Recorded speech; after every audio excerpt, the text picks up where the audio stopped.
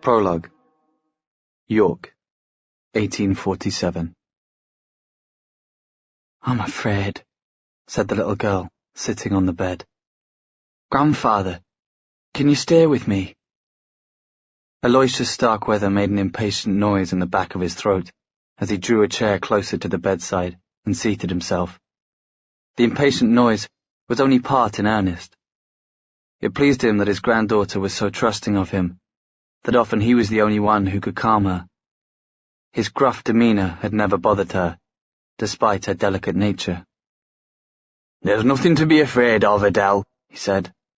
"You'll see." She looked at him with large eyes. Normally the ceremony of the first ruining would have been held in one of the grander spaces of the York Institute, but because of Adele's fragile nerves and health, it had been agreed that it could occur in the safety of her bedroom. She was sitting at the edge of her bed, her back very straight.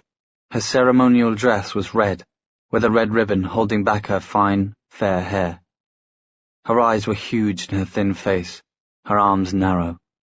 Everything about her was as fragile as a china cup. "The Silent Brothers," she said. "What will they do to me?" "Give me your arm," he said, and she held out her right arm trustingly. He turned it over, seeing the pale blue tracery of veins below the skin. "They will use the steelies. You know what a steely is? To draw a mark upon you. Usually they start with a voyance rune, which you will know from your studies, but in your case, they will begin with strength." "Because I'm not very strong." "To build your constitution." "Like beef broth?" Adele wrinkled her nose. He laughed. "Hopefully not so unpleasant. You'll feel a little sting, so you must be brave and not cry out, because shadow hunters do not cry out in pain. Then the sting will be gone, and you'll feel so much stronger and better. And that'll be the end of the ceremony, and we'll go downstairs, and there'll be ice cakes to celebrate." Adele kicked her heels. "And a party?" "Yes, a party, and presents." He tapped his pocket, where a small box was hidden away.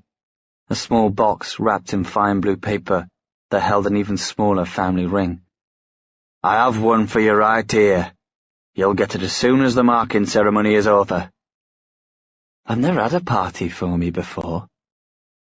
"It's because you're becoming a shadow hunter," said Aloysius. "You know why that's important, don't you? Your first marks mean you're Nephilim, like me, like your mother and father. They mean you're part of the clave, part of our warrior family. Something different and better than everyone else." "Better than everyone else," she repeated slowly, as their bedroom door opened and two Silent Brothers came in. Aloysius saw the flicker of fear in Adele's eyes. She drew her arm back from his grasp. He frowned. He did not like to see fear in his progeny, though he could not deny that the brothers were eerie in their silence and their peculiar gliding motions.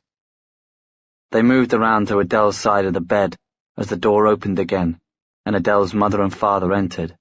Her father, Aloysius's son, in scarlet gear, his wife in a red dress that belled out at the waist, and a golden necklace from which hung an Enkeli rune.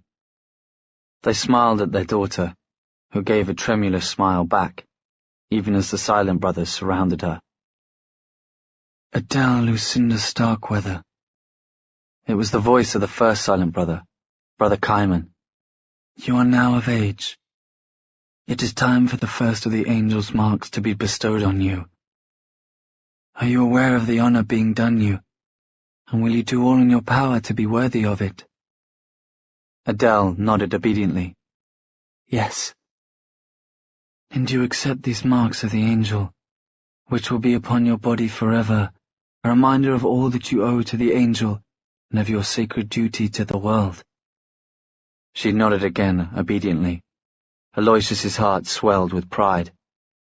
"I do accept them," she said. "Then we begin." A steely flashed forth, held in the Silent Brother's long white hand. He took Adele's trembling arm and set the tip of the steely to her skin, and began to draw. Black lines swirled out from the steely's tip, and Adele stared in wonderment as the symbol for strength took shape on the pale skin of her inner arm, a delicate design of lines intersecting with each other, crossing her veins, wrapping her arm. Her body was tense, her small teeth sunk into her upper lip. Her eyes flashed upward at Aloysius, and he started at what he saw in them. Pain. It was normal to feel some pain at the bestowing of a mark, but what he saw in Adele's eyes was agony. Aloysius jerked upright, sending the chair he had been sitting on skittering away behind him. "Stop!" he cried, but it was too late. The ruin was complete. The silent brother drew back, staring. There was blood on the stele. Adele was whimpering, mindful of her grandfather's admonition that she not cry out. But then her bloody, lacerated skin began to peel back from the bones, blackening and burning under the ruin as if it were fire, and she could not help but throw her head back and scream and scream. London, 1873. "Will?" Charlotte Fairchild eased the door of the Institute's training room open. "Will, are you in there?" A muffled grunt was the only response. The door swung all the way open, revealing the wide, high-ceilinged room on the other side. Charlotte herself had grown up training here, and she knew every warp of the floorboards, the ancient target painted on the north wall, the square-paned windows, so old they were thicker at the base than the top. In the center of the room stood Will Herondale, a knife held in his right hand. He turned his head to look at Charlotte, and she thought again what an odd child he was. Although at 12, he was barely still a child. He was a very pretty boy, with thick dark hair that waved slightly where it touched his collar, wet now with sweat and pasted to his forehead. His skin had been tanned by country air and sun when he had first come to the Institute. Those 6 months of city life had drained its color, causing the red flush across his cheekbones to stand out. His eyes were an unusually luminous blue. He would be a handsome man one day, if he could do something about the scowl that perpetually twisted his features. "What is it, Charlotte?" he snapped. He still spoke with a slight Welsh accent, a roll to his vowels that would have been charming if his tone hadn't been so sour. He drew his sleeve across his forehead as she came partway through the door, then paused. "I've been looking for you for hours," she said with some asperity, though asperity had little effect on Will. Not much had an effect on Will when he was in a mood, and he was nearly always in a mood. "Didn't you recall what I told you yesterday? That we are welcoming a new arrival to the Institute today?" "Oh, I had remembered." Will threw the knife. It stuck just outside the circle of the target, deepening his scowl. "I just don't care." The boy behind Charlotte made a stifled noise. A laugh, she would have thought, but certainly he couldn't be laughing. She had been warned the boy coming to the Institute from Shanghai was not well, but she had still been startled when he had stepped from the carriage. Pale and swaying like a reed in the wind, his curling dark hair streaked with silver, as if he were a man in his 80s, not a boy of 12. His eyes were wide and silvery black, strangely beautiful but haunting in such a delicate face. "Will, you shall be polite," she said now, and drew the boy out from behind her, ushering him ahead into the room. "Don't mind Will. He's only moody. Will Herondale, may I introduce you to James Carstairs, of the Shanghai Institute." "Jem," said the boy. "Everyone calls me Jem." He took another step forward into the room, his gaze taking in Will with a friendly curiosity. He spoke without the trace of an accent, to Charlotte's surprise, but then his father had been British. "You can too." "Well, if everyone calls you that, it's hardly any special favour to me, is it?" Will's tone was acid. For someone so young, he was amazingly capable of unpleasantness. "I think you will find, James Carstairs, that if you keep to yourself and let me alone, it'll be the best outcome for both of us." Charlotte sighed inwardly. She had so hoped that this boy, the same age as Will, would prove a tool to disarm Will of his anger and his viciousness, but it seemed clear that Will had been speaking the truth, when he had told her he did not care if another shadow hunter boy was coming to the institute. He did not want friends, or want for them. She glanced at Jem, expecting to see him blinking in surprise or hurt, but he was only smiling a little, as if Will were a kitten that had tried to bite him. "I haven't trained since I left Shanghai," he said. "I could use a partner, someone to spar with." "So could I," said Will. "But I need someone who can keep up with me, not some sickly creature that looks as if he's doddering off to the grave, although I suppose you might be useful for target practice." Charlotte, knowing what she did about James Carstairs, a fact that she had not shared with Will, felt a sickly horror come over her. Doddering off to the grave. Oh, dear Lord. What was it her father had said?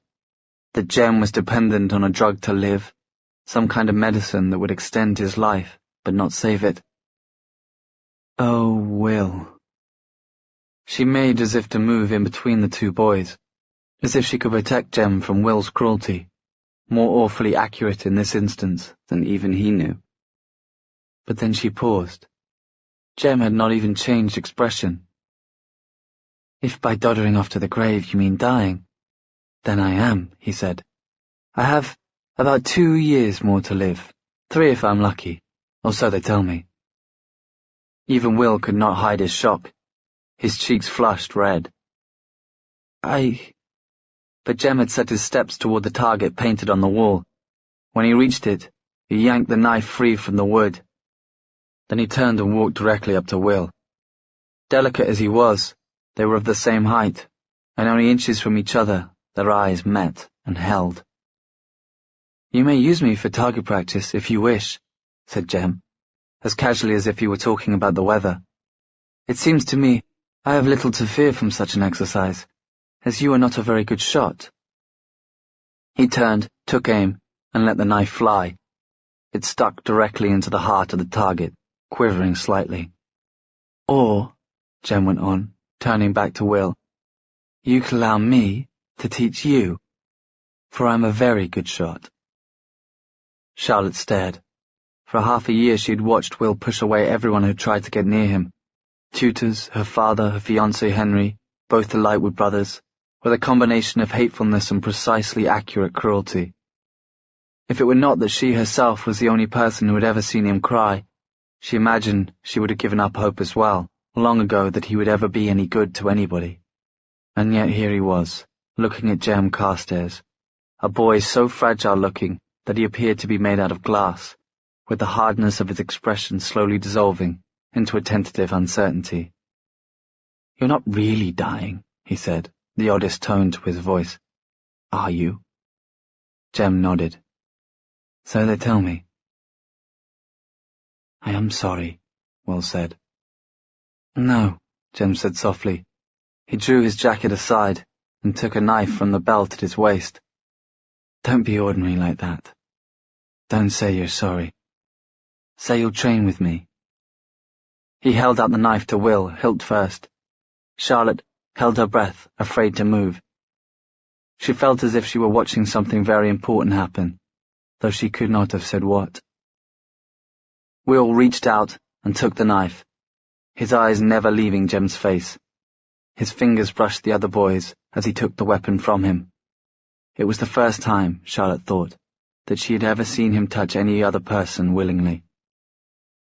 "I'll train with you," he said. Chapter 1. A Dreadful Row. Marry on Monday for health, Tuesday for wealth, Wednesday the best day of all, Thursday for crosses, Friday for losses, and Saturday for no luck at all. Folk rhyme. "December is a fortuitous time for a marriage," said the seamstress, speaking around her mouth full of pins with the ease of years of practice. "As they say, when December's snows fall fast, marry, and true love will last." She placed a final pin in the gown and took a step back. "There. What do you think?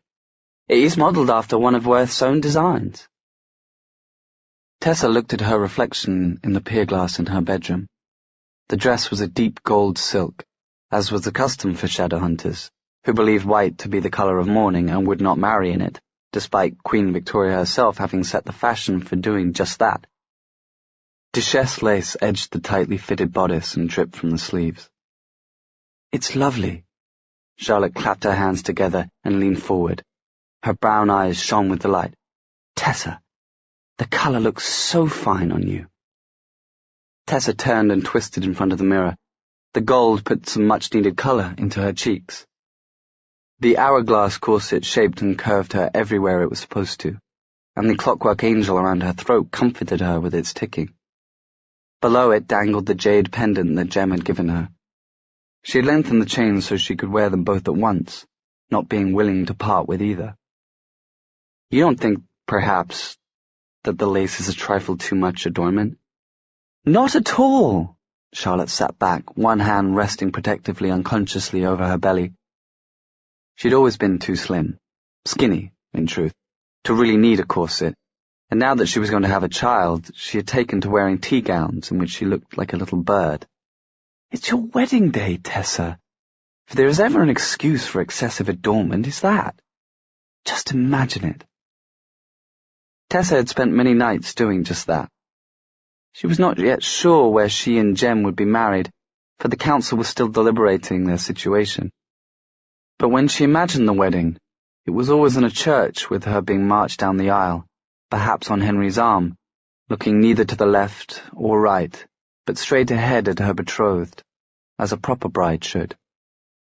Jem would be wearing gear, not the sort one fought in, but specially designed, in the manner of a military uniform for the occasion, black with bands of gold at the wrists, and gold runes picked out along the collar and placket. He would look so young. They were both so young. Tessa knew it was unusual to marry at 17 and 18, but they were racing a clock. The clock of Jem's life, before it wound down. She put her hand to her throat and felt the familiar vibration of her clockwork angel, its wings scratching her palm. The seamstress looked up at her anxiously. She was mundane, not Nephilim, but had the sight, as all who served the shadow hunters did. "Would you like the lace removed, miss?" Before Tessa could answer, there was a knock at the door and a familiar voice. "It's Jem." "Tessa, are you there?" Charlotte sat bolt upright. "Oh, he mustn't see you in your dress." Tessa stood dumbfounded. "Why ever not?" "It's shadow hunter custom, bad luck." Charlotte rose to her feet. "Quickly, hide behind the wardrobe." "The wardrobe? But—" Tessa broke off with a yelp as Charlotte seized her about the waist and frog-marched her behind the wardrobe like a policeman with a particularly resistant criminal. Released, Tessa dusted off her dress and made a face at Charlotte, and they both peeked around the side of the furniture as the seamstress, after a bewildered look, opened the door. Jem's silvery head appeared in the gap. He looked a bit disheveled, his jacket askew. He glanced around in puzzlement before his gaze lighted on Charlotte and Tessa, half concealed behind the wardrobe. "Thank goodness," he said. "I had no idea where any of you had gone. Gabriel Lightwood's downstairs and he's making the most dreadful row." "Write to them, Will," said Cecily Arundel. "Please, just one letter." Will tossed his sweat-soaked dark hair back and glared at her. "Get your feet into position," was all he said. He pointed with the tip of his dagger. "There, and there." Cecily sighed and moved her feet. She had known that she was out of position. She'd been doing it intentionally, to needle Will. It was easy to needle her brother. That much she remembered about him from when he was 12 years old. Even then, daring him to do something like climb the steeply pitched roof of their manor house had resulted in the same thing, an angry blue flame in his eyes, a set jaw, and sometimes Will with a broken leg or arm at the end of it. Of course, this brother, the nearly adult Will, was not the brother she remembered from her childhood. He had grown both more explosive and more withdrawn. He had all their mother's beauty and all their father's stubbornness, and, she feared, their father's propensity for vices, though she had guessed that only from whispers among the occupants of the Institute. "Raise your blade," Will said. His voice was as cool and professional as her governess's. Cecily raised it. It had taken her some time to get used to the feel of gear against her skin, the loose tunic and trousers, the belt around her waist. Now she moved in it as comfortably as she had ever moved in the loosest nightgown. "I don't understand why you won't consider writing a letter, a single letter." "I don't understand why you won't consider going home," Will said. "If you would just agree to return to Yorkshire yourself, you could stop worrying about our parents, and I could arrange—" Cecily interrupted him, having heard their speech 1,000 times. "Would you consider a wager, Will?" Cecily was both pleased and a little disappointed to see Will's eyes spark, just the way her father's always did when a gentleman's bet was suggested. Men were so easy to predict. "What sort of a wager?" Will took a step forward. He was wearing gear. Cecily could see the marks that twined his wrists, the Mnemosyne rune on his throat. It had taken her some time to see the marks as something other than disfiguring, but she was used to them now, as she had grown used to the gear, to the great echoing halls of the Institute and to its peculiar denizens. She pointed at the wall in front of them. An ancient target had been painted on the wall in black, a bullseye inside a larger circle. "If I hit the center of that 3 times, you have to write a letter to Dad and Mam and tell them how you are. You must tell them of the curse and why you left." Will's face closed like a door, the way it always did when she made this request. "But you'll never hit it 3 times without missing, Ceci." "Well, then it should be of no great concern to you to make the bet, William." She had used his full name purposefully. She knew it bothered him coming from her, though when his best friend, no, his parabatai, she had learned since coming to the Institute that these were quite different things, Jem did it, Will seemed to take it as a term of affection. Possibly it was because he still had memories of her toddling after him on chubby legs, calling, "Will! Will!" after him in breathless Welsh. She had never called him William, only ever Will, or his Welsh name, Gwilym. His eyes narrowed, those dark blue eyes the same colour as her own. When their mother had said affectionately that Will would be a breaker of hearts when he was grown, Cecily had always looked at her dubiously. Will had been all arms and legs then, skinny and dishevelled and always dirty. She could see it now, though. Had seen it when she had first walked into the dining room of the Institute, and he had stood up in astonishment, and she had thought, "That can't be Will."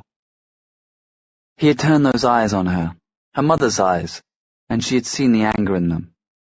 He had not been pleased to see her, not at all.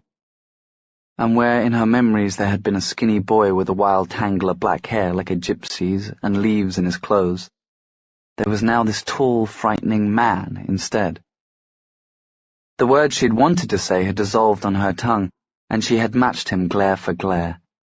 And so it had been since, Will barely enduring her presence as if she were a stone in his shoe, a constant but minor annoyance. Cecily took a deep breath, raised her chin, and prepared to throw the first knife. Will did not know, would never know, of the hours she had spent in this room, alone, practicing, learning to balance the weight of the knife in her hand, discovering that a good knife throw began from behind the body. She held both arms straight down and drew her right arm back behind her head, before bringing it, and the weight of her body forward. The tip of the knife was in line with the target. She released it and snapped her hand back, sucking in a gasp. The knife stuck, point down in the wall, exactly in the center of the target. "One," Cecily said, giving Will a superior smile. He looked at her stonily, yanked the knife from the wall, and handed it to her again. Cecily threw it. The second throw, like the first, flew directly to its target and stuck there, vibrating like a mocking finger. "Two," Cecily said in a sepulchral tone. Will's jaw set as he took the knife again and presented it to her. She took it with a smile. Confidence was flowing through her veins like new blood. She knew she could do this. She'd always been able to climb as high as Will, run as fast, hold her breath as long. She threw the knife. It stuck its target, and she leaped into the air, clapping her hands, forgetting herself for a moment in the thrill of victory. Her hair came down from its pins and spilled onto her face. She pushed it back and grinned at Will. "You shall write that letter. You agreed to the bet." To her surprise, he smiled at her. "Oh, I will write it," he said. "I will write it, and then I will throw it into the fire." He held up a hand against her outburst of indignation. "I said I would write it. I never said I would send it." Cecily's breath went out of her in a gasp. "How dare you trick me like that? I told you we're not made of Shadowhunter stuff, or you would not be so easily fooled. I'm not going to write a letter, Ceci. It's against the law, and that's the end of it." "As if you care about the law!" Cecily stamped her foot and was immediately more annoyed than ever. She detested girls who stamped their feet. Will's eyes narrowed. "And you don't care about being a Shadowhunter? How's this?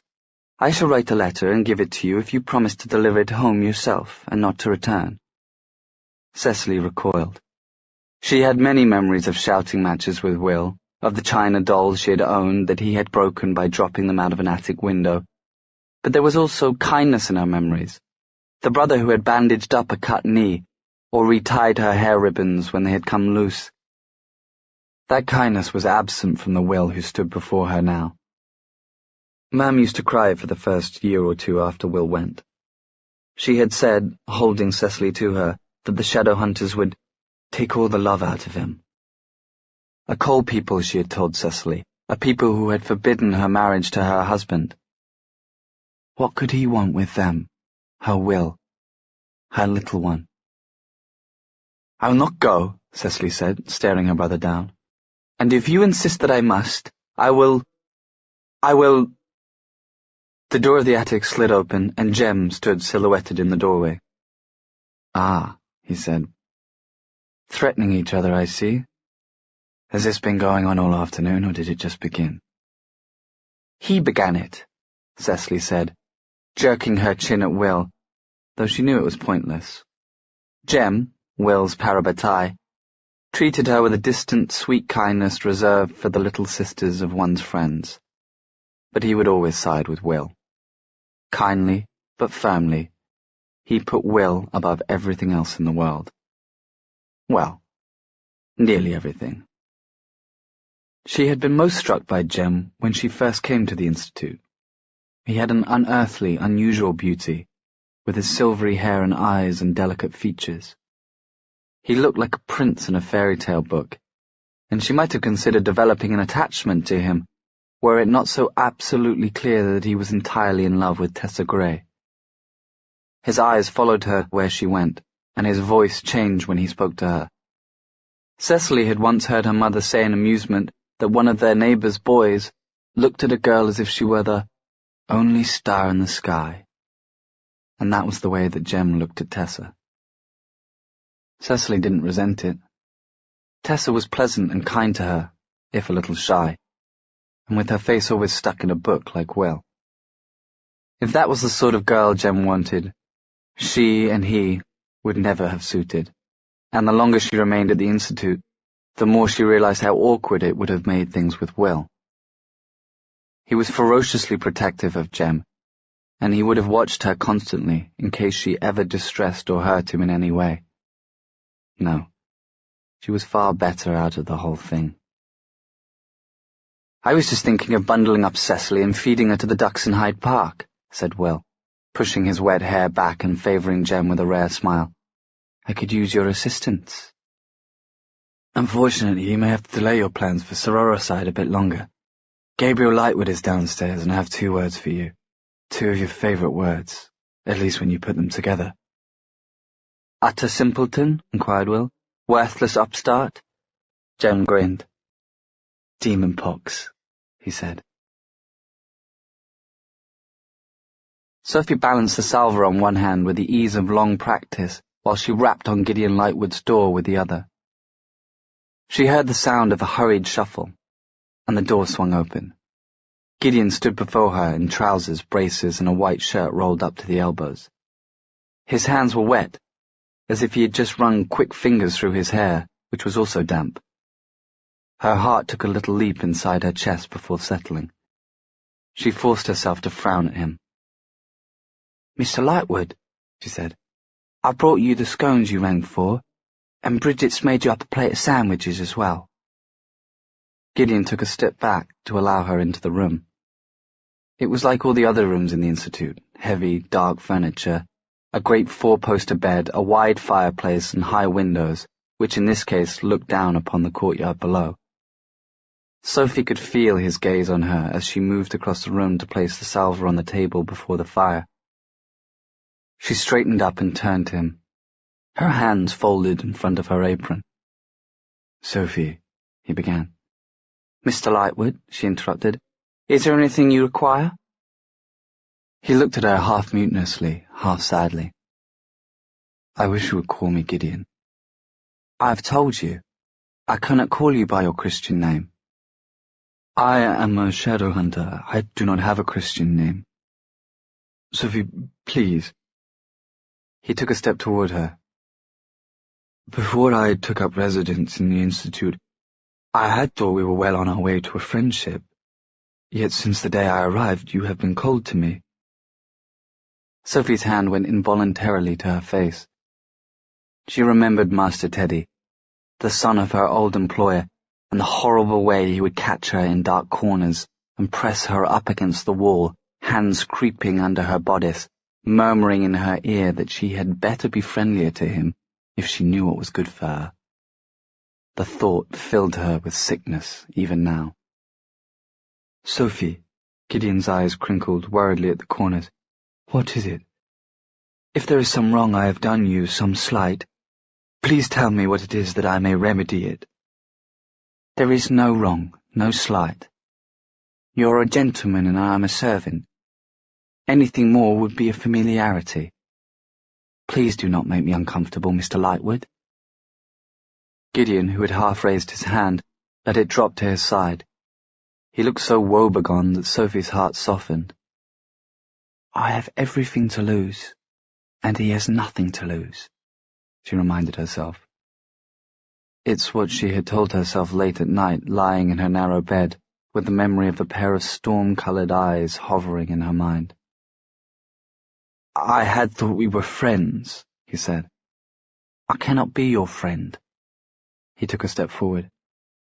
"What if I were to ask you—" "Gideon!" It was Henry, at the open door, breathless, wearing one of his terrible green and orange striped waistcoats. "Your brother's here! Downstairs!" Gideon's eyes widened. "Gabriel's here?"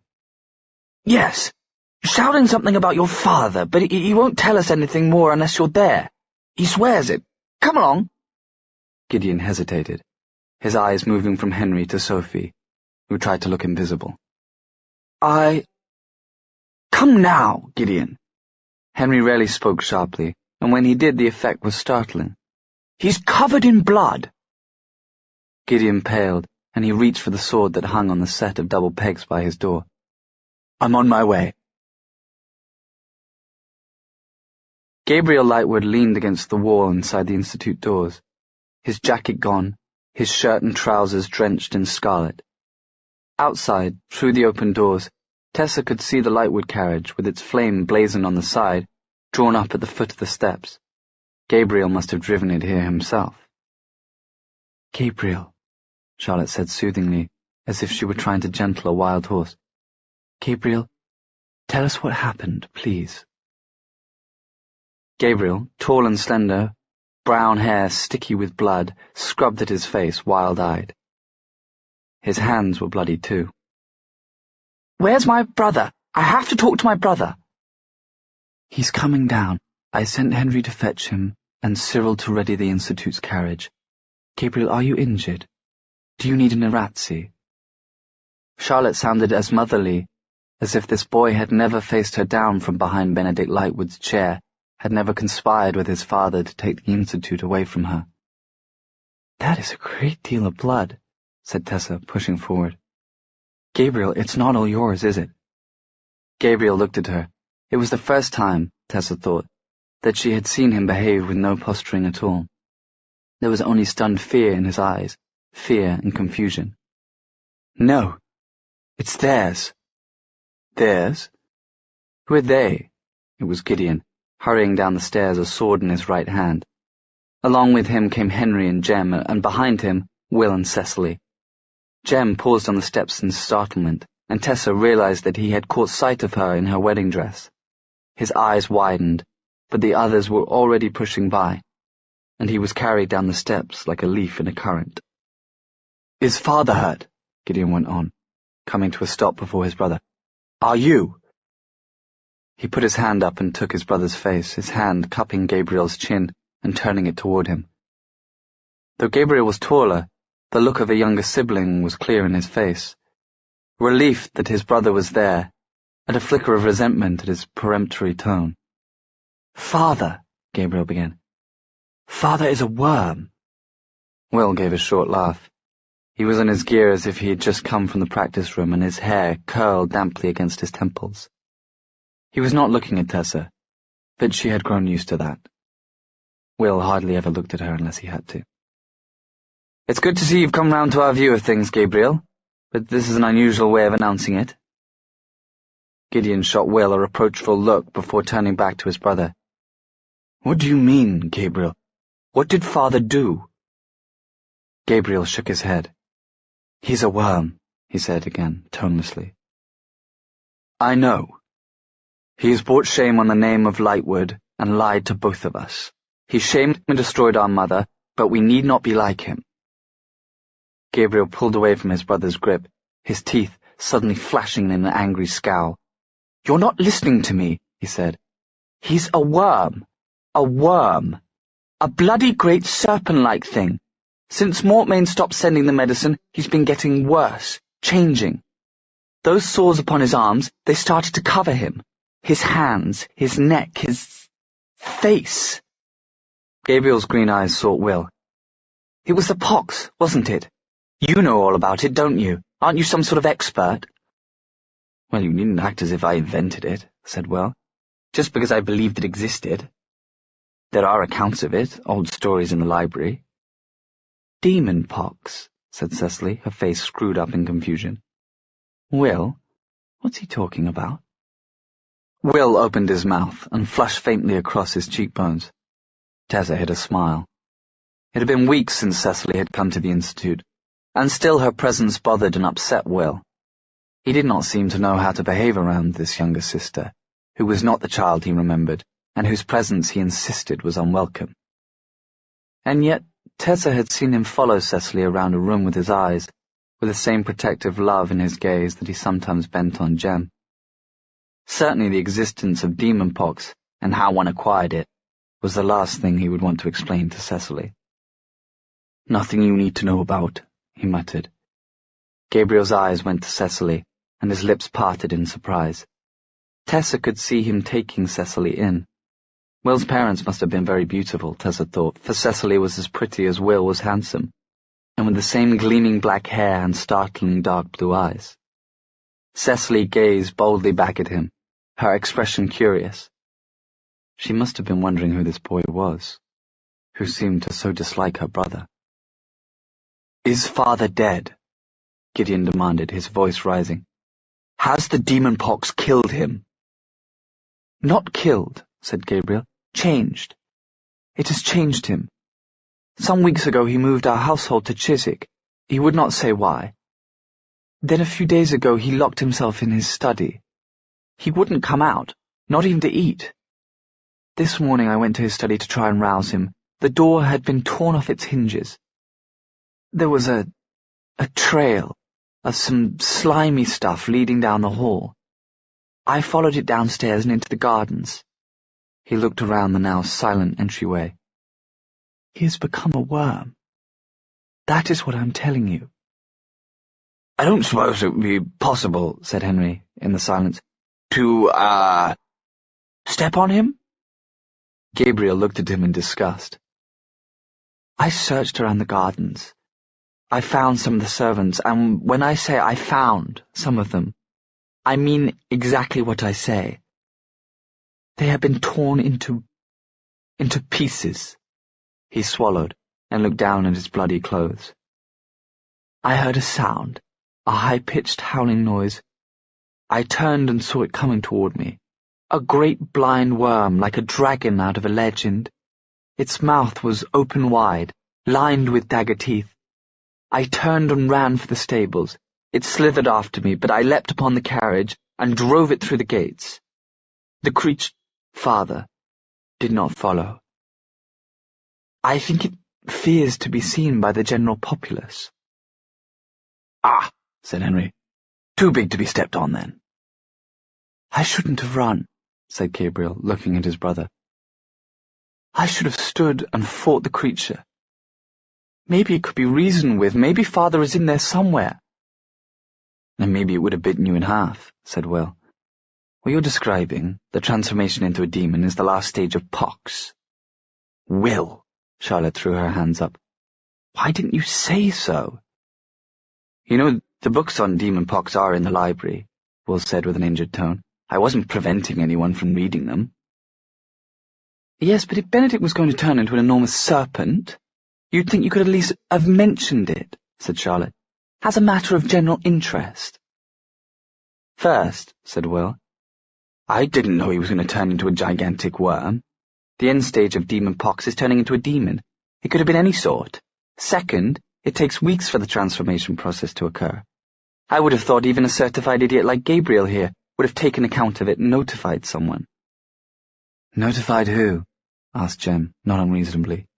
He had moved closer to Tessa as the conversation had continued. As they stood side by side, the backs of their hands brushed. The Clave, the postman, us, anyone, said Will, shooting an irritated look at Gabriel, who was starting to get some colour back and look furious. I am not a certified idiot. Lack of certification hardly proves intelligence, Will muttered. And as I told you, father locked himself in his study for the past week. And you didn't think to take any special notice of that, said Will. You don't know our father, said Gideon, in the flat tone of voice he used sometimes when conversation about his family was inescapable. He turned back to his brother and put his hands on Gabriel's shoulders, speaking quietly, in measured tones none of them could hear. Jem, beside Tessa, hooked his smallest finger through hers.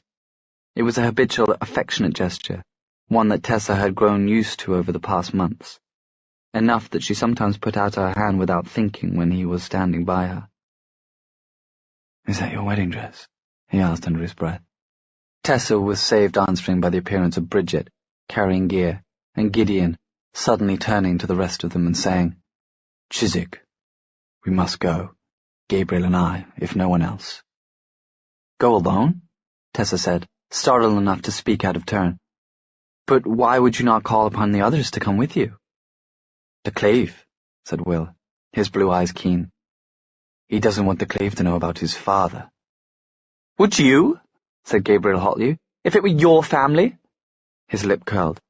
Never mind. It's not as if you know the meaning of loyalty. Gabriel, Gideon's voice was a reprimand. Do not speak to Will in that manner.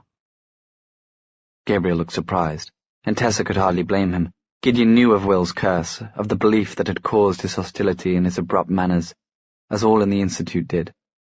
But the story was private to them, and none outside had been told of it. We'll come with you. Of course we'll come with you, said Jem, releasing Tessa's hand and stepping forward. Gideon did us a service. We've not forgotten, have we, Charlotte? Of course not, said Charlotte, turning. Bridget, the gear. I am conveniently already in gear, said Will, as Henry shucked off his coat and traded it for a gear jacket and a weapons belt. Jem did the same, and suddenly the entryway was full of motion. Charlotte speaking quietly to Henry, her hand hovering just above her stomach.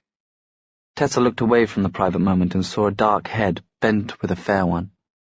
Jem was at Will's side with the steely drawn, tracing a rune on the side of Will's throat. Cecily looked at her brother and scowled. I, too, am conveniently already in gear, she announced. Will jerked his head up, causing Jem to make a sound of annoyed protest. Cecily, absolutely not. You have no right to tell me yes or no, her eyes flashed. I'm going. Will jerked his head toward Henry, who shrugged apologetically. She does have the right. She's trained for nearly 2 months. She's a little girl. You were doing the same at 15, said Jem quietly, and Will sprang back toward him. For a moment everyone seemed to hold their breath, even Gabriel. Jem's gaze held Will steadily, and not for the first time, Tessa had the sense of unspoken words passing between them. Will sighed, and half closed his eyes. Tessa will be wanting to come next. Of course I am coming, Tessa said. I may not be a shadow hunter, but I too have trained. Jem is not going without me. You are in your wedding dress, Will protested. Well, now that you've all seen it, I can't possibly wear it to be married in, said Tessa. Bad luck, you know. Will groaned something in Welsh, unintelligible, but clearly the tone of a man defeated. Across the room, Jem cast Tessa a slight, worried smile. The institute door swung open then, letting a blaze of autumn sunlight into the entryway. Cyril stood on the threshold, breathless. The second carriage is now ready, he said. Who'll be coming then?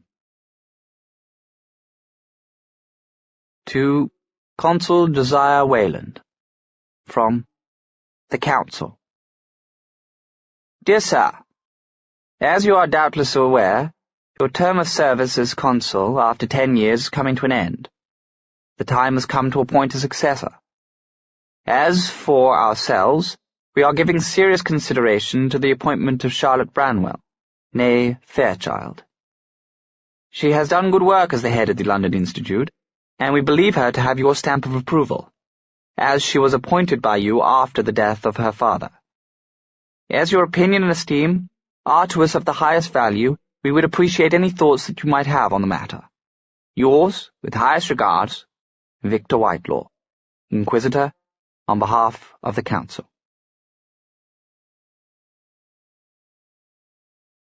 Chapter 2. The Conqueror Worm. And much of madness, and more of sin, and horror the soul of the plot. Edgar Allan Poe, The Conqueror Worm. As the Institute's carriage rolled through the gates of Lightwood House in Chiswick, Tessa was able to appreciate the place as she had not the first time she had been there in the dead of night. A long gravel road, flanked by trees, led up to an immense white house with a circular drive in front of it. The house bore a strong resemblance to sketches she had seen of the classical temples of Greece and Rome with its strong, symmetrical lines and clean columns. There was a carriage drawn up before the steps, and gravel paths spread out through a network of gardens. And lovely gardens they were. Even in October they were a riot of blooms, late-flowering red roses and chrysanthemums in bronze orange, yellow and dark gold-bordered neat paths that wandered through the trees.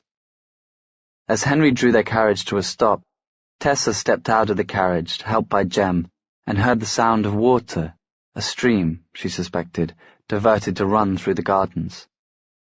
It was such a lovely place.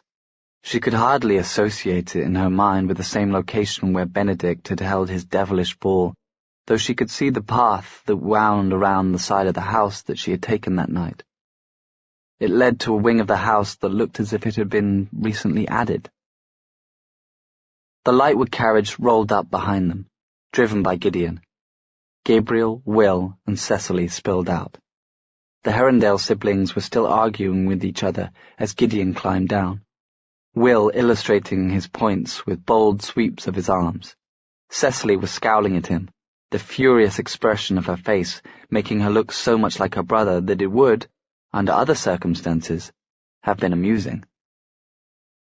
Gideon, even paler than before, turned in a circle, his blade unsheathed in his hand.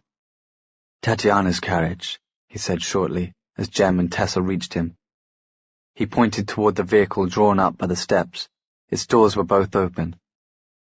She must have decided to pay a call. Of all the times! Gabriel sounded furious, but his green eyes were sick with fear. Tatiana was their sister, recently married. The coat of arms on the carriage, a wreath of thorns, must have been a symbol of her husband's family, Tessa thought. The group stood frozen, watching as Gabriel moved to the carriage, slipping a long saber from his belt. He leaned in the door and cursed aloud. He pulled back, his eyes meeting Gideon's. "There's blood on the seats," he said. "And this stuff." He prodded at a wheel with the tip of the saber, and when he drew it away, a long thread of stinking slime trailed from it.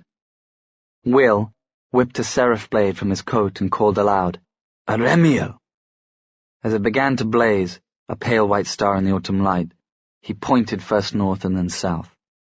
"The gardens run around the house down to the river," he said. "I ought to know. I chased the demon Marbus all up through here one night. Wherever Benedict is, I doubt he'll leave these grounds. Too much a chance of being seen." "We'll take the west side of the house. You take the east," said Gabriel. "Shout if you see anything and we'll converge." Gabriel cleaned his blade on the gravel of the drive, stood and followed his brother around the side of the house. Will headed the other way, followed by Jem with Cecily and Tessa just behind them. Will paused at the corner of the house, scanning the gardens with his gaze, alert for any unusual sight or sound. A moment later, he beckoned for the others to follow. As they moved forward, the heel of Tessa's shoe caught on one of the loose bits of gravel beneath the hedges.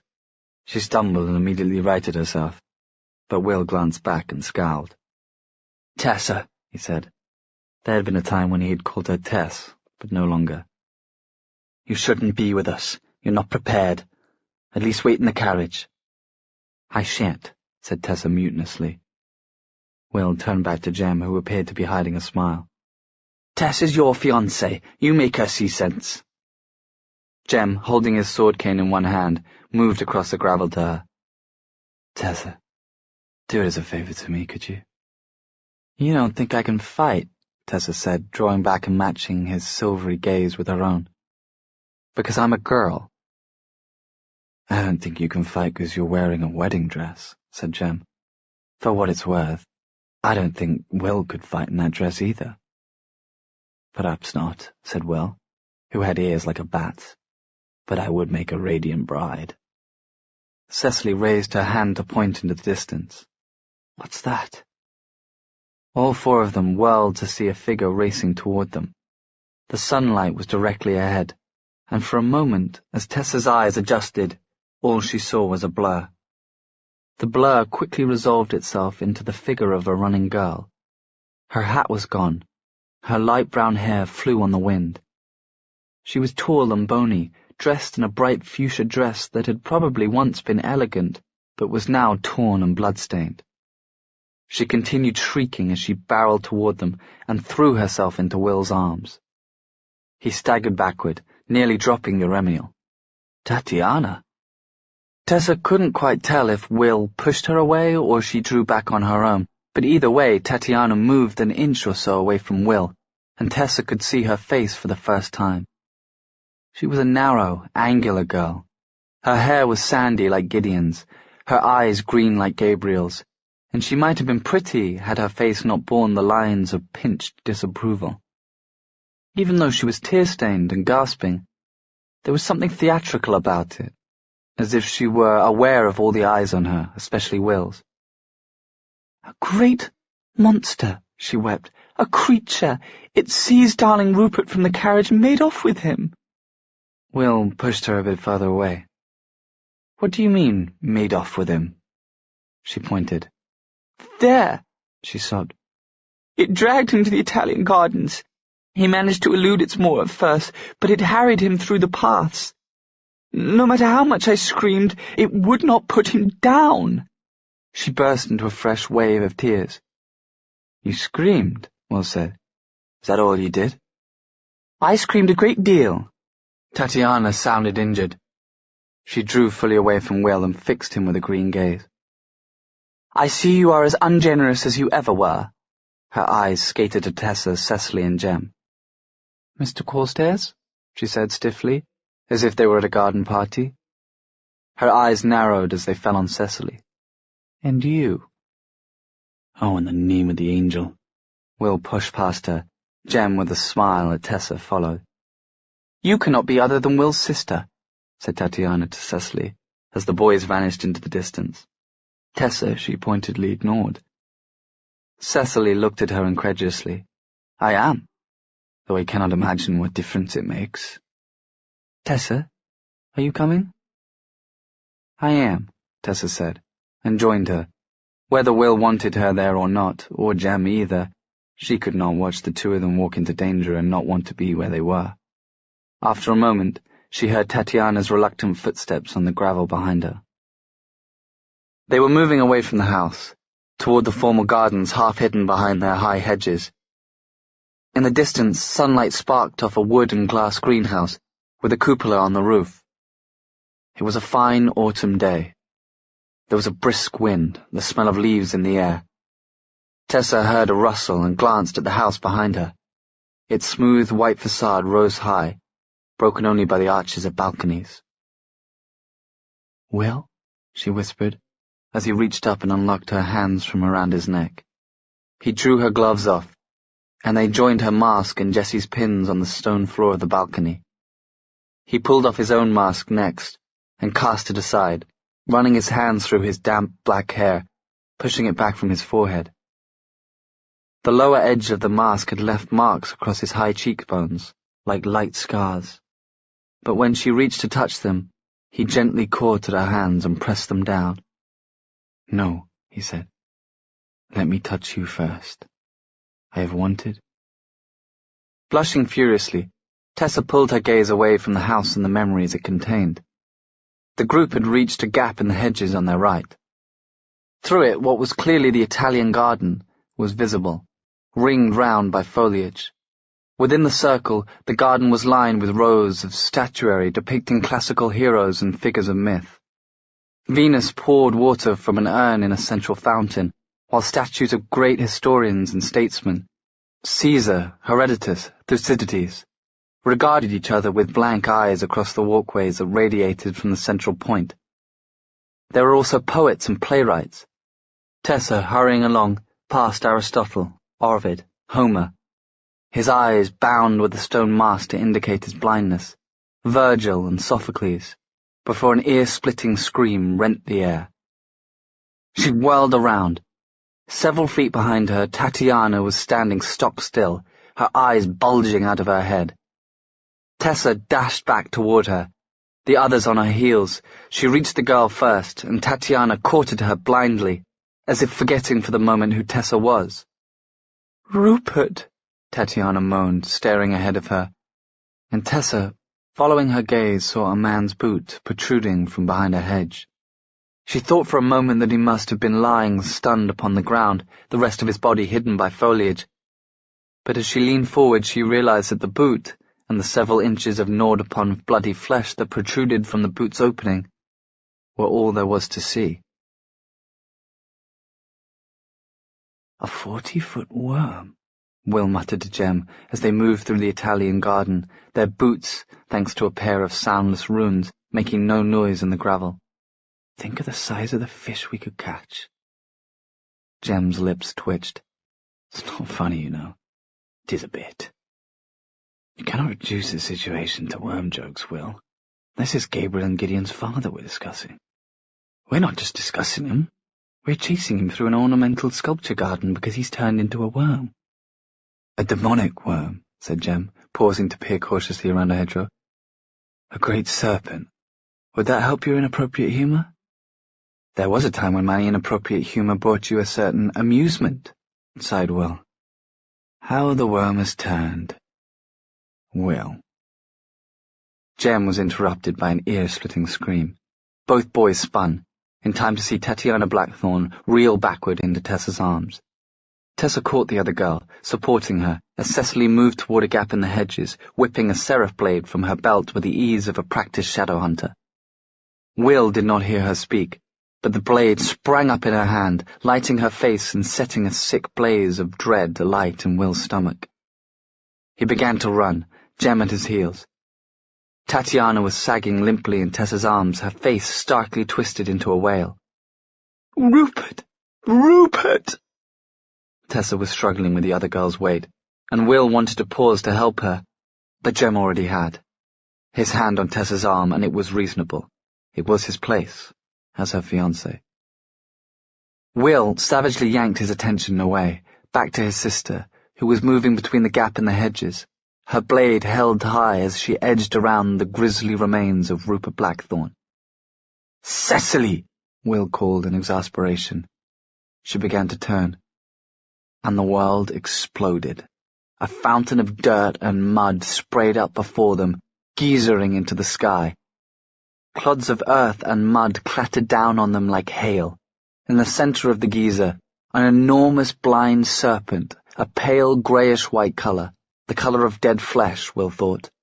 A stench came off it like the stench of a grave. Tatiana gave a wail and went limp, pulling Tessa to the ground with her. The worm began to fling itself to and fro, trying to pull free of the earth. Its mouth opened. It was less of a mouth and more of an enormous slash bisecting its head, lined with shark-like teeth. A great keening hiss came from its throat. "Halt!" Cecily cried.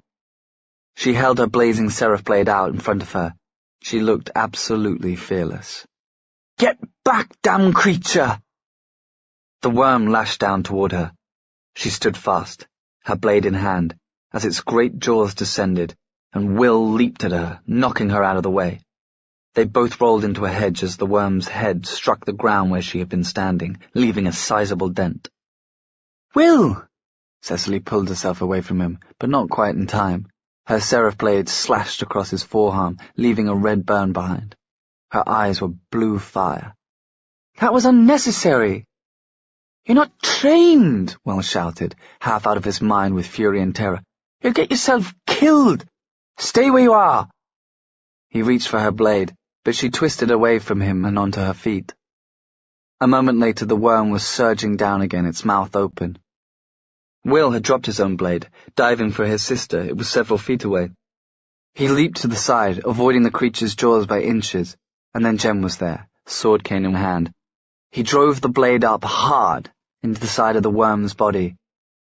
A hellish scream burst from its throat, and it whipped backward, spraying black blood. With a hiss, it disappeared behind a hedgerow. Will spun around. He could barely see Cecily. Jem had thrown himself between her and Benedict, and he was spattered in black blood and mud. Behind Jem, Tessa had dragged Tatiana into her lap. Their skirts belled out together, Tatiana's gaudy pink mixing with the ruined gold of Tessa's wedding dress. Tessa had bent over her as if to protect her from the sight of her father, and much of the demon blood had splashed upon Tessa's hair and clothes. She looked up, her face pale, and her eyes met Will's. For a moment the garden, the noise, the stench of blood and demon vanished away, and he was alone in a soundless place with only Tessa. He wanted to run to her, wrap her in his arms, protect her. But it was Jem's place to do those things. Not his. Not his. The moment passed and Tessa was on her feet, pulling Tatiana up by main force, looping the other girl's arm about her own shoulders even as Tatiana lolled against her, half-conscious. "You must move her from here. She'll be killed," Will said, sweeping his gaze over the garden. "She has no training." Tessa's mouth began to set in its familiar stubborn line. "I don't wish to leave you." Cecily looked horrified. "You don't think? Wouldn't the creature hold off? She's his daughter. If he has any family feeling left." "He consumed his son-in-law, Ceci," Will snapped. "Tessa, go with Tatiana if you want to save her life. And stay with her by the house. It would be a disaster if she came rushing back here." "Thank you, Will," Jem murmured as Tessa drew the stumbling girl away as quickly as she could, and Will felt the words as 3 needle pricks inside his heart. Always when Will did something to protect Tessa, Jem thought it was for his sake, not for Will's. Always Will wished Jem could be entirely right. Each needle prick had its own name. Guilt, shame, love. Cecily screamed. A shadow blotted out the sun, and the hedgerow in front of Will burst apart. He found himself staring down the dark red gullet of a massive worm. Ropes of spittle hung between its enormous teeth. Will snatched for the sword at his belt, but the worm was already rearing back, a dagger protruding from the side of its neck. Will recognized it without turning. It was Jem's. He heard his parabatai cry out a warning, and then the worm was hurtling toward Will again, and he slammed his sword upward through the underside of its jaw. Blood spurted through its teeth, spattering Will's gear with a hissing noise. Something struck the back of his knees, and, unprepared, he went over hard, his shoulders slamming into the turf. He choked as the wind was knocked out of him. The worm's thin, annulated tail was wrapped around his knees. He kicked out, seeing stars, Jem's anxious face, blue sky above him. Thunk! An arrow embedded itself in the worm's tail, just below Will's knee. Benedict's grip loosened, and Will rolled away across the dirt and struggled to his knees, just in time to see Gideon and Gabriel Lightwood pounding toward them across the dirt path. Gabriel held a bow. He was notching it again as he ran, and Will realized with a distant surprise that Gabriel Lightwood had just shot his father to save Will's life. The worm caromed backward, and there were hands under Will's arms, hauling him to his feet. Jem. He released Will, who turned to see that his parabatai already had his sword cane out and was glaring ahead. The demon worm appeared to be writhing in agony, undulating as it swept its great, blind head from side to side, uprooting shrubbery with its thrashings. Leaves filled the air, and the small group of shadow hunters choked on dust. Will could hear Cecily coughing, and longed to tell her to run back to the house, but he knew she wouldn't do it. Somehow the worm, by thrashing its jaws, had worked the sword free. The weapon clattered to the ground among the rose bushes, smeared with black ichor. The worm began to slide backward, leaving a trail of slime and blood. Gideon grimaced and dashed forward to seize up the fallen sword with a gloved hand. Suddenly, Benedict reared up like a cobra, his jaws apart and dripping. Gideon raised the sword, looking impossibly small against the creature's vast bulk. "Gideon!" was Gabriel, white-faced, raising his bow. Will spun aside as an arrow flew past him and buried itself in the worm's body. The worm yelped and spun, humping its body away from them with incredible speed. As it slithered away, a flick of its tail caught the edge of a statue and squeezed it tightly. The statue exploded into dust, showering into the dry, ornamental pool. "By the angel, it just crushed Sophocles," noted Will, as the worm vanished behind a large structure shaped like a Greek temple. "Has no one respect for the classics these days?" Gabriel, breathing hard, lowered his bow. "You fool," he said savagely to his brother. "What were you thinking, rushing up to him like that?" Gideon whirled round, pointing his bloody sword at Gabriel. "Not him, it. That is not our father any longer, Gabriel. If you cannot countenance that fact—" "I shot him with an arrow," Gabriel shouted. "What more do you want of me, Gideon?" Gideon shook his head as if disgusted with his brother. Even Will, who did not like Gabriel, felt a twinge of sympathy for him. He had shot the beast. "We must pursue it," said Gideon. "It has gone behind the folly." "The what?" said Will. "The folly, Will," said Jem. "It's a decorative structure. I assume there is no real interior." Gideon shook his head. "It's merely plaster. If we two were to go around one side of it, and you and James the other—" "Cecily, what are you doing?" Will demanded, interrupting Gideon. He knew he sounded like a distracted parent, but he didn't care. Cecily had slid her blade into her belt, and it appeared to be trying to climb one of the small yew trees inside the first row of hedges. "Now is not the time for climbing trees!" She looked toward him angrily, her black hair blowing across her face. She opened her mouth to answer, but before she could speak, there was a sound like an earthquake, and the folly burst apart in shards of plaster. The worm hurtled forth, heading straight toward them with the terrifying speed of an out-of-control train. By the time they reached the front courtyard of Lightwood House, Tessa's neck and back were aching. She was tightly laced into her corset beneath the heavy wedding dress, and the weight of the sobbing Tatiana dragged down her left shoulder painfully. She was relieved to see the carriages come into view, relieved and also startled. The scene in the courtyard was so peaceful. The carriages where they had left them, the horses cropping grass, the facade of the house undisturbed. After half-carrying, half-dragging Tatiana to the first carriage, Tessa wrenched the door open and helped her in, wincing when the other girl's sharp nails dug into her shoulders as she heaved herself and her skirts into the space inside. "Oh, God," Tatiana moaned. "The shame of it, the terrible shame, that the Clave might know of what has befallen my father. For pity's sake, could he not have thought of me, even for a moment?" Tessa blinked. "That thing?" she said. "I do not think it was capable of thinking of anyone, Mrs. Blackthorne." Tatiana looked at her dizzily, and for a moment Tessa was ashamed of the resentment she had felt toward the other girl. She had not liked being sent away from the gardens, where she might perhaps have helped, but Tatiana had just seen her husband torn to pieces before her eyes by her own father. She was deserving of more sympathy than Tessa had been feeling.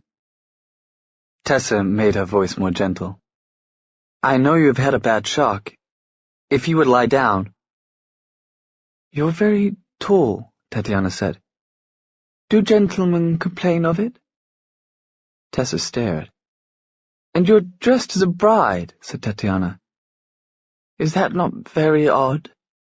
Would not gear suit the task better?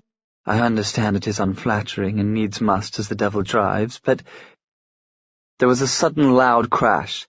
Tessa detached herself from the carriage and glanced about. The sound had come from inside the house. Henry, Tessa thought. Henry had gone into the house alone. Of course, the creature was out in the gardens, but nevertheless it was Benedict's house. She thought of the ballroom, full of demons, the last time Tessa had been there, and she gathered up her skirts in both hands. "Remain here, Mrs. Blackthorne," she said. "I must discover the cause of that noise." "No!" Tatiana sat bolt upright. "Do not leave me." "I am sorry." Tessa backed away, shaking her head. "I must. Please stay inside the carriage." Tatiana cried something after her, but Tessa had already turned to dash up the steps. She pushed her way through the front doors and emerged in a grand entryway, floored with alternating squares of black and white marble, like a checkerboard. A massive chandelier hung from the ceiling, though none of its tapers were lit. The only light in the place came from the daylight flooding in through the high windows. A curving staircase of great grandeur wound its way upward. "Henry!" Tessa cried. "Henry, where are you?" An answering cry and another crash came from the floor above. Tessa dashed up the stairs, stumbling as her foot caught on the hem of her dress and ripped a seam wide open. She switched the skirt out of the way impatiently and continued running, down a long corridor whose walls were painted powder blue and were hung with dozens of gilt-framed etchings, through a pair of doors, and into another room. It was most assuredly a man's room, a library or an office. The curtains a heavy dark fabric, oil paintings of great ships of war hung on the walls. Rich green wallpaper covered the walls, though it appeared to be mottled with odd dark stains. There was a strange smell to the place, a smell like the one down by the banks of the Thames, where odd things rotted in the weak daylight, and laid over that the coppery tang of blood. A bookcase had tipped over, a welter of smashed glass and broken wood, and on the Persian rug beside it was Henry, locked in a wrestling match with a thing with grey skin and an unnerving number of arms. Henry was yelling and kicking out with his long legs, and the thing, a demon no doubt, was tearing at his gear with claws, its wolf-like snout snapping at his face. Tessa looked around wildly, seized up the poker that lay by the dormant fireplace and charged. She tried to keep her training in mind, all those hours of Gideon's careful talk of calibration and speed and grip, but in the end it seemed pure instinct to drive the long steel rod into the creature's torso, where there would have been a rib cage if it had been a real earthly animal. She heard something crunch as the weapon went in. The demon gave a howl like a baying dog and rolled off Henry, and the poker clattered to the floor. Black ichor sprayed, filling the room with the stench of smoke and rot. Tessa stumbled back, her heel catching on the torn edge of her gown. She fell to the ground just as Henry heaved himself over and, with a muttered curse, slashed the demon across the throat with a dagger-like blade that glowed with runes. The demon gave a gurgling cry and folded up like paper. Henry lurched to his feet, his gingery hair matted with blood and ichor. His gear was torn at the shoulder, scarlet fluid leaking from the wound. "Tessa!" he exclaimed, and then he was beside her, helping her to her feet. "By the angel, we're a pair," he said in his rueful Henry way, looking at her worriedly. "You're not hurt, are you?" She glanced down at herself and saw what he meant. Her dress was soaked with a spray of ichor, and there was an ugly cut on her forearm where she had fallen on the broken glass. It didn't hurt much yet, but there was blood. "I am quite all right," she said. "What happened, Henry? What was that thing, and why was it in here?" "A guardian demon. I was searching Benedict's desk, and I must have moved or touched something that awoke it. Black smoke poured from the drawer, and it became that. It lunged at me." "And clawed you," Tessa said in concern. "You're bleeding." "No, I did that myself, fell on my dagger," Henry said sheepishly, drawing a steely from his belt. "Don't tell Charlotte." Tessa almost smiled. Then, remembering, she dashed across the room and tugged open the curtains across one of the tall windows. She could see out across the gardens, but not, frustratingly, the Italian garden. They were on the wrong side of the house for that. Green box hedges and flat grass, beginning to brown with winter, stretched out before her. "I must go," she said. "Will and Jem and Cecily, they were battling the creature. It has killed Tatiana Blackthorn's husband. I had to convey her back to the carriage as she was near fainting." There was a silence. Then, "Tessa," Henry said in an odd voice, and she turned to see him, arrested in the act of applying an arazzi to his inner arm. He was staring at the wall across from him. The wall Tessa had thought earlier was oddly mottled and splotched with stains. She saw now that they were no accidental mess. Letters a foot tall, each stretched across the wallpaper, written in what looked like dried black blood. "The infernal devices are without pity. The infernal devices are without regret. The infernal devices are without number. The infernal devices will never stop coming." And there, beneath the scrolls, a last sentence, barely readable, as if whoever had written it had been losing the use of his hands. She pictured Benedict locked in his room, going slowly mad as he transformed, smearing the words on the wall with his own ichor-ridden blood. "May God have mercy on our souls." The worm lunged, and Will dived forward into a roll, narrowly missing its snapping jaws. He came up into a crouch, then to his feet, and raced along the length of the creature until he reached its thrashing tail. He whirled around and saw the demon looming like a cobra over Gideon and Gabriel, though, to his surprise, it seemed to have frozen, hissing but not attacking. Did it recognize its children? Feel anything for them? It was impossible to tell. Cecily was halfway up the yew tree, clinging to a branch. Hoping that she would see sense and stay there, Will spun toward Jem and held up a hand so his parabatai could see him. They had long ago worked out a series of gestures they used to communicate what they needed in the midst of battle, in case they could not hear each other's voices. Jem's eyes lit with understanding, and he tossed his cane toward Will. In a perfect throw, it sailed end over end, till Will caught it in one hand and clicked the handle. The blade shot out, and Will brought it down swift and hard, cleaving straight through the creature's thick skin. The worm jerked back and howled as Will struck again, parting its tail from its body. Benedict thrashed at both ends, and ichor gushed forth in a sticky blast, coating Will. He ducked away with a shout, his skin burning. "Will!" Jem darted towards him. Gideon and Gabriel were slashing at the worm's head, doing their best to keep its attention focused on them. As Will wiped burning ichor from his eyes with his free hand, Cecily dropped from the yew tree and landed squarely on the worm's back. Will dropped the sword cane in shock. He had never done that before, never dropped a weapon in the middle of a battle, but there was his little sister, clinging with grim determination to the back of a massive demon worm, like a tiny flea clinging to the fur of a dog. As he stared in horror, Cecily yanked a dagger from her belt and drove it viciously into the demon's flesh. What does she think she's doing? As if a tiny dagger could kill a thing that size. Will! Will! Jem was saying in his ear, his voice urgent, and Will realized he had spoken aloud, and, name of the angel, the worm's head was swinging around towards Cecily, its mouth open and vast and lined with teeth. Cecily let go of the dagger's handle and rolled sideways, off the body of the worm. Its jaws missed her by a hair's breadth and snapped viciously shut on its own body. Black ichor gushed, and the worm jerked its head back, a howl like the wail of a banshee erupting from its throat. A massive wound gaped in its side, and gobbets of its own flesh hung from its jaws. As Will stared, Gabriel raised his bow and let an arrow fly. It sang home to its target and buried itself in one of the worm's lidless black eyes. The creature reared back, and then its head sagged forward and it crumpled in on itself, folding up, disappearing as demons did when the life left them. Gabriel's bow fell to the ground with a clatter that Will barely heard. The trampled ground was soaked with blood from the worm's savaged body. In the midst of it all, Cecily was rising slowly to her feet, wincing, her right wrist twisted at an odd angle. Will did not even feel himself begin to run toward her.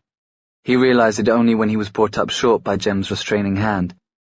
He turned on his parabatai wildly. "My sister!" "Your face," replied Jem, with remarkable calm considering the situation.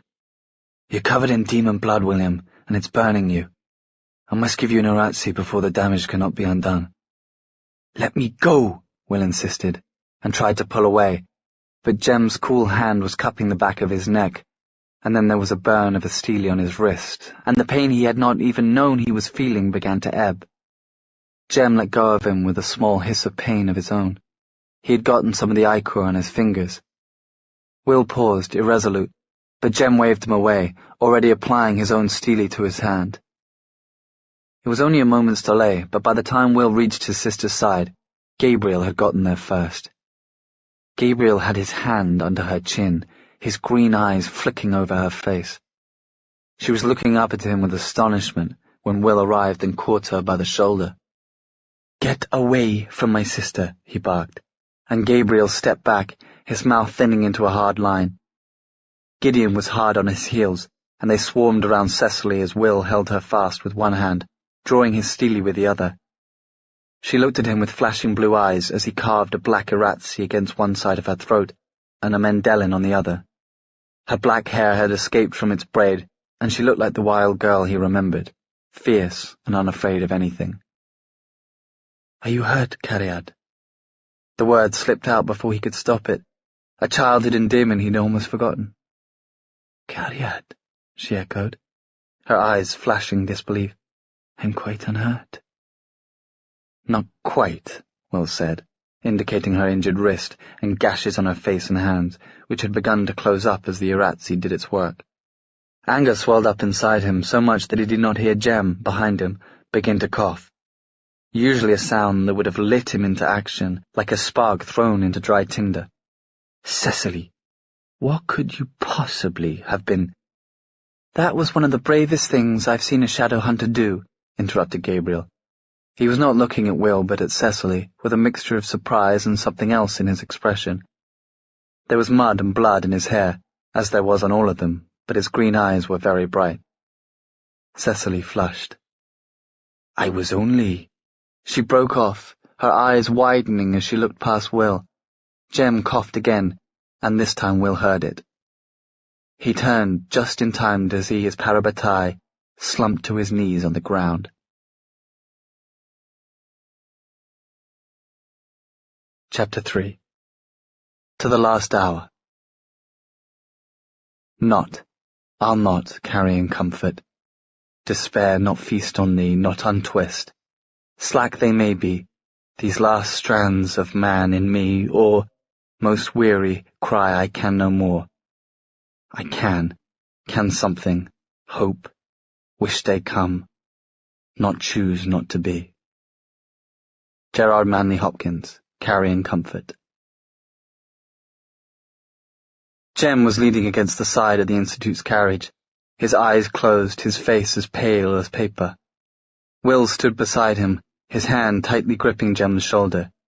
Tessa knew as she hurried toward them that it was not just a brotherly gesture.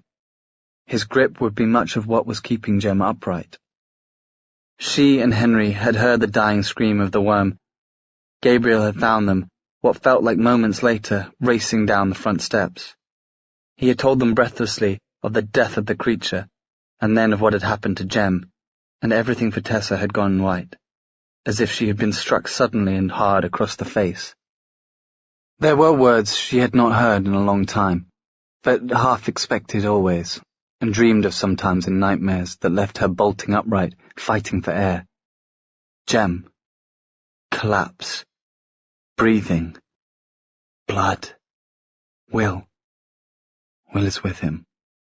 Will. Of course Will was with him. The others were swarming about, the Lightwood brothers with their sister, and even Tatiana was quiet. Or perhaps Tessa could simply not hear her hysterics. Tessa was aware of Cecily nearby as well, and Henry standing awkwardly beside her, as if he wished to comfort her but did not know how to begin. Will's eyes met Tessa's as she came closer, almost tripping again over her torn gown. For a moment they were in perfect understanding. Jem was what they could still look each other straight in the eye about. On the topic of Jem they were both fierce and unyielding. Tessa saw Will's hand tighten on Jem's sleeve. "She's here," he said. Jem's eyes opened slowly. Tessa fought to keep the look of shock from her face. His pupils were blown out, his irises a thin ring of silver around the black. "Ni sho shanglama, sin Ida," he whispered. Jem had been teaching Tessa Mandarin at her insistence. She understood Sinaida, at least, if not the rest. "My dear, my darling." She reached for his hand, squeezed it. "Jem? Are you hurt, my love?" Will said. His voice was as level as his eyes, and for a moment the blood came up in Tessa's cheeks, and she glanced down at her hand where it held Jem's. His fingers were paler than hers, like a doll's hands made of porcelain. How had she not seen he was so ill? "Thank you for the translation, Will," she answered, not looking away from her fiancé. Jem and Will were both splattered with black ichor, but Jem's chin and throat were also stained with flecks of red blood, his own blood. "I am not hurt," Tessa whispered. And then she thought, "No, this will not do, not at all. Be strong for him." She straightened her shoulders, keeping a grip on Jem's hand. "Where is his medicine?" she demanded of Will. "Did he not take it before we left the Institute?" "Do not talk about me as if I'm not here," Jem said, but there was no anger in it. He turned his head to the side and said something softly under his breath to Will, who nodded and let go of his shoulder. Tessa could sense the tension in Will's posture. He was poised, cat-like, to seize Jem again if the other boy should slip or fall, but Jem remained standing. "I'm stronger when Tessa is here, you see. I told it to you," said Jem, still in the same soft voice. At that, Will did duck his head so that Tessa could not see his eyes. "I see it," he said. "Tessa, there is none of his medicine here. I believe he left the Institute without taking enough of it, though he will not admit it. Ride back to the Institute with him in the carriage, and watch over him. Someone must." Jem took a breath. "The others. I will drive for you. It'll be little trouble. Balios and Xanthos know the way. Henry can drive the Lightwoods." Will was brisk and efficient, too brisk and efficient to even be thanked. He did not seem as if he wanted it. He helped Tessa get Jem into the carriage, very careful not to brush her shoulder or touch her hand as he did.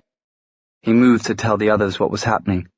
She caught a bit of Henry explaining that he needed to remove Benedict's record books from the house before she reached to swing the carriage door closed, shutting herself and Jem into a welcome silence. "What was inside the house?" Jem asked as they rattled through the open gate bordering the Lightwoods property. He still looked ghastly, his head back against the cushions of the carriage, his eyes at half-mast, his cheekbones shining with fever. "I heard Henry speaking of Benedict's study. He had gone mad in there," she said, chafing his cold hands between hers. In the days before he transformed, when Gabriel said he would not leave the room, his mind must have gone. He had scrawled on the wall in what looked like blood sentences about the infernal devices, that they had no pity, that they would never stop coming. He must have meant the automaton army. He must have. Tessa shivered slightly and moved closer to Jem. I suppose it was foolish of me, but it has been so peaceful for these past 2 months that you had forgotten about Mortmain. No, never forgotten. She glanced toward the window, though she could not see out. She had drawn the curtains when the light had seemed to be hurting Jem's eyes. Hoped, perhaps, that he might have turned his mind elsewhere. We do not know that he hasn't. Jem's fingers wrapped around hers. Benedict's death is a tragedy, perhaps, but those wheels were set in motion long ago. This has nothing to do with you. There were other items in the library. Notes and books of Benedict's. Journals. Henry is bringing them back to the Institute to study. My name was in them. Tessa stopped herself. How could she trouble Jem with these things when he was so unwell? As if Jem were reading her mind, his finger moved over her wrist, resting slightly on her pulse point. Tessa, it's only a passing attack. It will not last. I would rather you told me the truth, all the truth, whether it is bitter or frightening, that I may share it with you. I would never let harm come to you, nor would any in the Institute. He smiled. Your pulse is quickening. The truth, all the truth, whether it is bitter or frightening. I love you, she said. He looked at her, with a light in his thin face that made it more beautiful.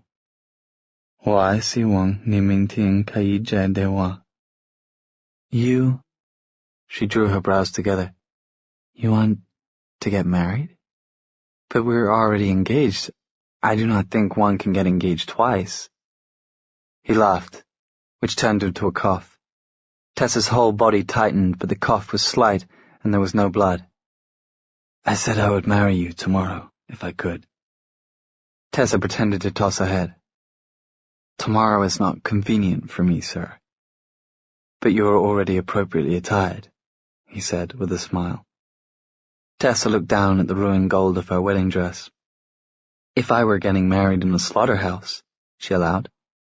Ah, well, I did not like this one very much as it was. Much too gaudy. I thought you looked beautiful. His voice was soft. Tessa laid her head against his shoulder. There will be another time, she said. Another day, another dress. A time when we are all well and everything is perfect. His voice was still gentle, but it held a terrible weariness. There is no such thing as perfect, Tessa. Sophie was standing at the window of her small bedroom, the curtain drawn back, her eyes fixed on the courtyard. It had been hours since the carriages had gone rattling away, and she was meant to be sweeping out the grates, but the brush and bucket were motionless at her feet. She could hear Bridget's voice drifting softly up from the kitchen below. Earl Richard had a daughter. A comely maid was she, and she laid her love on sweet William, though not of his degree. Sometimes, when Bridget was in a particularly melodious mood, Sophie thought about stalking downstairs and pushing her into the oven like the witch in Hansel and Gretel. But Charlotte would certainly not approve.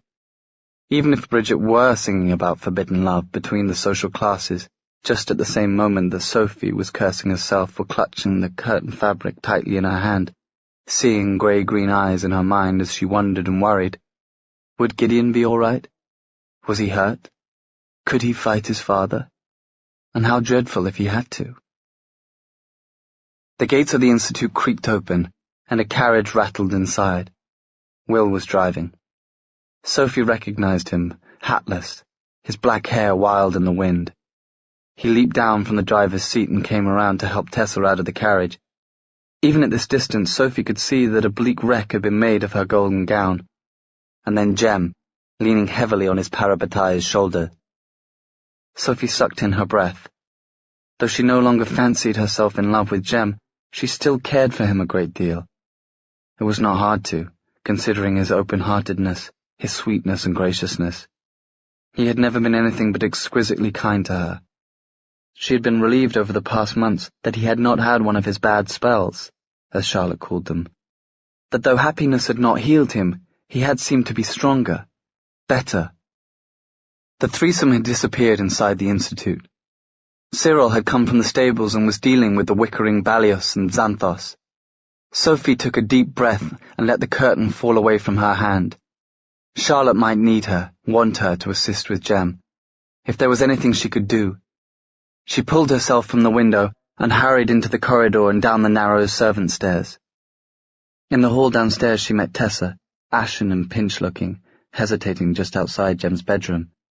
Through the partly open door Sophie could see Charlotte bending over Jem, who was sitting on the bed. Will leaned by the fireplace, his arms crossed, tension clear in every line of his body. Tessa raised her head as she saw Sophie, a little of the colour coming back into her face. "Sophie," she cried softly. "Sophie, Jem isn't well. He's had another bout of illness. He'll be all right, Miss Tessa. I've seen him very ill before, and he always comes through it right as rain." Tessa closed her eyes. The shadows beneath them were grey. She did not need to say what they were both thinking, that one day there would be a time when he would have an attack, and he would not come through it. "I ought to be fetching hot water," Sophie added, "and cloths." "I should be fetching those things," said Tessa. "And I would, but Charlotte says that I must change out of this dress. The demon blood can be dangerous if it too greatly encounters the skin. She sent Bridget for cloths and poultices, and Brother Enoch will arrive at any moment, and Jem will not hear otherwise, but—" "That is enough," Sophie said firmly. "You will do him no good at all if you let yourself become ill as well. I will help you with the dress. Come, let us manage it, and quickly." Tessa's eyes fluttered open. "Dear, sensible Sophie, of course you are right." She began to move across the corridor toward her room. At the door she paused and turned to look at Sophie. Her wide grey eyes searched the other girl's face, and she seemed to nod to herself as if she'd been proved right in a guess. "He is all right, you know. Not hurt at all." "Master Jem?" Tessa shook her head. "Gideon Lightwood." Sophie blushed. Gabriel wasn't quite sure why he was in the Institute's drawing room, except that his brother had told him to come here and wait, and even after everything that had happened, he was still used to doing what Gideon said. He was surprised at how plain the room was, nothing like the grand drawing rooms in either the Lightwoods' Pimlico house or the one in Chiswick. The walls were papered with a faded print of cabbaged roses, the surface of the desk stained with ink and scarred with the marks of letter openers and pen nibs, and the grate was sooty. Over the fireplace hung a water-blotched mirror, framed in gilt. Gabriel glanced at his own reflection. His gear was torn at the neck, and there was a red mark on his jaw where a long graze was in the process of healing. There was blood all over his gear. Your own blood, or your father's blood? He pushed the thought away quickly. It was odd, he thought, how he was the one who looked like their mother, Barbara. She had been tall and inclined towards slenderness. With curling brown hair and eyes he remembered as the purest green, like the grass that sloped down toward the river behind the house. Gideon looked like their father, broad and stocky, with eyes more grey than green, which was ironic, because Gabriel was the one who had inherited their father's temperament, headstrong and quick to anger, slow to forgive. Gideon and Barbara were more peacemakers, quiet and steady, faithful in their beliefs. They were both much more like... Charlotte Branwell came in through the open door of the drawing room in a loose dress, her eyes as bright as a small bird's. Whenever Gabriel saw her, he was struck by how small she was, how he towered over her. What had Consul Wayland been thinking, giving this tiny creature power over the Institute and all the shadow hunters of London? Gabriel. She inclined her head. Your brother says you are not hurt. I'm quite all right, he said shortly, and immediately knew he had sounded rude. He had not meant to, precisely.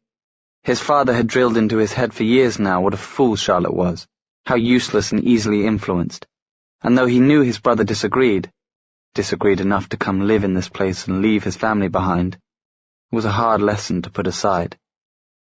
"I thought you would be with Carstairs." "Brother Enoch has arrived, with another of the silent brothers. They have banned us all from Jem's room. Will is pacing outside the corridor like a caged panther. Poor boy." Charlotte looked at Gabriel briefly before walking to the fireplace. In her glance was a look of keen intelligence, quickly masked by the lowering of her eyelashes. "But enough of that. I understand that your sister has already been delivered to the Blackthorns' residence in Kensington," she said. "Is there someone you would like me to send a message to for you?" Message?" She paused before the fireplace, clasping her hands behind her back. "You need to go somewhere, Gabriel, unless you want me to turn you out of doors with only the key of the streets to your name." Turn me out of doors? Was this horrible woman actually throwing him out of the Institute? He thought of what his father had always told him. "The Fairchilds don't care about anyone but themselves and the law." The house in Pimlico—" "The consul will shortly be informed of all that transpired at the Lightwood house," said Charlotte. "Both of your family's London residences will be confiscated in the name of the Clave, at least until they can be searched and it can be determined that your father left nothing behind that could provide the council with clues." "Clues to what?" "To your father's plans," she said unfazed. "To his connection to Mortmain, his knowledge of Mortmain's plans, to the infernal devices." "I've never heard of the bloody infernal devices," Gabriel protested and then blushed. He had sworn, and in front of a lady. Not that Charlotte was quite like any other lady. "I believe you," she said. "I don't know if Consul Wayland will, but that is your lookout. If you will give me an address—" "I haven't got one," Gabriel said in desperation. "Where do you think I could go?" She just looked at him, one eyebrow raised. "I want to stay with my brother," he said finally, aware that he sounded petulant and angry, but not quite sure what to do about it. "But your brother lives here," she said, "and you have made your feelings about the Institute and about my claim to it very clear. Jem told me what you believe, that my father drove your uncle to suicide. It isn't true, you know, but I don't expect you to believe me. It does leave me wondering, however, why you would wish to remain here. The Institute is a refuge. Was your father planning on running it as a refuge?" "I don't know. I don't know what his plans are, what they were." "Then why did you go along with them?" Her voice was soft but merciless. "Because he was my father," Gabriel shouted. He spun away from Charlotte, his breath becoming ragged in his throat. Only barely aware of what he was doing, he wrapped his arms around himself, hugging his own body tight, as if he could keep himself from coming undone. Memories of the past few weeks, memories that Gabriel had been doing his best to press back into the very recesses of his mind, threatened to burst out into the light. Weeks in the house after the servants had been sent away, hearing the noises coming from the upstairs rooms, screams in the night, blood on the stairs in the morning, father shouting gibberish from behind the locked library door, as if he could no longer form words in English.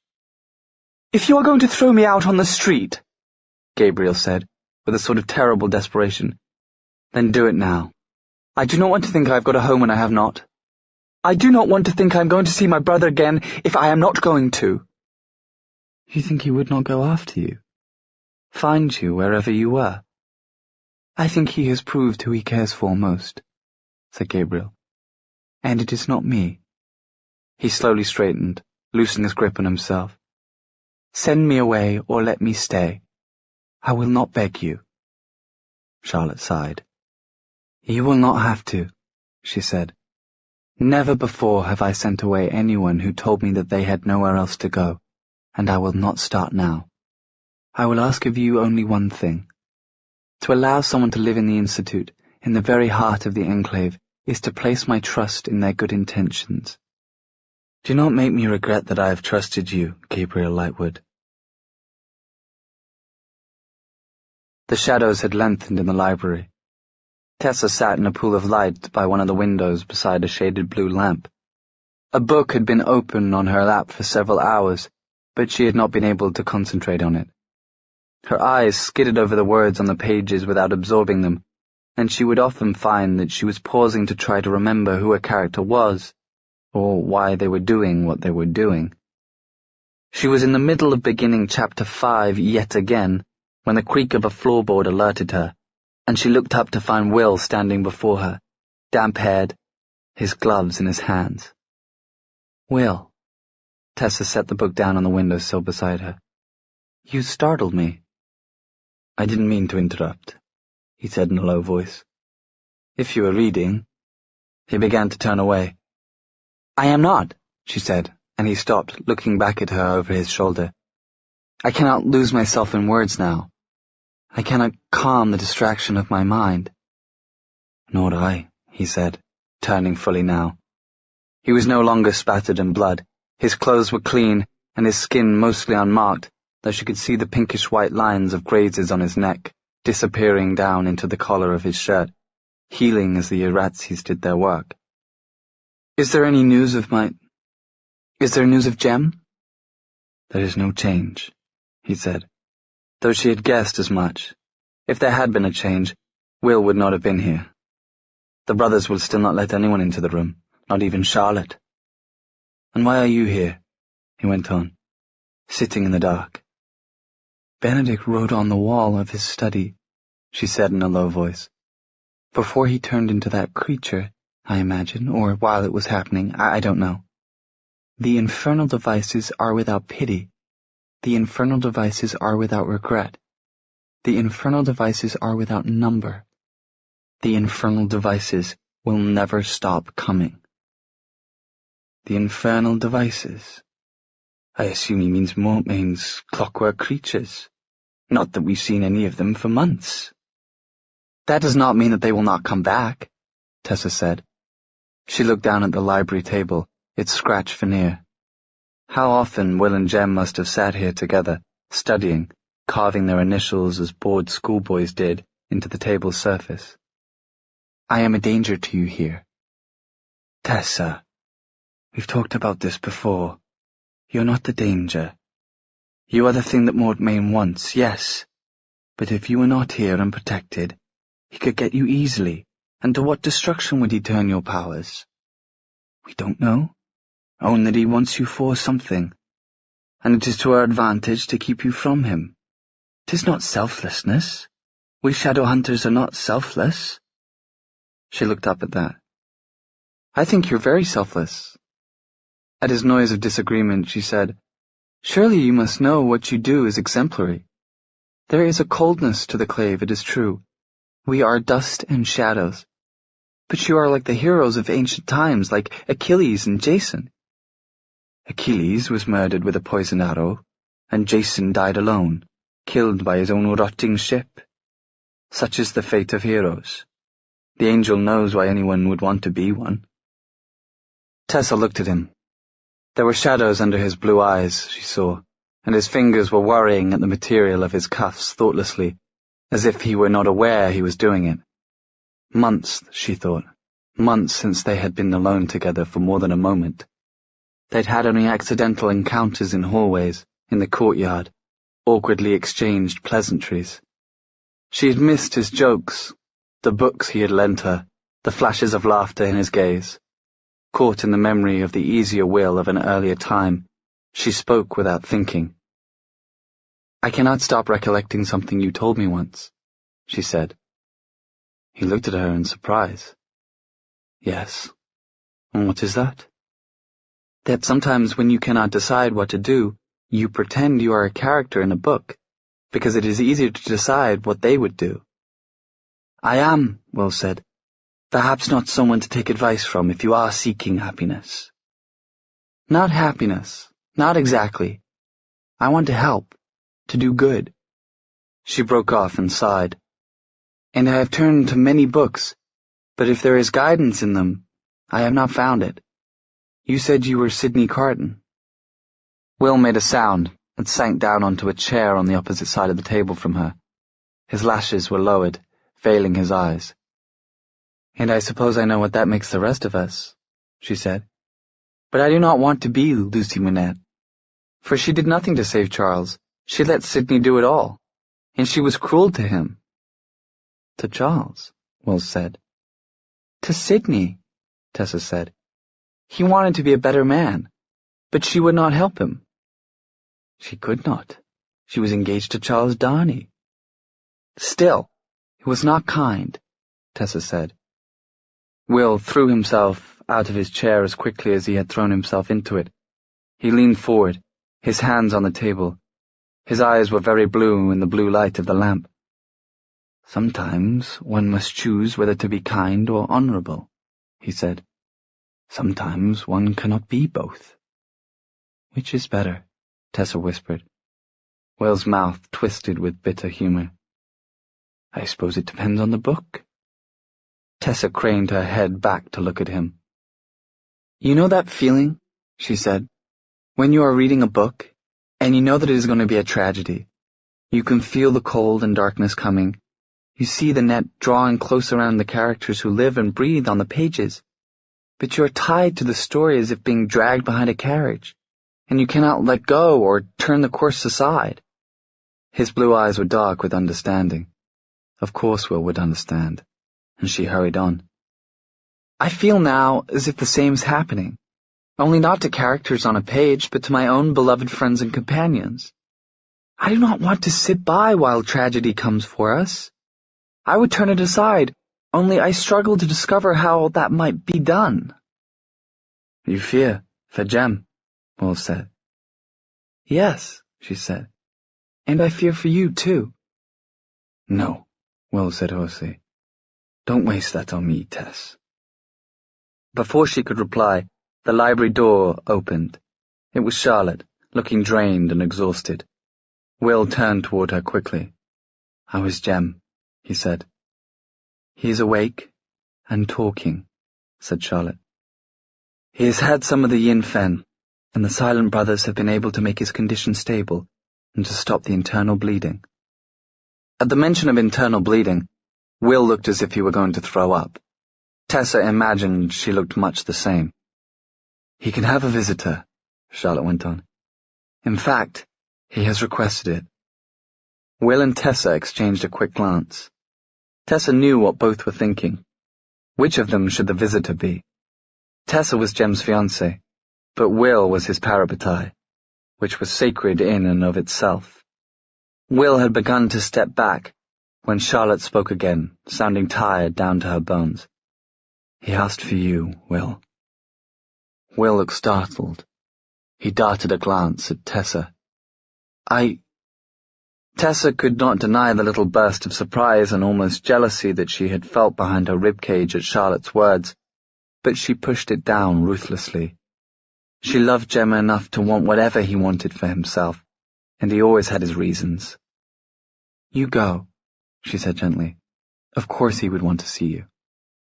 Will began to move toward the door to join Charlotte. Halfway there he turned back and crossed the room to Tessa. "Tessa," he said, "while I am with Jem, would you do something for me?" Tessa looked up and swallowed. He was too close, too close. All the lines, shapes, angles of Will filled her field of vision as the sound of his voice filled her ears. "Yes, certainly," she said. "What is it?" To Edmund and Lynette Herondale, Ravenscar Manor, West Riding, Yorkshire. Dear Dad and Ma'am, I know it was cowardly of me to have left as I did in the early morning before you woke, with only a note to explain my absence. I could not bear to face you, knowing what I had decided to do, and that I was the worst of disobedient daughters. How can I explain the decision I made, how I arrived at it? It seems even now like madness. Each day, in fact, is madder than the one before it. You did not lie, Dad, when you said the life of a shadow hunter was like a feverish dream. Cecily drew the nib of the pen viciously through the lines she had written, then crumpled up the paper in one hand and rested her head on the desk. She had started this letter so many times, and had yet to arrive at any satisfactory version. Perhaps she should not be attempting it now, she thought, not when she had been trying to calm her nerves since they had returned to the Institute. Everyone had been swarming about Jem, and Will, after roughly checking her for injuries in the garden, had barely spoken to her again. Henry had gone running for Charlotte, Gideon had drawn Gabriel aside, and Cecily had found herself climbing the Institute stairs alone. She had slipped into her bedroom, not bothering to divest herself of her gear, and curled up on the soft four-poster bed. As she'd lain among the shadows, hearing the faint sounds of London passing by outside, her heart had clenched with sudden, painful homesickness. She'd thought of the green hills of Wales, and of her mother and father, and had bolted out of bed, as if she had been pushed, stumbling to the desk and taking up pen and paper, the ink staining her fingers in her haste. And yet the right words would not come. She felt as if she bled her regret, her loneliness from her very pores, and yet she could not shape those feelings into any sentiment that she could imagine her parents could bear reading. At that moment there was a knock on the door. Cecily reached for a book she had left resting on the desk, propped it up as if she had been reading, and called, "Come in." The door swung open. It was Tessa, standing hesitantly in the doorway. She was no longer wearing her destroyed wedding dress, but a simple gown of blue muslin with her two necklaces glittering at her throat, the clockwork angel, and the jade pendant that had been her bridal gift from Jem. Cecily looked at Tessa curiously. Though the two girls were friendly, they were not close. Tessa had a certain wariness around her that Cecily suspected the source of without ever being able to prove it. On top of that, there was something fey and strange about her. Cecily knew she could shapeshift, could transform herself into the likeness of any person, and Cecily could not rid herself of the sense that it was unnatural. How could you know someone's true face if they could change it as easily as someone else might change a gown? "Yes," Cecily said. "Miss Grey." "Please call me Tessa," said the other girl, shutting the door behind her. It was not the first time she had asked Cecily to call her by a given name, but habit and perversity kept Cecily from doing it. "I came to see if you were all right, and if you needed anything." "Ah." Cecily felt a slight pang of disappointment. "I'm quite all right." Tessa moved forward slightly. "Is that Great Expectations?" "Yes." Cecily did not say that she had seen Will reading it, and had picked it up to try to gain insight into what he was thinking. So far she was woefully lost. Pip was morbid, and Estella so awful that Cecily wanted to shake her. "Estella," Tessa said softly, "till the last hour of my life, you cannot choose but remain part of my character, part of the little good in me, part of the evil." "So you memorize passages of the books, just like Will? Or is this a favourite?" "I don't have Will's memory," said Tessa, coming forward slightly, "or his Mnemosyne rune. But I do love that book." Her grey eyes searched Cecily's face. "Why are you still in your gear?" "I was thinking of going up to the training room," Cecily said. "I find I can think well there, and it isn't as if anyone minds one way or the other what I do." "More training? Cecily, you've just been in battle," Tessa protested.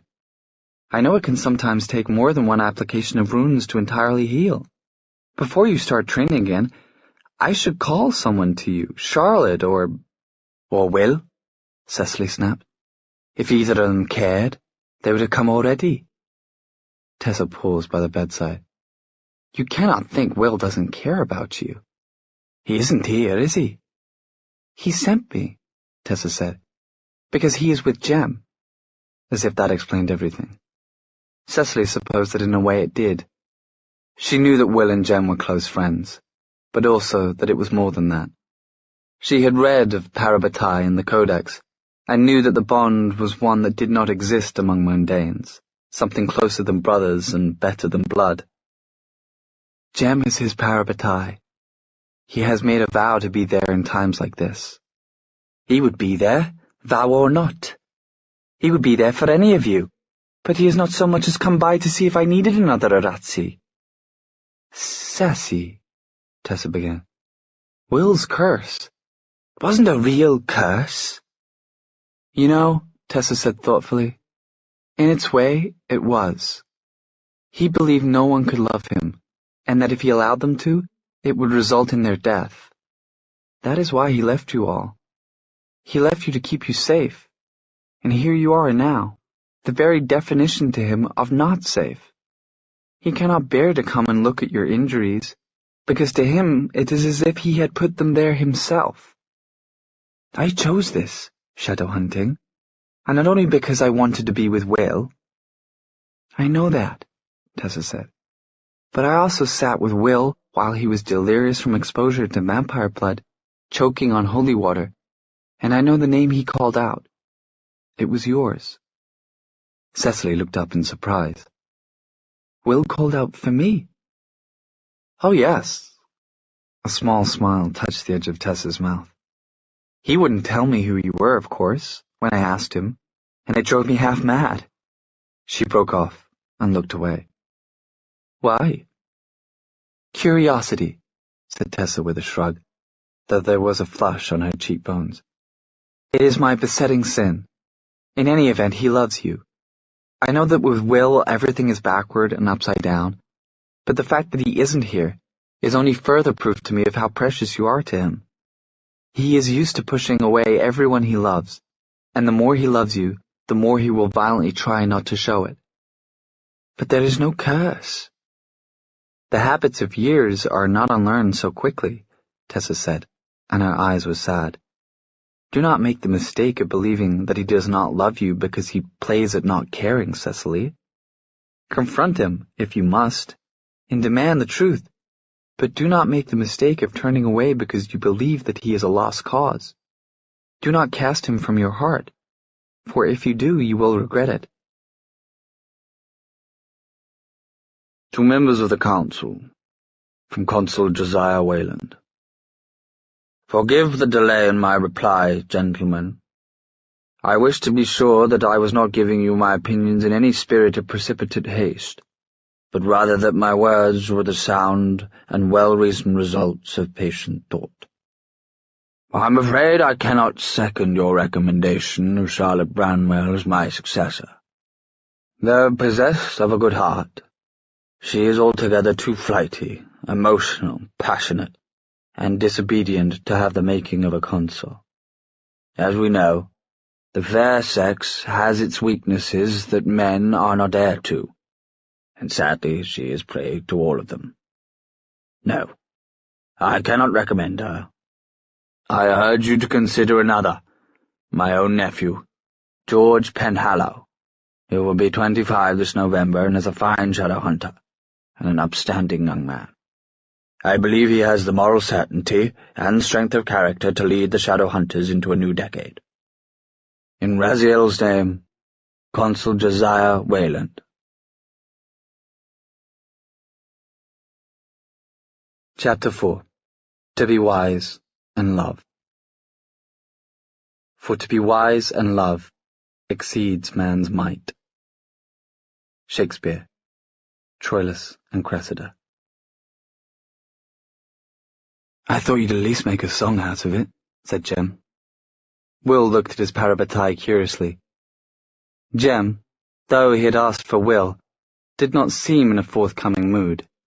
He was sitting quietly on the edge of his bed, in a clean shirt and trousers, but the shirt was loose and made him look thinner than ever. There were still flecks of dried blood around his collarbone, a sort of brutal necklace. Make a song out of what? Jem's mouth quirked. Our defeat of the worm, he said. After all those jokes you made. I have not been in a joking mood these past few hours, Will said, his eyes flicking to the bloody rags that covered the nightstand by the bed, the bowl half full of pinkish fluid. Don't fuss, Will, Jem said. Everyone's been fussing over me and I can't abide it. I wanted you because you wouldn't. You make me laugh. Will threw his arms up. Oh, all right, he said. Well, how's this? Forsooth, I no longer toil in vain, to prove that demon pox warps the brain. So though 'tis pity, 'tis not in vain that the pox-ridden worm was slain. For to believe in me, you all must deign. Jem burst out laughing. Well, that was awful. It was impromptu. Will, there is such a thing as sketch. Between one moment and the next, Jem's laughter turned into a full fit of coughing. Will darted forward as Jem doubled up, his thin shoulders heaving. Blood spattered the bed's white coverlet. Jem! With a hand, Jem gestured toward the box on his nightstand. Will reached for it. The delicately drawn woman on the lid, pouring water from a jug, was intimately familiar to him. He hated the sight of her. He snapped the box open and froze. What looked like a light dusting of silvery powdered sugar barely covered the wooden bottom. Perhaps there had been a greater quantity before the Silent Brothers had treated Jem. Will did not know. What he did know was that there should have remained much, much more. "Jem," he said in a strangled voice, "how is this all there is?" Jem had stopped coughing. There was blood on his lips, and as Will watched, too shocked to move, Jem raised his arm and scrubbed the blood from his face with his sleeve. The linen was instantly scarlet. He looked feverish, his pale skin glowing, though he showed no other outward sign of agitation. "Will," he said softly. 2 months ago, Will began, realized his voice was rising and forced it down again with effort. 2 months ago, I purchased enough yin fen that it should have lasted a year. There was a mixture of challenge and sadness in Jem's glance. "I have accelerated the process of taking it." Accelerated it? By how much? Now Jem did not meet his gaze. "I have been taking twice, perhaps 3 times as much." But the rate at which you take the drug is tied to the deterioration of your health, Will said, and when Jem said nothing back, his voice rose and cracked on a single word. "Why?" "I do not want to live half a life." "At this rate you won't even live a fifth of one," shouted Will, and he sucked in his breath. Jem's expression had changed, and Will had to slam the box he was holding back onto the nightstand to keep himself from punching the wall. Jem was sitting up straight, his eyes blazing. "There's more to living than not dying," he said. "Look at the way you live, Will. You burn as bright as a star. I've been taking only enough of the drug to keep me alive, but not enough to keep me well. A little extra of the drug before battles, perhaps, to give me energy, but otherwise a half-life, a grey twilight of a life." "But you've changed your dosage now. Has this been since the engagement?" Will demanded. "Is this because of Tessa?" "You cannot blame her for this. This was my decision. She has no knowledge of it." "She would want you to live, James." "I'm not going to live!" And Jem was on his feet, his cheeks flushed. It was the angriest Will thought he had ever seen him. "I'm not going to live, and I can choose to be as much for her as I can be, to burn as brightly for her as I wish, and for a shorter time than to burden her with someone only half alive for a longer time. It is my choice, William, and you cannot make it for me." "Maybe I can. I've always been the one to buy your yin fen for you." The colour went in Jem's face. "If you refuse to do it, I will buy it on my own. I've always been willing. You said you wished to be the one who bought it. And as to that," he pulled the Carstairs family ring from his finger and held it out to Will. "Take it." Will let his eyes drift down toward it, and then up to Jem's face. A dozen awful things he could say or do went through his mind. One did not slough off a persona so quickly, he found. He had pretended to be cruel for so many years that the pretense was still what he reached for first, as a man might absently turn his carriage toward the home he had lived in all his life, despite the fact that he had recently moved. "You wish to marry me now?" he said at last. "Sell the ring," Jem said, "for the money. I told you. You should not have to pay for my drugs. I paid for yours once, you know, and I recall the feeling. It was unpleasant." Will winced, then looked down at the Carstairs family symbol glittering in Jem's pale, scarred palm. He reached out and took his friend's hand gently, closing his fingers over the ring. "When did you become reckless and I cautious? Since when have I had to guard you from yourself? It is always you who has guarded me." His eyes searched Jem's face. "Help me to understand you." Jem stood very still. Then he said, "In the beginning, when I first realized I loved Tessa, I did think that perhaps love was making me well. I had not had an attack in so long, and when I asked her to marry me, I told her that love was healing me. So the first time it happened again. After that, I could not bear to tell her, lest she think it meant a lessening of my love for her. I took more of the drug to fend off another illness. Soon it was taking more of the drug to simply keep me on my feet than it used to take to keep me going for a week. I don't have years, Will. I might not even have months.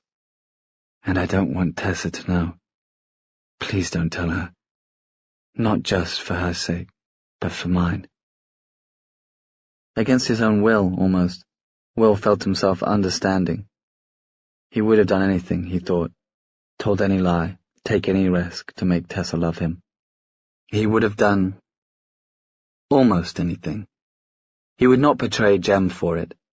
That was the one thing he would not do.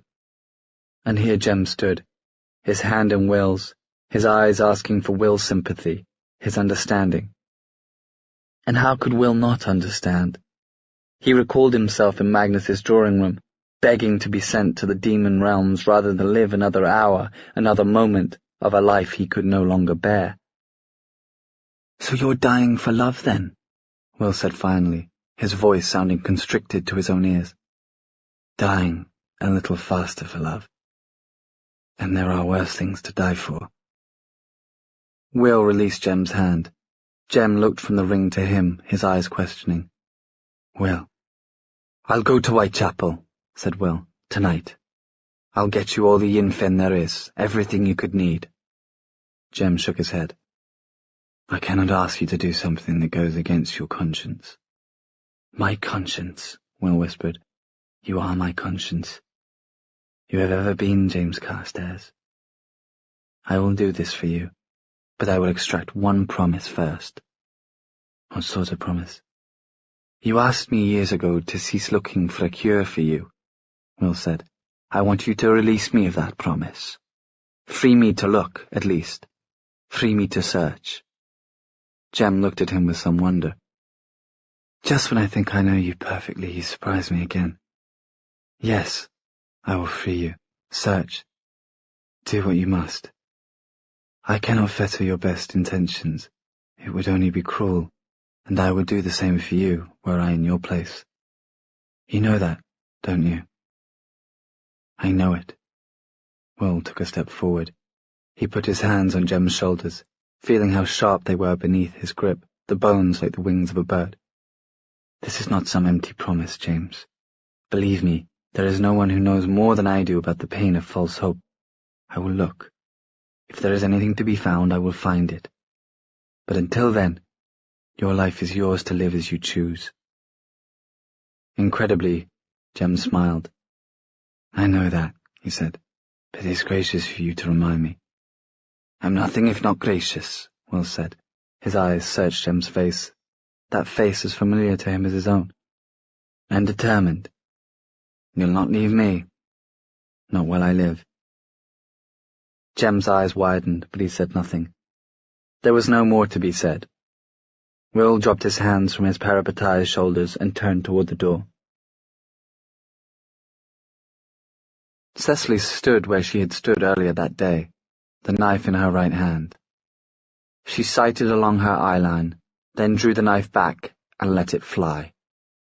It stuck in the wall, just outside the drawn circle. Her conversation with Tessa had not relieved her nerves. It had only made them worse. There had been an air of trapped, resigned sadness about Tessa that made Cecily feel prickly and anxious. As angry as she was at Will, she could not help but feel that Tessa held some fear for him, some dread that she would not speak of in her heart, and Cecily longed to know what it was. How could she protect her brother if she didn't know what he needed protecting from? After retrieving the knife, she raised it to shoulder level again and let fly. It stuck even farther outside the circle this time, prompting an angry exhale of breath. "Uffernef," she muttered in Welsh. Her mother would have been horrified, but then her mother was not there. "5," said a drawling voice from the corridor outside. Cecily started and turned. There was a shadow in the doorway, a shadow that, as it moved forward, became Gabriel Lightwood, all tousled brown hair and green eyes as sharp as glass. He was as tall as Will, perhaps taller, and more lanky than his brother. "I don't take your meaning, Mr. Lightwood." "Your throw," he said with an elegantly outflung arm. "I rated it 5 points. Your skill and technique may perhaps require work, but the native talent is certainly there. What you require is practice." "Will has been training me," she said as he drew closer. The corner of his mouth turned up slightly. "As I said. I suppose you could do better." He paused and jerked the knife from the wall. It sparked as he twirled it between his fingers. "I could," he said. "I was trained by the best. And I had been training Miss Collins and Miss Gray." "I heard. Until you grew bored, were not the commitment one might perhaps look for in a tutor." Cecily kept her voice cool. She remembered Gabriel's touch as he had lifted her to her feet at Lightwood House, but she knew Will disliked him, and the smug distance in his voice grated. Gabriel touched the tip of his finger to the point of the knife. Blood sprang up in a red bead. He had calloused fingers, with a spray of freckles across the backs of his hands. "You changed your gear." "It was covered in blood and ichor." She glanced at him, her gaze raking him up and down. "I see you have not." For a moment an odd look flashed across his face. Then it was gone. But she had seen her brother hide emotions enough times to recognize the sign. "None of my clothes are here," he said, "and I do not know where I will be living. I could return to one of the family residences, but—" "You are considering remaining at the Institute?" Cecily said, in surprise, reading it on his face. "What does Charlotte say?" "She will allow it." Gabriel's face changed briefly, a sudden vulnerability showing where only hardness had shown before. "My brother is here." "Yes," said Cecily. "So is mine." Gabriel paused for a moment, almost as if that had not occurred to him. "Will," he said, "you do look very much like him. It is unnerving." He shook his head then, as if clearing it of cobwebs. "I just saw your brother," he said, "pounding down the front steps of the Institute, as if the 4 horsemen were chasing him. I don't suppose you know what that's about." "Purpose." Cecily's heart leaped. She seized the knife out of Gabriel's hand, ignoring his startled exclamation. "Not at all," she said, "but I intend to find out." Just as the city of London seemed to shutter itself as the workday ended, the East End was bursting into life. Will moved through the streets lined with stalls selling second-hand clothes and shoes. Rag-and-bone men and knife sharpeners pushed their carts through the byways, shouting their wares in hoarse voices. Butchers lounged in open doorways, their aprons spattered with blood, carcasses hanging in their windows. Women putting out washing called to each other across the streets in voices so tinged with the accent of everyone born within the sound of bow bells that they might as well have been speaking Russian, for all that Will could understand them. A faint drizzle had begun to fall, dampening Will's hair as he crossed in front of a wholesale tobacconist, closed now, and turned a corner onto a narrower street. He could see the spire of Whitechapel Church in the distance. The shadows gathered in here, the fog thick and soft and smelling of iron and rubbish. A narrow gutter ran down the centre of the street, filled with stinking water. Up ahead was a doorway, a gas carriage lamp hanging to either side. As Will was passing, he ducked into it suddenly and thrust out his hand. There was a cry, and then he was hauling a slim, black-clad figure toward him, Cecily. a velvet cloak thrown on hastily over her gear. Dark hair spilled from the edges of her hood, and his own blue eyes gazed back at him, snapping with fury. "Let go of me! What are you doing following me around the back streets of London, you little idiot?" Will gave her arm a light shake. Her eyes narrowed. "This morning it was Cariad, now it's idiot." "These streets are dangerous," Will said, "and you know nothing of them. You're not even using a glamour rune. It's one thing to declare yourself not afraid of anything when you live in the country, but this is London." "I'm not afraid of London," Cecily said defiantly. Will leaned close, almost hissing into her ear. "Fydai'n wernid yn rion dda a dweud wat tŵc I fan adref." She laughed. "No, it would do you no good at all to tell me to go home." "Raut a crew shemen efo chi." Will blinked at her words. "You are my brother, and I want to go with you." It was the sort of thing he was used to hearing Jem say, and though Cecily was unlike Jem in every other conceivable way, she did share one quality with him, an absolute stubbornness. When Cecily said she wanted something, it did not express an idle desire, but an iron determination.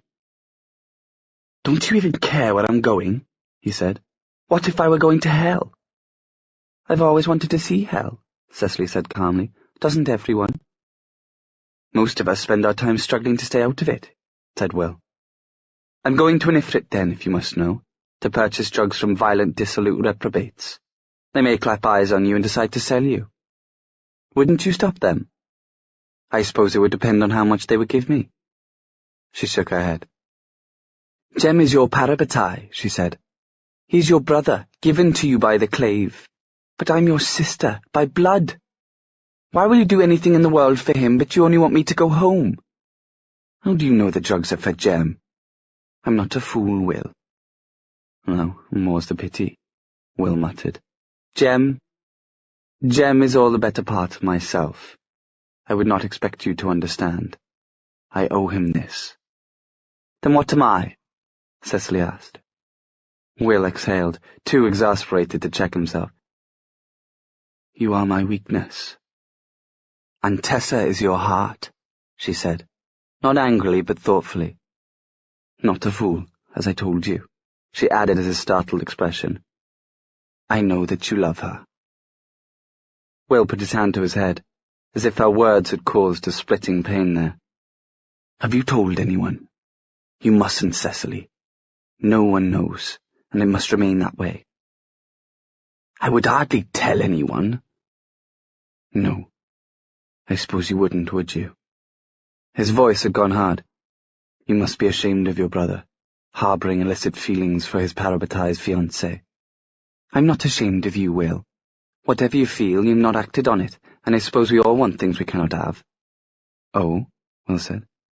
"And what do you want that you cannot have?" "For you to come home." A strand of black hair was stuck to her cheek by the dampness, making her look as if she had been crying, though Will knew she had not. "The Institute is my home," Will sighed, and leaned his head back against the stone archway. "I cannot stand out here arguing with you all evening, Ceci. If you are determined to follow me into hell, I cannot stop you." "Finally, you have seen sense. I knew you would. You are related to me, after all." Will fought the urge to shake her again. "Are you ready?" She nodded, and Will raised his hand to knock on the door. The door flew open, and Gideon stood on the threshold of his bedroom, blinking as if he had been in a dark place and had just come into the light. His trousers and shirt were wrinkled, and one of his braces had slid halfway down his arm. "Mr. Lightwood?" Sophie said, hesitating on the threshold. She was carrying a tray in her hands, loaded with scones and tea, just heavy enough to be uncomfortable. "Bridget told me you had rung for a tray." "Yes, of course, yes. Do come in." As if snapped into full wakefulness, Gideon straightened and ushered her over the threshold. His boots were off, kicked into a corner. The whole room lacked its usual neatness. Gear was strewn over a high-backed chair. Sophie winced inside to think what that would do to the upholstery. A half-eaten apple was on the nightstand, and sprawled in the middle of the bed was Gabriel Lightwood, fast asleep. He was clearly wearing his brother's clothes, for they were far too short at his wrists and ankles. Asleep, he looked younger, the usual tension smoothed from his face. One of his hands clutched a pillow as if for reassurance. "I couldn't wake him," Gideon said, unconsciously hugging his elbows. "I ought to have brought him back to his own room, but—" He sighed. "I couldn't bring myself." "Is he staying?" Sophie asked, setting the tray down on the nightstand. "At the Institute, I mean." I don't know. I think so. Charlotte told him he was welcome. I think she terrified him." Gideon's mouth quirked slightly. "Mrs. Branwell?" Sophie bristled, as she always did when she thought her mistress was being criticized. "But she's the gentlest of people." "Yes, that is why I think she terrifies him. She embraced him and told him that if he remained here, the incident with my father would be put into the past. I'm not sure which incident with my father she was referring to," Gideon added dryly. "Most likely the one where Gabriel supported his bid to take over the Institute." "You don't think she meant the most recent?" Sophie pushed a lock of hair that had come free back under her cap. "With the, enormous worm? No, oddly I don't." It's not in my brother's nature, though, to expect to be forgiven. For anything. He understands only the strictest discipline. He may think Charlotte is trying to play a trick on him, or that she is mad. She showed him to a room he could have, but I think the entire business frightened him. He came to speak to me about it, and fell asleep." Gideon sighed, looking at his brother with a mixture of fondness, exasperation, and sorrow that made Sophie's heart beat in sympathy. "Your sister," she began. "Oh, Tatiana wouldn't even consider staying here for a moment," Gideon said. "She has fled to the Blackthorns, her in-laws, and good riddance. She is not a stupid girl. In fact, she considers her intelligence to be quite superior. But she is a self-important and vain one, and there is no love lost between her and my brother." And he had been awake for days, mind you, waiting in that great blasted house, locked out of the library, pounding on the door when no answer came from my father. "You feel protective of him," Sophie observed. "Of course I do. He's my little brother." He moved towards the bed and brushed a hand over Gabriel's tousled brown hair. The other boy moved and made a restless sound, but did not wake. "I thought he would not forgive you for going against your father," Sophie said. "You had said that you were frightened of it, that he would consider your actions a betrayal of the Lightwood name." "I think he has begun to question the Lightwood name, just as I did in Madrid." Gideon stepped away from the bed. Sophie ducked her head. "I am sorry," she said. "Sorry about your father. Whatever anyone said about him, or whatever he might have done, he was your father." He turned toward her. "But, Sophie—" She did not correct him for the use of her Christian name. "I know that he did deplorable things," she said. "But you should be allowed to mourn him nonetheless. No one can take your grief from you. It belongs to you, and you alone." He touched her cheek lightly with the tips of his fingers. "Did you know your name means wisdom?" "It was very well given." Sophie swallowed. "Mr. Lightwood." But his fingers had spread out to cup her cheek, and he was bending to kiss her. "Sophie," he breathed. And then their lips found each other, a light touch giving way to a great pressure as he leaned in. Lightly and delicately she curved her hands, "So rough, worn down with washing and carrying, with scraping the grates and dusting and polishing," she fretted, but he didn't seem to be bothered or notice. Around his shoulders. Then she moved closer to him, and the heel of her shoe caught on the carpet, and she was slipping to the floor, Gideon catching at her. They tumbled to the ground together, Sophie's face flaming in embarrassment. Dear God! He would think she pulled him down on purpose, that she was some sort of wanton madwoman intent on passion. Her cap had fallen off, and her dark curls fell over her face. The rug was soft beneath her, and Gideon, above her, was whispering her name with concern. She turned her head aside, her cheeks still burning, and found herself gazing beneath his four-poster bed. "Mr. Lightwood," she said, raising herself up on her elbows. Are those scones under your bed? Gideon froze, blinking, a rabbit cornered by hounds. What? There, she pointed to the mounded dark shapes piled beneath the four-poster. There is a veritable mountain of scones beneath your bed. What on earth? Gideon sat up, raking his hands through his tumbled hair as Sophie scrambled back away from him, her skirts rustling around her. You called for those scones nearly every day. You asked for them, Mr. Lightwood. Why would you do that if you didn't want them? His cheeks darkened. It was the only way I could think of to see you. You wouldn't speak to me, wouldn't listen to me when I tried to talk to you. So you lied? Seizing up her fallen cap, Sophie rose to her feet. Do you have any idea how much work I have to do, Mr. Lightwood? Carrying coal and hot water, dusting, polishing, cleaning up after you and the others. And I don't mind or complain, but how dare you make extra work for me, make me drag heavy trays up and down the stairs just to bring you something you didn't even want? Gideon scrambled to his feet, his clothes even more wrinkled now. Forgive me, he said. I did not think. No, Sophie said, furiously tucking her hair up under her cap. You lot never do you? And with that she stalked from the room, leaving Gideon staring hopelessly after her. Nicely done, brother, said Gabriel from the bed, blinking sleepy green eyes at Gideon.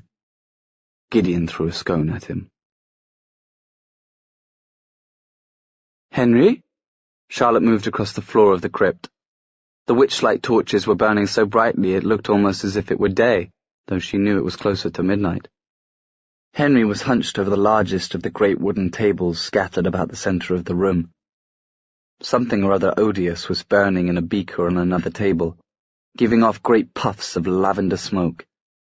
A massive piece of paper, the sort butchers used to wrap their wares in, was spread across Henry's table, and he was covering it with all sorts of mysterious ciphers and calculations, muttering to himself under his breath as he scribbled. Henry, darling, aren't you exhausted? You've been down here for hours. Henry started and looked up, pushing the spectacles he wore when he worked up into his gingery hair. Charlotte! He seemed astonished, if thrilled, to see her. Only Henry, Charlotte thought dryly, would be astonished to see his own wife in their own home. My angel! What are you doing down here? It's freezing cold. Can't be good for the baby. Charlotte laughed, but she didn't object when Henry hurried over to her and gave her a gentle hug. Ever since he had found out that they were going to have a child, he had been treating her like fine china. He pressed a kiss into the top of her hair now, and drew back to study her face. In fact, you look a little peaked. Perhaps rather than supper you should have Sophie bring you some strengthening beef tea in your room. I shall go and— Henry, we decided not to have supper hours ago. Everyone was brought sandwiches in their rooms. Jem is still too ill to eat, and the Lightwood boys too shaken up, and you know how Will is when Jem is unwell. And Tessa, too, of course. Really, the whole house is going all to pieces. Sandwiches, said Henry, who seemed to have seized on this as a substantive part of Charlotte's speech, and was looking wistful. Charlotte smiled. There are some for you upstairs, Henry, if you can tear yourself away. I suppose I shouldn't scold you. I've been going through Benedict's journals, and quite fascinating they are. But what are you working on? A portal, said Henry eagerly. A form of transport. Something that might conceivably whisk a shadow hunter from one point of the globe to another in a matter of seconds. It was Mortmain's rings that gave me the idea. Charlotte's eyes were wide. But Mortmain's rings are assuredly dark magic. But this is not. Oh, and there is something else. Come, it is for Buford. Charlotte allowed her husband to take her wrist and draw her across the room. I've told you 100 times, Henry, no son of mine will ever be named Buford. By the angel. Is that a cradle? Henry beamed. It is better than a cradle, he announced, flinging his arm out to indicate the sturdy-looking wooden baby's bed, hung between two poles that it might rock from side to side. Charlotte had to admit to herself it was quite a nice-looking piece of furniture. It's a self-rocking cradle. A what? Charlotte asked faintly. Watch. Proudly, Henry stepped forward and pressed some sort of invisible button. The cradle began to rock gently from side to side. Charlotte expelled a breath. That's lovely, darling. Don't you like it? Henry beamed. There. It's rocking a bit faster now. It was, with a slight jerkiness to the motion that gave Charlotte the feeling that she had been cast adrift on a choppy sea. She said. Henry, I do have something I wish to speak to you about, something important. More important than our child being rocked gently to sleep each night. The Clave has decided to release Jessamine, Charlotte said. She is returning to the Institute in 2 days. Henry turned to her with an incredulous look. Behind him the cradle was rocking even faster, like a carriage hurtling ahead at full tilt. She's coming back here. Henry, she has nowhere else to go. Henry opened his mouth to reply, but before a word could emerge, there was a terrible ripping sound, and the cradle tore free of its mooring and flew across the room to crash against the farthest wall, where it exploded into splinters. Charlotte gave a little gasp, her hand rising to cover her mouth. Henry's brow furrowed. Perhaps with some refinements to the design. No, Henry, Charlotte said firmly. But under no circumstances. There were daggers in Charlotte's voice. Henry sighed. Very well, dear. The infernal devices are without pity. The infernal devices are without regret. The infernal devices are without number. The infernal devices will never stop coming. The words written on the wall of Benedict's study echoed in Tessa's head as she sat by Jem's bed, watching him sleep. She was not sure what time it was exactly. Certainly it was in the wee smalls, as Bridget would have said, no doubt past midnight. Jem had been awake when she'd come in, just after Will had gone, awake and sitting up and well enough to take some tea and toast, though he had been more breathless than she would have liked, and paler. Sophie had come later to clear away the food, and had smiled at Tessa. "Fluff his pillows up," she had suggested in a whisper. Tessa had done it, though Jem had looked amused at her fussing. Tessa had never had much experience with sick rooms. Taking care of her brother when he'd been drunk was the closest she had come to playing nursemaid. She did not mind it now that it was Jem, did not mind sitting holding his hand while he breathed softly, his eyes half closed, his eyelashes fluttering against his cheekbones. "It's not very heroic," he said suddenly, without opening his eyes, though his voice was steady. Tessa started and leaned forward. She had slid her fingers into his earlier, and their linked hands lay beside him now on the bed. His fingers were cool in hers, his pulse slow. "What do you mean?" "Today," he said in a low voice and coughed, "collapsing and coughing up blood all over the Lightwood house." "It only improved the look of the place," said Tessa. "Now you sound like Will." Jem gave a sleepy smile. "And you changed the subject just like he would." "Of course I am. As if I would ever think any less of you for being ill. You know that I don't. And you were quite heroic today. Though Will was saying earlier," she added, "that all heroes come to bad ends, and he could not imagine why anyone would want to be one anyway." "Ah," Jem's hand squeezed hers briefly and then let it go. "Well, Will is looking at it from a hero's viewpoint, isn't he? But as for the rest of us, it's an easy answer." "Is it?" "Of course. Heroes endure because we need them, not for their own sakes." "You speak of them as though you were not one." She reached to brush the hair from his forehead. He leaned into her touch, his eyes closing. "Jem, have you ever—" She hesitated.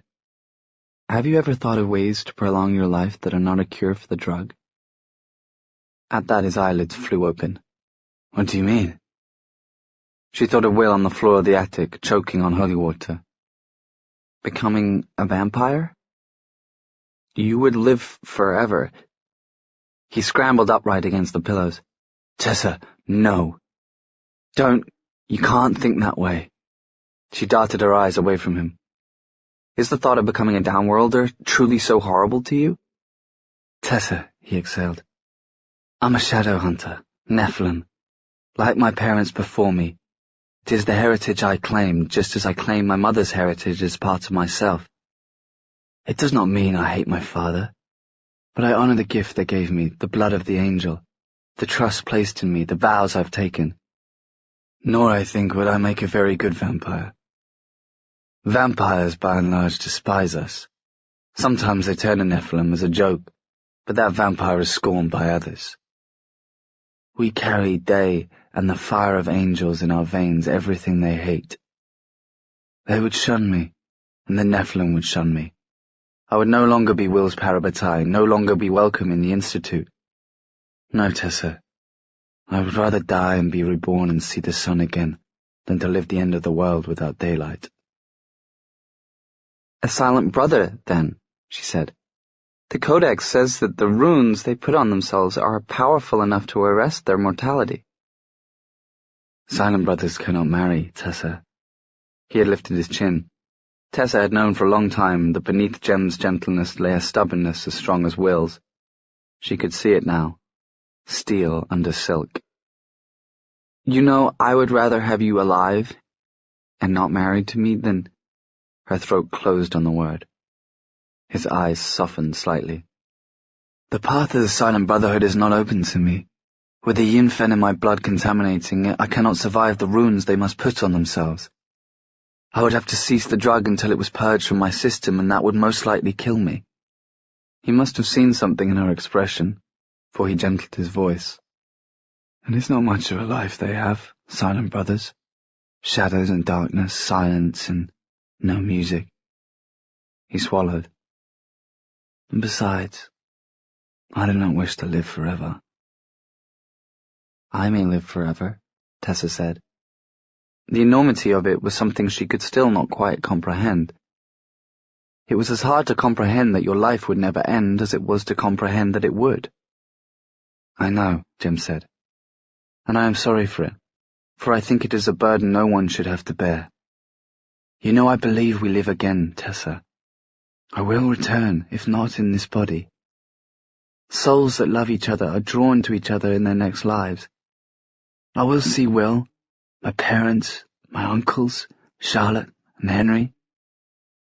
But you will not see me. It was not for the first time she had thought it, though she often pushed the thought down when it rose. If I am immortal, then I have only this one life. I will not turn and change as you do, James. I will not see you in heaven, or on the banks of the great river, or in whatever life lies beyond this one. I see you now. He reached out and put his hand on her cheek, his clear silvery grey eyes searching hers. And I see you, she whispered, and he smiled tiredly, closing his eyes. She put her hand over his, her cheek resting in the hollow of his palm. She sat, wordless, his fingers cool against her skin, until his breathing slowed and his fingers went boneless in hers. He had fallen asleep. With a rueful smile, she lowered his hand gently so it rested on the coverlet by his side. The bedroom door opened. Tessa turned round in her chair and saw Will standing on the threshold, still in his coat and gloves. One look at his stark, distraught face had her rising to her feet and following Will into the corridor. Will was already striding down the corridor with the haste of a man with the devil at his heels. Tessa closed the bedroom door carefully behind her and hurried after him. "What is it, Will? What's happened?" "I just came back from the East End," Will said. There was pain in his voice, pain she had not heard the like of since that day in the drawing-room when she had told him that she was engaged to Jem. "I'd gone to look for more Yin Fen, but there is no more." Tessa nearly stumbled as they reached the steps. "What do you mean there's no more? Jem has a supply, does he not?" Will turned to face her, walking backward down the stairs. "It's gone," he said curtly. "He did not want you to know, but there is no way to hide it. It's gone, and I cannot find more. I have always been the one to buy it. I had suppliers, but they have either vanished or come up empty-handed. I went first to that place. That place where you came and found me, you and Jem, together. They had no Yin Fen. Then another place. I went everywhere, Will said, spinning back around. They emerged into the corridor on the second level of the Institute. The library and the drawing room were here. Both their doors were open, spilling yellow light into the hall. Everywhere. In the last place I went, someone told me that it had all been deliberately brought up in the last few weeks. There is nothing. But, Jem, Tessa said, shock buzzing through her like fire. Without the Yin Fen, he'll die. Will paused for a moment in front of the library door. His eyes met hers. Just this afternoon he gave me permission to seek a cure for him, to search. And now he will die because I cannot keep him alive long enough to find it. No, Tessa said. He will not die. We will not let him. Will moved into the library, Tessa beside him, his gaze roaming over the familiar room, the lamp-lit tables, the shelves of old volumes. There are books, he said, as if she hadn't spoken. Books I was consulting, volumes about rare poisons. He moved away from her, toward a nearby shelf, his gloved hands running feverishly over the tomes that rested there. It was years ago, before Jem forbade any more research. I have forgotten. Tess had moved to join him, her skirt swishing about her ankles. Will, stop. But I have to remember. He moved to another shelf, and then another, his long, slender body casting an angled shadow across the floor. I have to find. Will, you can't read every book in the library in time. Stop. She'd moved behind him, close enough to see where the collar of his jacket was damp from the rain. This will not help Jem. Then what will? What will? He reached for another book, stared at it, and threw it on the floor. Tessa jumped. Stop, she said again, and caught at his sleeve, turning him to face her. He was flushed, breathless, his arm as tense as iron beneath her grip. When you searched for the cure before, you did not know what you know now. You did not have the allies you have now. We will go and we will ask Magnus Bane. He has eyes and ears in Downworld. He knows all kinds of magic. He helped you with your curse. He can help us with this as well. There was no curse, said Will, as if he were reciting the lines of a play. His eyes were glassy. Will, listen to me, please. Let us go to Magnus. He can help. He closed his eyes and drew a deep breath. Tessa stared. She could not help watching him when she knew he could not see her. The fine, spidering dark lashes against his cheekbones, the faint blue tint to his eyelids. Yes, he said finally. Yes, of course. Tessa, thank you.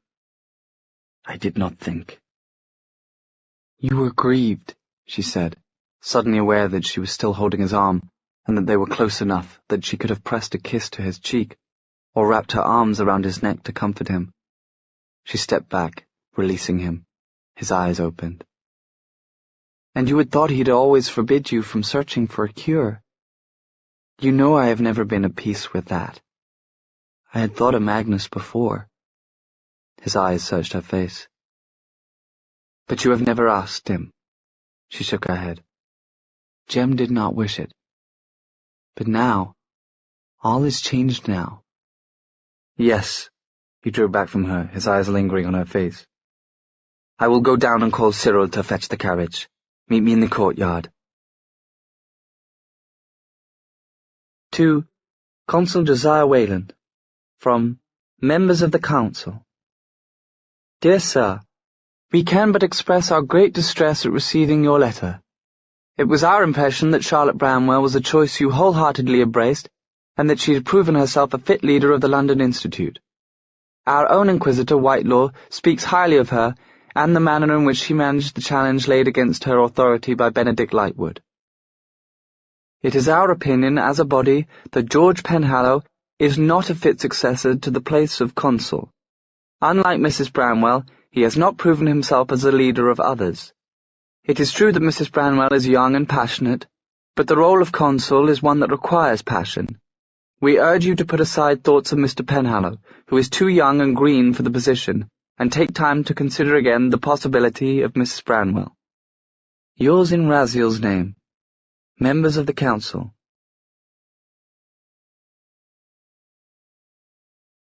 Chapter 5. A Heart Divided.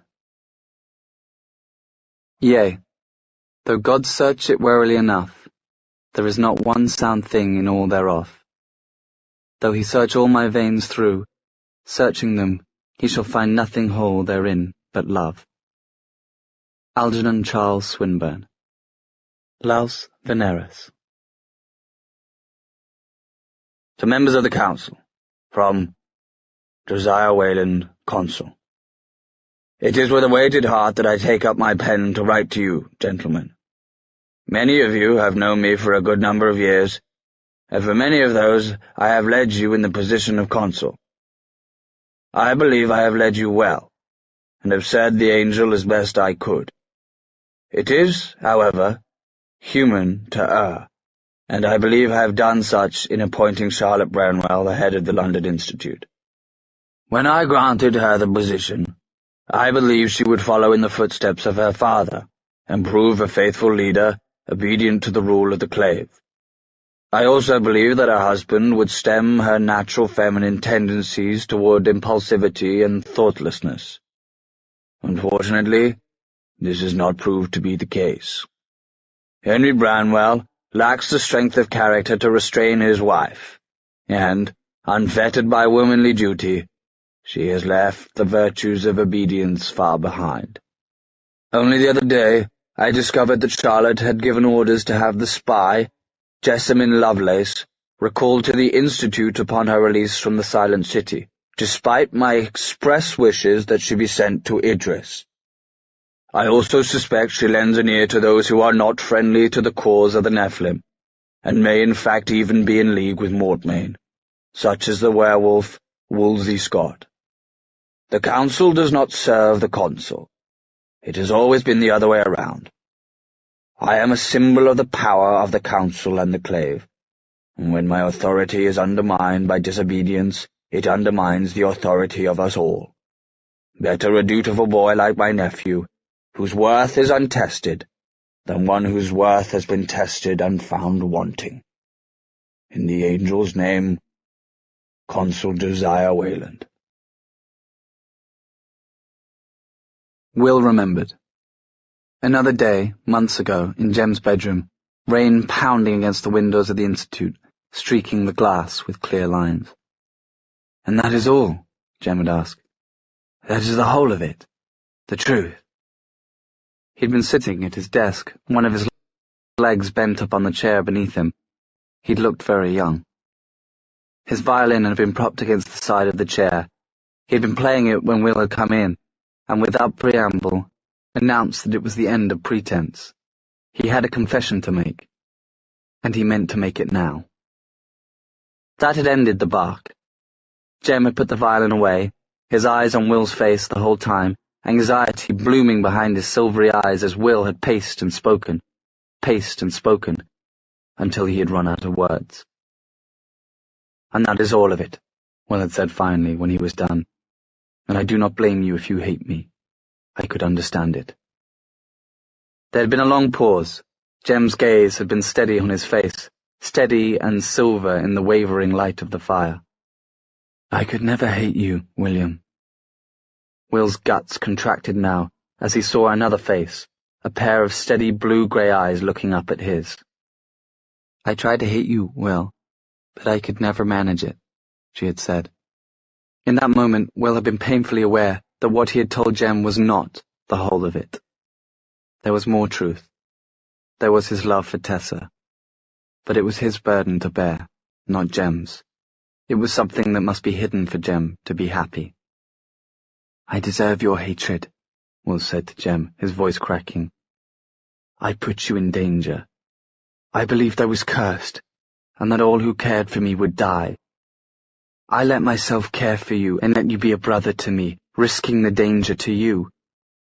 There was no danger. But I believed there was. If I held a revolver to your head, James, and pulled the trigger, would it really matter if I did not know that there were no bullets in the chambers? Jem's eyes had widened, and then he laughed. A soft laugh. "Did you think I did not know you had a secret?" he said. "Did you think I walked into my friendship with you with my eyes shut? I did not know the nature of the burden you carried, but I knew there was a burden." He stood up. "I know you thought yourself poison to all those around you," he added. "I knew you thought there to be some corruptive force about you that would break me. I meant to show you that I would not break. The love was not so fragile. Did I do that?" Will had shrugged once, helplessly. He'd almost wished Jem would be angry with him. It would have been easier. He'd never felt so small within himself as he did when he faced Jem's expansive kindness. He thought of Milton's Satan, abashed the devil stood, and felt how awful goodness is. "You saved my life," Will had said. A smile had spread across Jem's face, as brilliant as the sunrise breaking over the Thames. "That is all I ever wanted." "Will?" A soft voice broke him from his reverie. Tessa, sitting across from him inside the carriage, her grey eyes the colour of rain in the dim light. "What are you thinking of?" With an effort he pulled himself out of memory, his eyes fixing on her face, Tessa's face. She wore no hat, and the hood of her brocade cloak had fallen back. Her face was pale, wider across the cheekbones, slightly pointed at the chin. He thought he had never seen a face that had such a power of expression. Her every smile divided his heart, as lightning might split a blackened tree, as did her every look of sorrow. At the moment, she was gazing at him with a wistful concern that caught his heart. "Jem," he said, with perfect honesty. "I was thinking of his reaction when I told him of Marba's curse."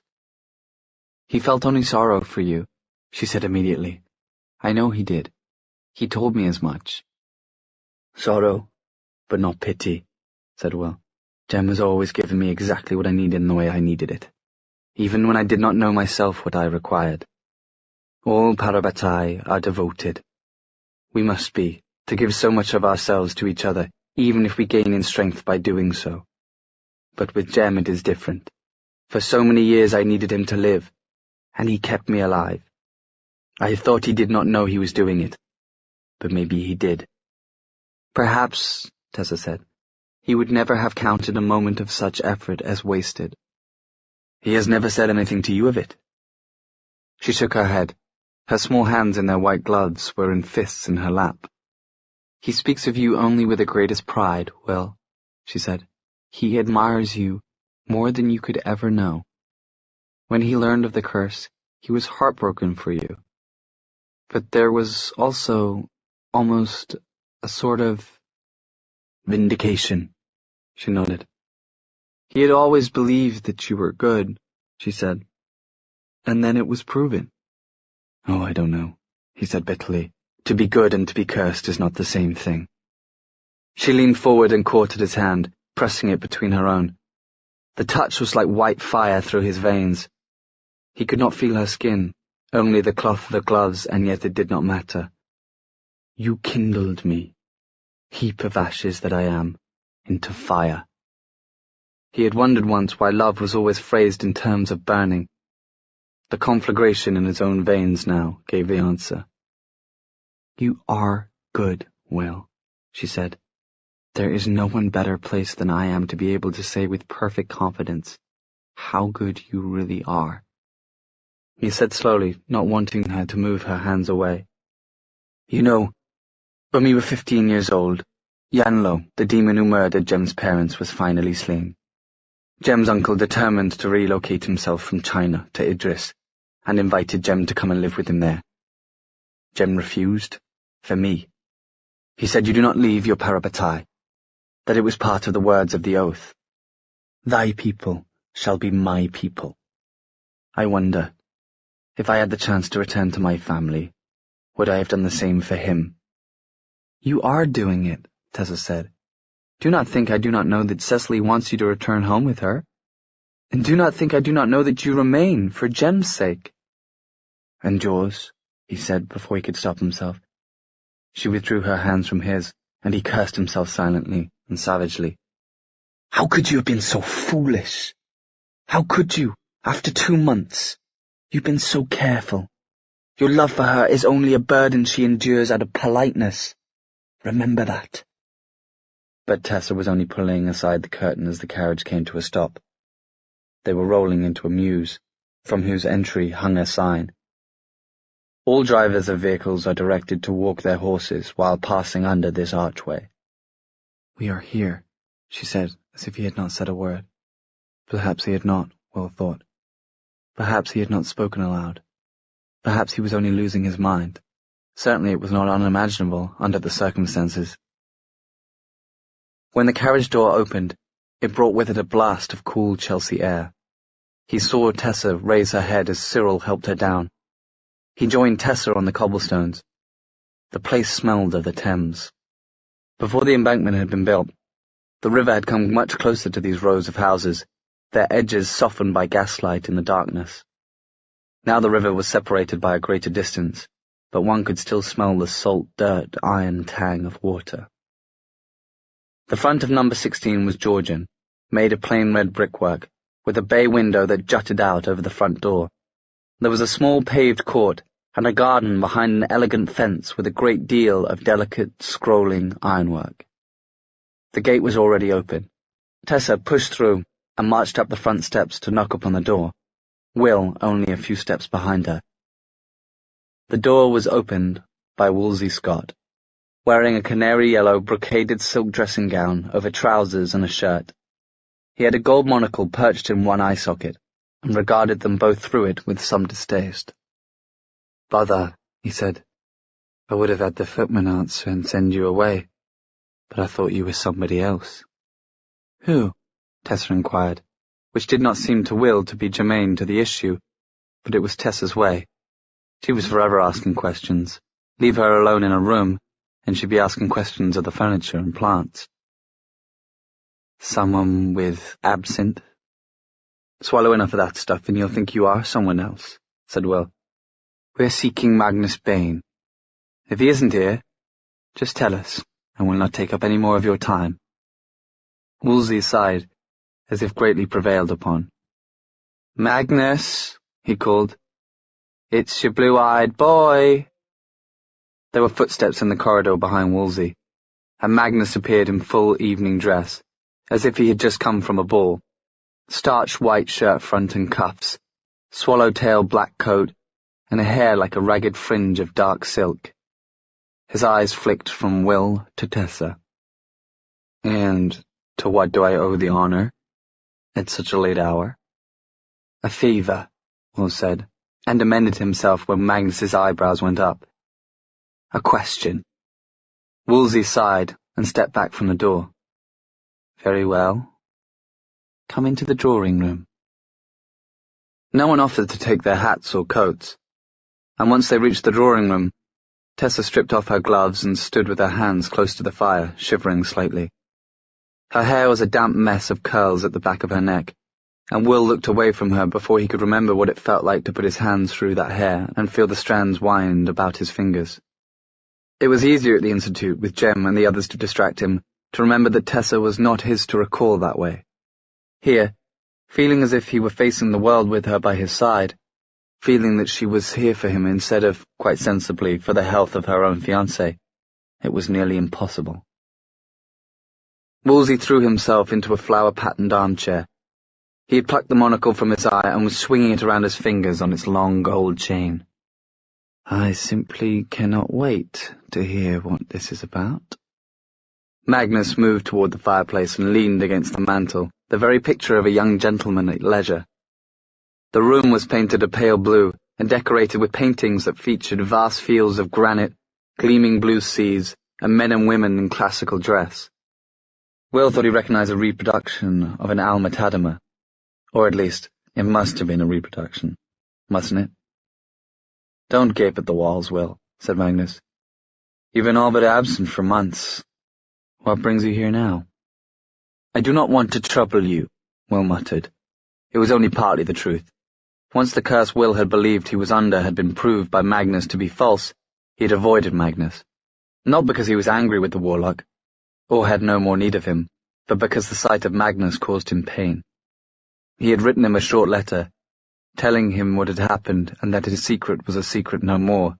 He had spoken of Jem's engagement to Tessa, and he had asked that Magnus not reply. But this is a crisis.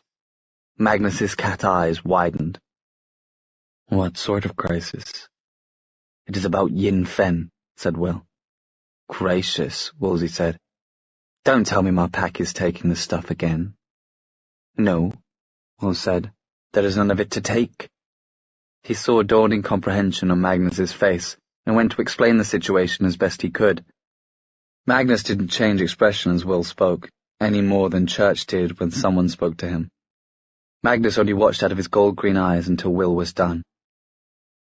And without the Yin Fen, Magnus said at last. He will die, said Tessa, turning from the fireplace. Her cheeks were flushed carnation pink, whether from the heat of the fire or the stress of the situation. Will could not tell. Not immediately, but within the week. His body cannot sustain itself without the powder. How does he take it? Wolsey inquired. Dissolved in water, or inhaled. What's that got to do with anything? Will demanded. Nothing, Wolsey said. I was only wondering. Demon drugs are a curious thing. For us, who love him, it is a sight more than curious, Tessa said. Her chin was up, and Will remembered what he had said to her once about being like Boadicea. She was brave, and he adored her for it, even as it was employed in defense of her love for someone else. Why have you come to me with this?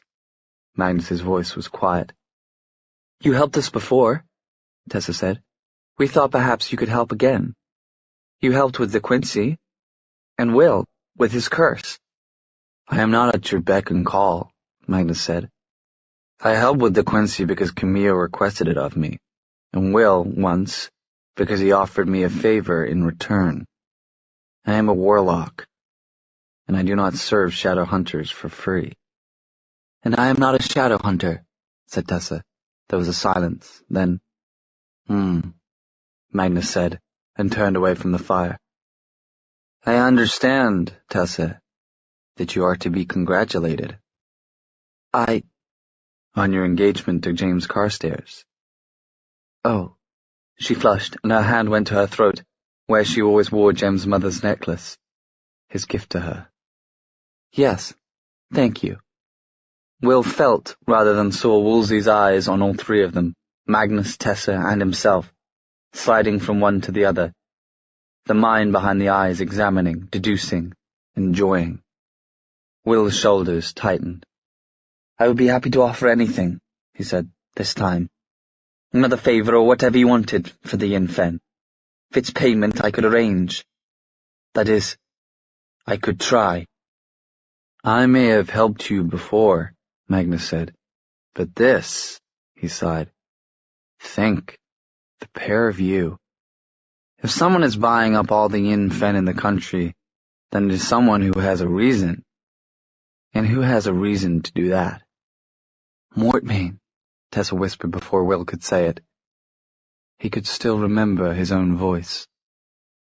Mortmain's minions have been buying up the Yin Fen supply in the East End. I confirmed it. If he would run out, and he was the only one with the supply, we would have been put in his power, said Jem.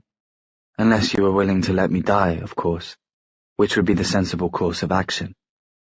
But with enough Yin Fen to last them 12 months, Will had thought there was no danger. Had thought that Mortmain would find some other way to harry and torment them, for surely he would see this plan could not work. Will had not expected a year's worth of the drug to be gone in 8 weeks.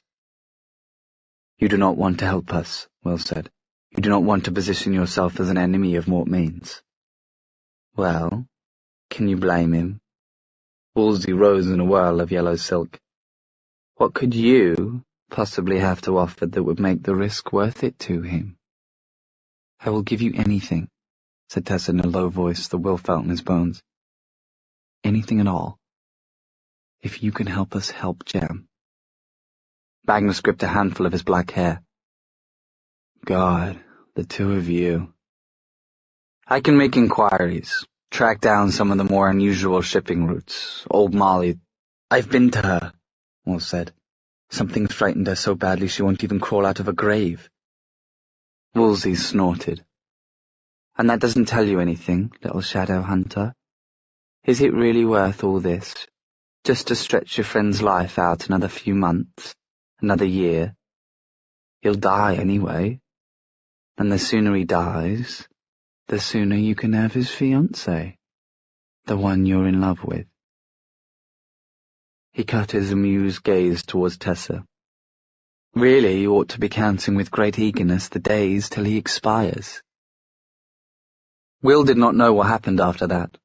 Everything went suddenly white, and Woolsey's monocle was flying across the room. Will's head hit something painfully, and the werewolf was under him, kicking and swearing, and they were rolling across the rug, and there was a sharp pain in his wrist where Woolsey had clawed him. The pain cleared his head, and he was aware that Woolsey was pinning him to the ground, his eyes gone yellow and his teeth bared as sharp as daggers, ready to bite. "Stop it! Stop it!" Tessa, by the fire, had seized up a poker. Will choked and put his hand against Woolsey's face, pushing him away. Woolsey yelled, and suddenly the weight was off Will's chest. Magnus had lifted the werewolf and shoved him away. Then Magnus's hands were fisted in the back of Will's jacket, and Will found himself being dragged from the room, Woolsey staring after him, one hand to his face where Will's silver ring had burned his cheekbone. "Let me go! Let me go!" Will struggled, but Magnus's grip was like iron. He marched Will down the corridor into a half-lit library. Will pulled free just as Magnus let go of him, resulting in an inelegant stumble that fetched him up against the back of a red velvet sofa. "I cannot leave Tessa alone with Woolsey." "Her virtue is hardly in danger from him," Magnus said dryly. "Woolsey will behave himself, which is more than I can say for you." Will turned around slowly, wiping blood from his face. "You're glaring at me," he said to Magnus. "You look like Church before he bites someone." "Picking a fight with the head of the Praetor Lupus," Magnus said bitterly. "You know what his pack would do to you if they had an excuse. You want to die, don't you?" "I don't," Will said, surprising even himself a little. "I don't know why I ever helped you. You like broken things." Magnus took 2 strides across the room and seized Will's face in his long fingers, forcing his chin up. "You are not Sidney Carton," he said. "What good will it do you to die for James Carstairs, when he's dying anyway?" "Because if I save him, then it is worth it." "God!" Magnus's eyes narrowed. "What is worth it? What could possibly be worth it?" "Everything I've lost," Will shouted.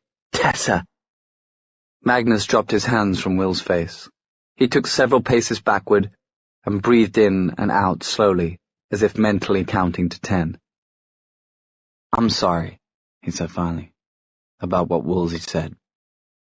If Jem dies, I cannot be with Tessa," said Will, "because it would be as if I were waiting for him to die, or took some joy in his death if it let me have her. And I will not be that person. I will not profit from his death. So he must live." He lowered his arm, his sleeve bloody. "It is the only way any of this can mean anything. Otherwise it is only pointless, needless suffering and pain. I don't suppose it would help if I told you that is the way life is. The good suffer, the evil flourish, and all that is mortal passes away." "I want more than that," said Will. "You made me want more than that. You showed me I was only ever cursed because I had chosen to believe myself so. You told me there was possibility, meaning.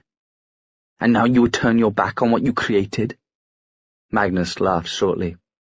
"You are incorrigible." "I've heard that." Will pulled himself away from the sofa, wincing. "You'll help me then?" "I'll help you." Magnus reached down his shirt front and drew out something that dangled on a chain, something that glowed with a soft red light. A square red stone. "Take this." He folded it into Will's hand. Will looked at him in confusion. "This was Camille's." "I gave it to her, as a gift," said Magnus, a bitter quirk to the side of his mouth. "She returned all my gifts to me last month. You might as well take it." It warns when demons are close. It might work on those clockwork creations of mortmaids. True love cannot die, Will said, translating the inscription on the back in the light from the corridor. I can't wear this, Magnus. It's too pretty for a man. So are you. Go home and clean yourself up, and we'll call upon you as soon as I have information. He looked at Will keenly. In the meantime, do your best to be worthy of my assistance. If you come near me, I shall bash in your head with this poker, Tessa said, brandishing the fireplace instrument between herself and Wolsey Scott as if it were a sword.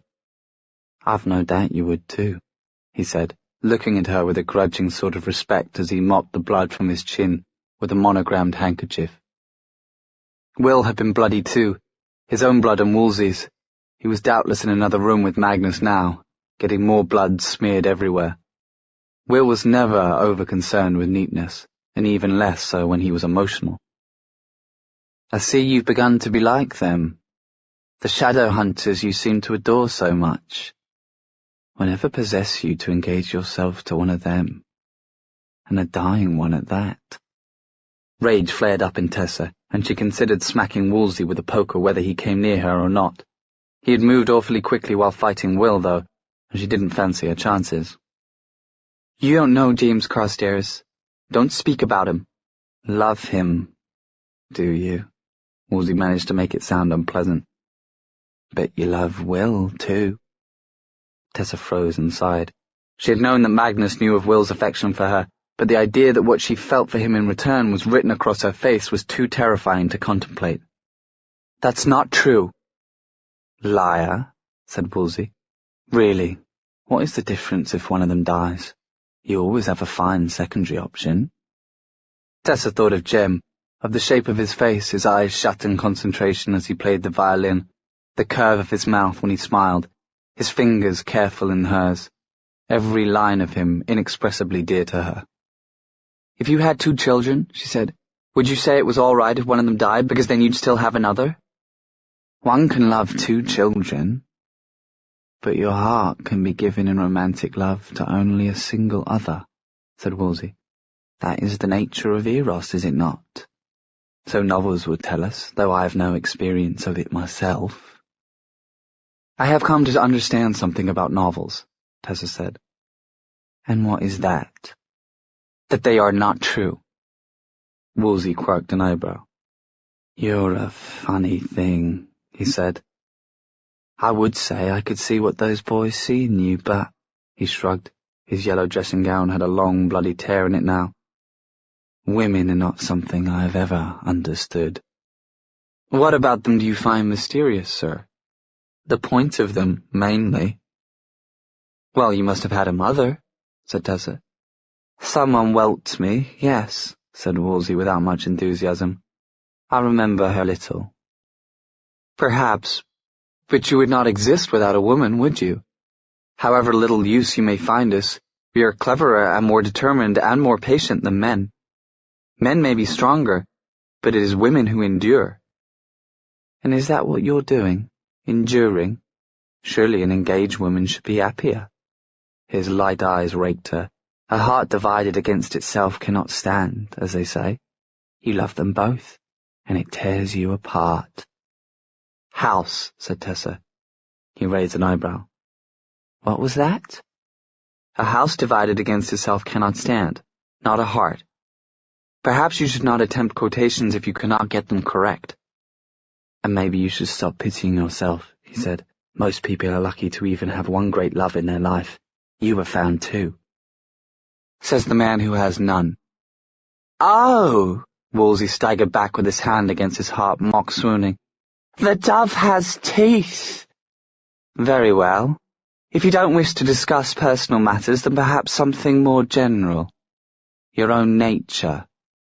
Magnus seems convinced you are a warlock. But I'm not so sure.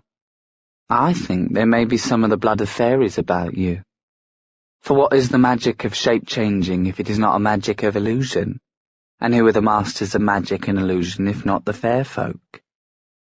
Tessa thought of the blue-haired fairy woman at Benedict's party who had claimed to know her mother, and her breath hitched in her throat. Before she could say another word to Wolsey, though, Magnus and Will came back in through the door. Will, as predicted, just as bloody as before and scowling. He looked from Tessa to Wolsey and laughed a short laugh. "I suppose you were right, Magnus," he said. "Tessa is in no danger from him. One cannot say the same in reverse." "Tessa, darling, put the poker down," Magnus said, holding out his hand. "Wolsey can be dreadful, but there are better ways of handling his moods." With a last glare at Wolsey, Tessa handed the poker to Magnus. She went to retrieve her gloves, and Will his coat, and there was a blur of movement and voices, and she heard Wolsey laugh. She was barely paying attention. She was too focused on Will. She could tell already from the look on his face that whatever he and Magnus had said to each other in private, it had not solved the problem of Jem's drugs. He looked haunted and a little deadly, the blood freckling his high cheekbones, only making the blue of his eyes more startling.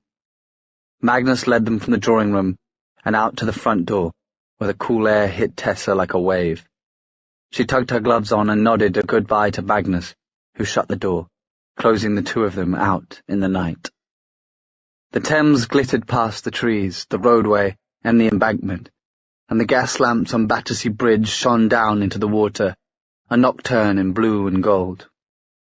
The shadow of the carriage was visible beneath the trees by the gate. Above them, the moon appeared and disappeared between moving banks of grey cloud. Will was utterly still. "Tessa," he said. His voice sounded peculiar, odd, and choked. Tessa stepped quickly down to stand beside him, looking up into his face. Will's face was so often changeable as moonlight itself, she had never seen his expression so still. "Did he say he would help?" she whispered. "Magnus? He will try. But the way he looked at me, he felt sorry for me, Tess. That means there's no hope, doesn't it? If even Magnus thinks the endeavour is doomed, there is nothing more I can do, is there?" She laid her hand upon his arm. He did not move. It was so peculiar, being this close to him, the familiar feel and presence of him. When for months they had avoided each other, had barely spoken, he had not even wanted to meet her eyes. And now he was here, smelling of soap and rain and blood and Will. "You have done so much," she whispered. "Magnus will try and help, and we will keep searching, and something may yet come to light. You cannot abandon hope." "I know it. And yet I feel such a dread in my heart as if it were the last hour of my life. I have felt hopelessness before, Tess, but never such fear. And yet I have known, I have always known, that Jem would die." She did not say it. It was between them, unspoken. "Who am I?" he whispered. "For years I pretended I was other than I was, and then I gloried that I might return to the truth of myself, only to find there is no truth to return to. I was an ordinary child, and then I was not a very good man. And now I do not know how to be either of those things any longer. I do not know what I am, and when Jem is gone, there'll be no one to show me. I know just who you are. You're Will Herondale," was all she said, and then suddenly his arms were around her, his head on her shoulder. She froze at first out of pure astonishment, and then carefully she returned the embrace, holding him as he shuddered. He was not crying. This was something else, a sort of paroxysm, as if he were choking. She knew she should not touch him, yet she could not imagine Jem wanting her to push Will away at such a moment. She could not be Jem for him, she thought, could not be his compass that always pointed north, but if nothing else, she could make his a slighter burden to carry. "Would you like this rather dreadful snuff box someone gave me? It's silver, so I can't touch it," Wolsey said. Magnus, standing at the bay window of the drawing-room, the curtain pulled aside just enough so he could see Will and Tessa on his front steps, clinging to each other as if their lives depended on it, hummed, non-committally in response. Wolsey rolled his eyes. Still out there, are they? Quite. Messy, all that romantic love business, said Wolsey. Much better to go on as we do. Only the physical matters. Indeed.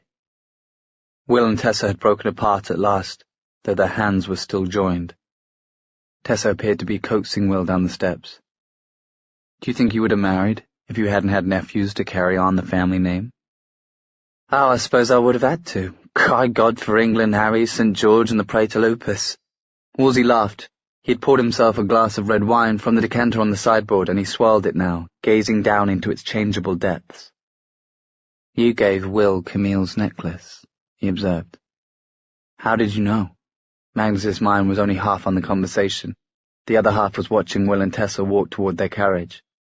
Somehow, despite the difference in their height and build, she appeared to be the one who was being leaned upon. You were wearing it when you left the room with him, but not when you returned. I don't suppose you told him what it's worth, that he's wearing a ruby that would cost more than the Institute. I didn't want it, Magnus said. Tragic reminder of lost love? Didn't suit my complexion. Will and Tessa were in the carriage now, and the driver was snapping the reins. Do you think there's a chance for him? A chance for who? Will Herondale? To be happy? Wolsey sighed gustily and put down his glass. Is there a chance for you to be happy if he isn't? Magnus said nothing. Are you in love with him? Wolsey asked, all curiosity, no jealousy. Magnus wondered what it was like to have a heart like that, or rather to have no heart at all. No, Magnus said. I have wondered that, but no. It is something else. I feel that I owe him. I have heard it said that when you save a life, you are responsible for that life. I feel I am responsible for that boy. If he never finds happiness, I will feel I have failed him. If he cannot have that girl he loves, I will feel I have failed him. If I cannot keep his parabatai by him, I will feel I have failed him. Then you will fail him, Wolsey said. In the meantime, while you're moping and seeking Yingfang, I think I might take myself travelling, see the countryside. The city depresses me in the winter.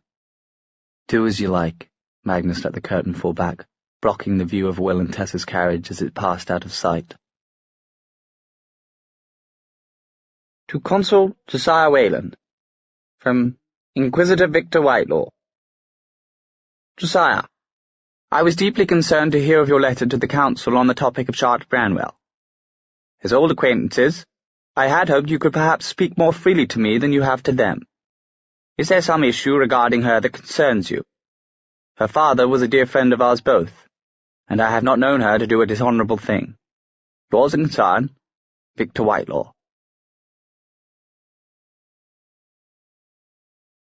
Chapter 6. Let Darkness. Let love clasp grief, lest both be drowned. Let darkness keep her raven gloss. Ah, sweeter to be drunk with loss, to dance with death, to beat the ground. Alfred Lord Tennyson, In Memoriam, A.H.H.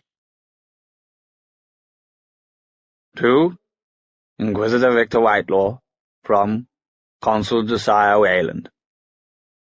This letter never sent. It is with some trepidation that I pen this letter to you, Victor, for all that we have known each other for some years now. I feel a bit like the prophetess Cassandra, doomed to know the truth, and yet to have no one believe her. Perhaps it is my sin of hubris which put Charlotte Branwell in the place she now occupies, and from which she devils me. Her undermining of my authority is constant, the instability which I fear it will cause in the clave severe. What should have been a disaster for her, the revelation that she harboured spies under her roof, the Lovelace girl's complicity in the Magister's schemes, has been recast as a triumph. The enclave hails the inhabitants of the Institute as those who uncovered the Magister and have harried him from London. That he has not been seen or heard from in the past months has been put down to Charlotte's good judgment, and it is not seen, as I suspect it is, as a tactical retreat and regrouping on his part. Though I am the consul and lead the clave, it seems very much to me that this will go down as the time of Charlotte Branwell, and that my legacy will be lost. To Inquisitor Victor Whitelaw, from Consul Josiah Wayland. This letter was sent. Victor, while your concern is much appreciated, I have no anxiety regarding Charlotte Branwell that I did not touch on in my letter to the Council. May you take heart in the strength of the angel in these troubled times. Josiah Wayland. Breakfast was at first a quiet affair. Gideon and Gabriel came down together, both subdued, Gabriel barely saying a word, aside from asking Henry to pass the butter. Cecily had placed herself at the far end of the table and was reading a book as she ate. Tessa longed to see the title, but Cecily had placed the book at such an angle that it was not visible. Will, across from Tessa, had the dark shadows of sleepiness below his eyes, a memory of their eventful night. Tessa herself poked unenthusiastically at her kedgeree, silent until the door opened and Jem came in. She looked up with surprise and a lurch of delight. He did not look unusually ill, only tired and pale. He slid gracefully into the seat beside her. "Good morning." "You look much better, Jemmy," Charlotte observed with delight. "Jemmy?" Tessa looked at Jem with amusement. He shrugged and gave her a self-deprecating grin. She looked across the table and found Will watching them. Her gaze brushed his just for a moment, a question in her eyes. Was there any chance that somehow Will had found some replacement Yin Fen in the time between returning home and this morning? But no, he looked as surprised as she felt. "I am quite," Jem said. "The Silent Brothers were of great assistance." He reached to pour himself a cup of tea, and Tessa watched the bones and tendons move in his thin wrist, distressingly visible. When he set the pot down, she reached for his hand beneath the table and he clasped it, his slim fingers wound about hers reassuringly. Bridget's voice floated out from the kitchen. "Cold blows the wind tonight, sweetheart. Cold are the drops of rain. The very first love that ever I had, in Greenwood he was slain. I'll do as much for my sweetheart as any young woman may. I'll sit and mourn at his graveside a 12-month and a day." "By the angel, she's depressing," said Henry, setting down his newspaper directly on his plate and causing the edge to soak through with egg yolk. Charlotte opened her mouth as if to object and closed it again. "So, heartbreak, death, and unrequited love." "Well, that is what most songs are about," said Will. "Requited love is ideal, but it doesn't make much of a ballad." Jem looked up, but before he could say anything, a great reverberation sounded through the Institute. Tessa was familiar enough with her London home now to know it was the sound of the doorbell. They all looked down the table at the same time at Charlotte, as if their heads were mounted on springs. Charlotte, looking startled, put down her fork. "Oh dear," she said. "There is something I had meant to tell you all, but—" "Ma'am?" It was Sophie, drifting into the room with a salver in one hand. Tessa could not help but notice that though Gideon was staring at her, she seemed to be deliberately avoiding his gaze, her cheeks pinking slightly. "Consul Wayland is downstairs, requesting to speak with you." Charlotte took the folded paper off the salver, gazed at it, sighed, and said, "Very well. Send him up." Sophie vanished in a swirl of skirts.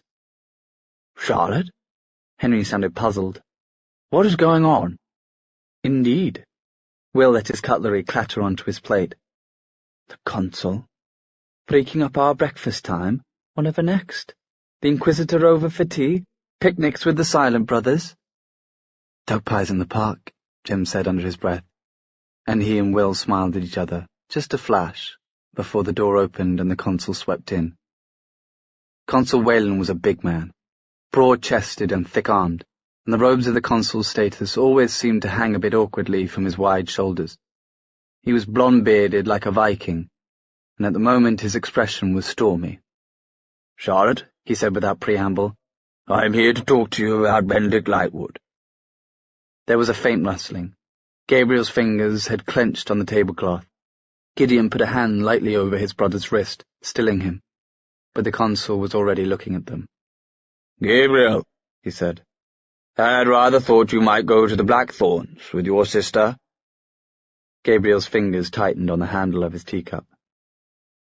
They are quite overset in their grief for Rupert, he said. I did not think now was the time to intrude. Well, you are grieving for your father, are you not? Said the consul. Grief shared is grief lessened, they say. Consul, Gideon began, shooting a worried look at his brother. Though perhaps it might be rather awkward to lodge with your sister, considering that she has brought a complaint against you for murder. Gabriel made a noise, as if someone had spilled boiling water over him. Gideon threw his napkin down and stood up. Tatiana did what? He demanded. You heard me, the consul said. It was not murder, said Jem. As you say, said the consul. I was informed that it was. Were you also informed that Benedict had turned into a gigantic worm? Will inquired, and Gabriel looked at him in surprise, as if he had not expected to be defended by Will. Will, please, Charlotte said. Consul, I notified you yesterday that Benedict Lightwood had been discovered to be in the last stages of astriola. You told me that there was a battle and he was killed, the consul replied. But what I am hearing reported is that he was ill with the pox, and that as a result he was hunted down and killed, despite offering no resistance. Will, his eyes suspiciously bright, opened his mouth. Jem reached out and clapped a hand over it. I cannot understand, Jem said, talking over Will's muffled protest. How could you know that Benedict Lightwood is dead, but not the manner of his death? If there was no body to find, it was because he had become more demon than human, and had vanished when slain as demons do. But the missing servants, the death of Tatiana's own husband— The consul looked weary. Tatiana Blackthorne says that a group of shadow hunters from the Institute murdered her father, and that Rupert was killed in the brawl. Did you mention that her father had eaten her husband? Henry inquired, finally looking up from his newspaper. Oh yes, ate him. Left his bloody boot in the garden for us to find. And there were teeth marks. Love to know how that could have been an accident. I would think that counted as offering resistance, Will said. Eating one's son-in-law, that is. Though I suppose everyone has their family altercations. You are not seriously suggesting, Charlotte said, that that Benedict should have been subdued and restrained, are you, Josiah? He was in the last stages of the pox. He had gone mad and become a worm. He could have become a worm and then gone mad, Will said diplomatically. We cannot be entirely sure. Tatiana is greatly upset, the consul said. She is considering demanding reparations. Then I will pay them. It was Gabriel, having pushed his chair back from the table and risen to his feet. I will give my ridiculous sister my salary for the rest of my life if she desires it, but I will not admit to wrongdoing. Not for myself, not for any of us. Yes, I put an arrow through his eye. Its eye, and I would do it again. Whatever that thing was, it was not my father any more. There was a silence. Even the consul did not seem to have a ready word to hand. Cecily put her book down and was looking intently from Gabriel to the consul and back again. I beg your pardon, consul, but whatever Tatiana is telling you, she does not know the truth of the situation, said Gabriel. Only I was there in the house with my father as he sickened. I was alone with him as he was going mad for the past fortnight. Finally I came here. I begged for my brother's help, Gabriel said. Charlotte kindly lent me the assistance of her shadow hunters, and by the time we had arrived back at the house, the thing that had been my father had torn my sister's husband apart. I assure you, consul, there was no manner in which my father could have been saved. We were in a fight for our lives. Then why would Tatiana? Because she is humiliated, Tessa said. It was the first word she had spoken since the consul had entered the room. She said as much to me. She believed it would be a blight on the family name if the demon pox was known of. I assume she's trying to present some kind of alternative narrative in hopes that you will repeat it to the council. But she is not telling the truth. Really, Consul, said Gideon, what makes more sense? That we all ran mad and killed my father and his sons are covering it up, or that Tatiana is lying? She never thinks things through, you know that. Gabriel stood with his hand on the back of his brother's chair. If you believe that I would have so lightly committed patricide, feel free to bring me to the Silent City to be questioned. That would probably be the most sensible course of action, the consul said. Cecily set her teacup down with a sharp bang that made everyone at the table jump. That is not fair, she said. He is telling the truth. We all are. You must know that. The consul gave her a long, measuring look, then turned back to Charlotte. You expect my trust, he said, and yet you conceal your actions from me. Actions have consequences, Charlotte. Josiah, I informed you about what happened at Lightwood House the moment everyone returned, and I was assured they were all right. You should have told me before, the consul said flatly, the moment Gabriel arrived. This was no routine mission.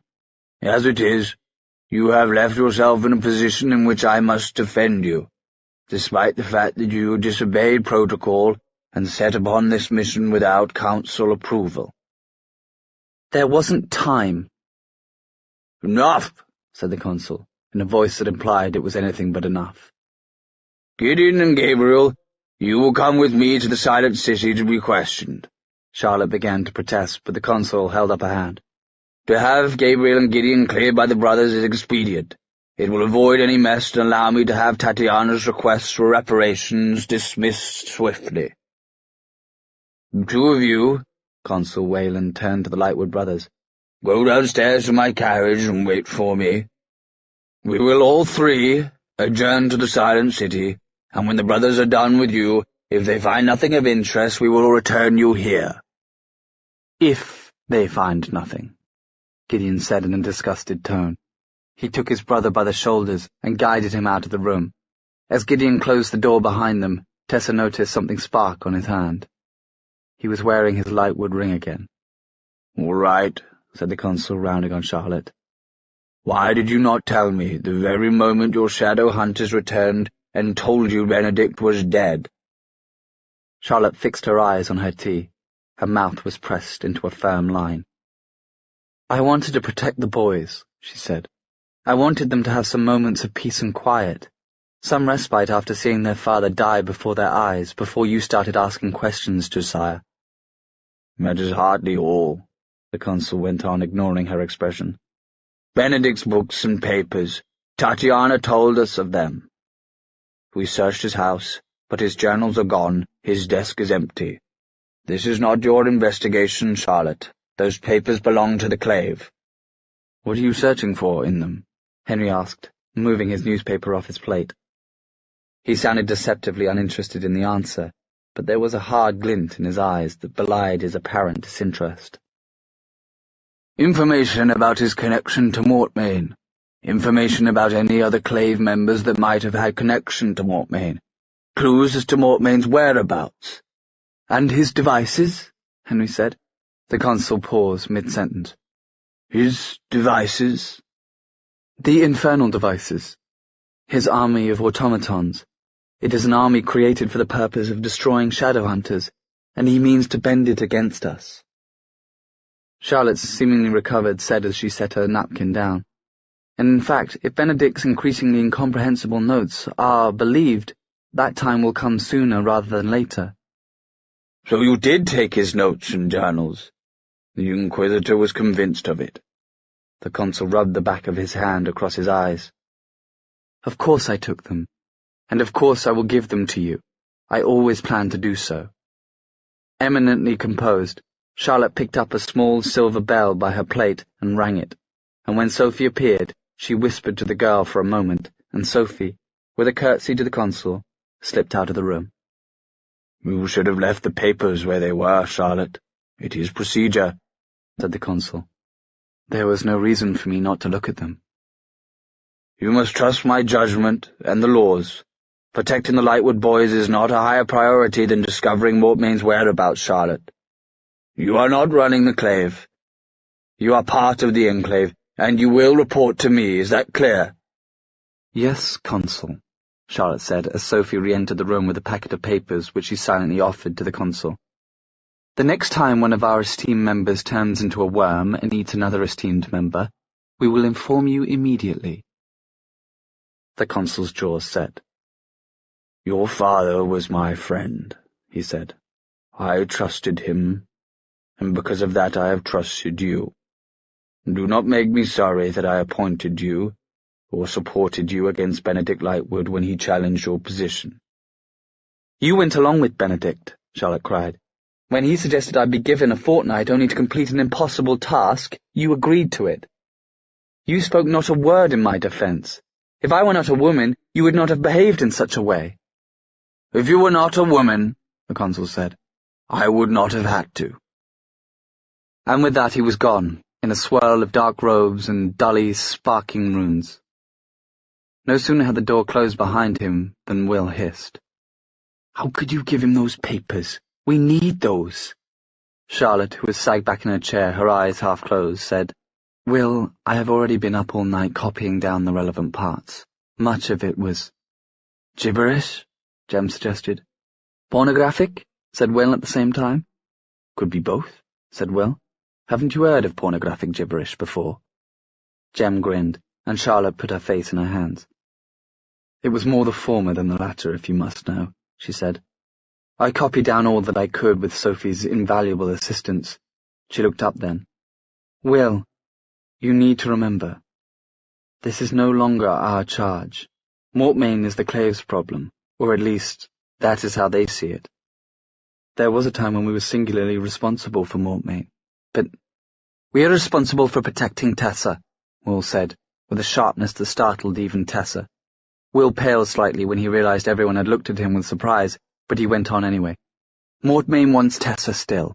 We cannot imagine he has given up. He may come with automatons, he may come with witchcraft and fire and betrayal, but he will come. Of course we will protect her, Charlotte said. We need no reminders, Will. She is one of our own. And speaking of our own, she glanced down at her plate. Jessamine returns to us tomorrow. What? Will upset his teacup, soaking the tablecloth with the dregs. There was a buzz around the table, though Cecily only stared in puzzlement, and Tessa, after a sharp intake of breath, stayed silent.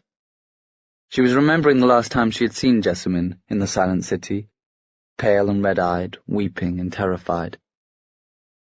She tried to betray us, Charlotte, and you're simply allowing her back. She has no other family.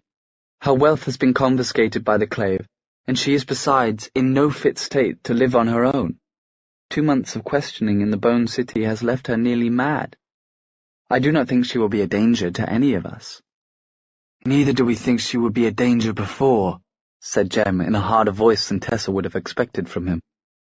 And yet the course of action she took nearly placed Tessa in Mortmain's hands, and the rest of us in disgrace.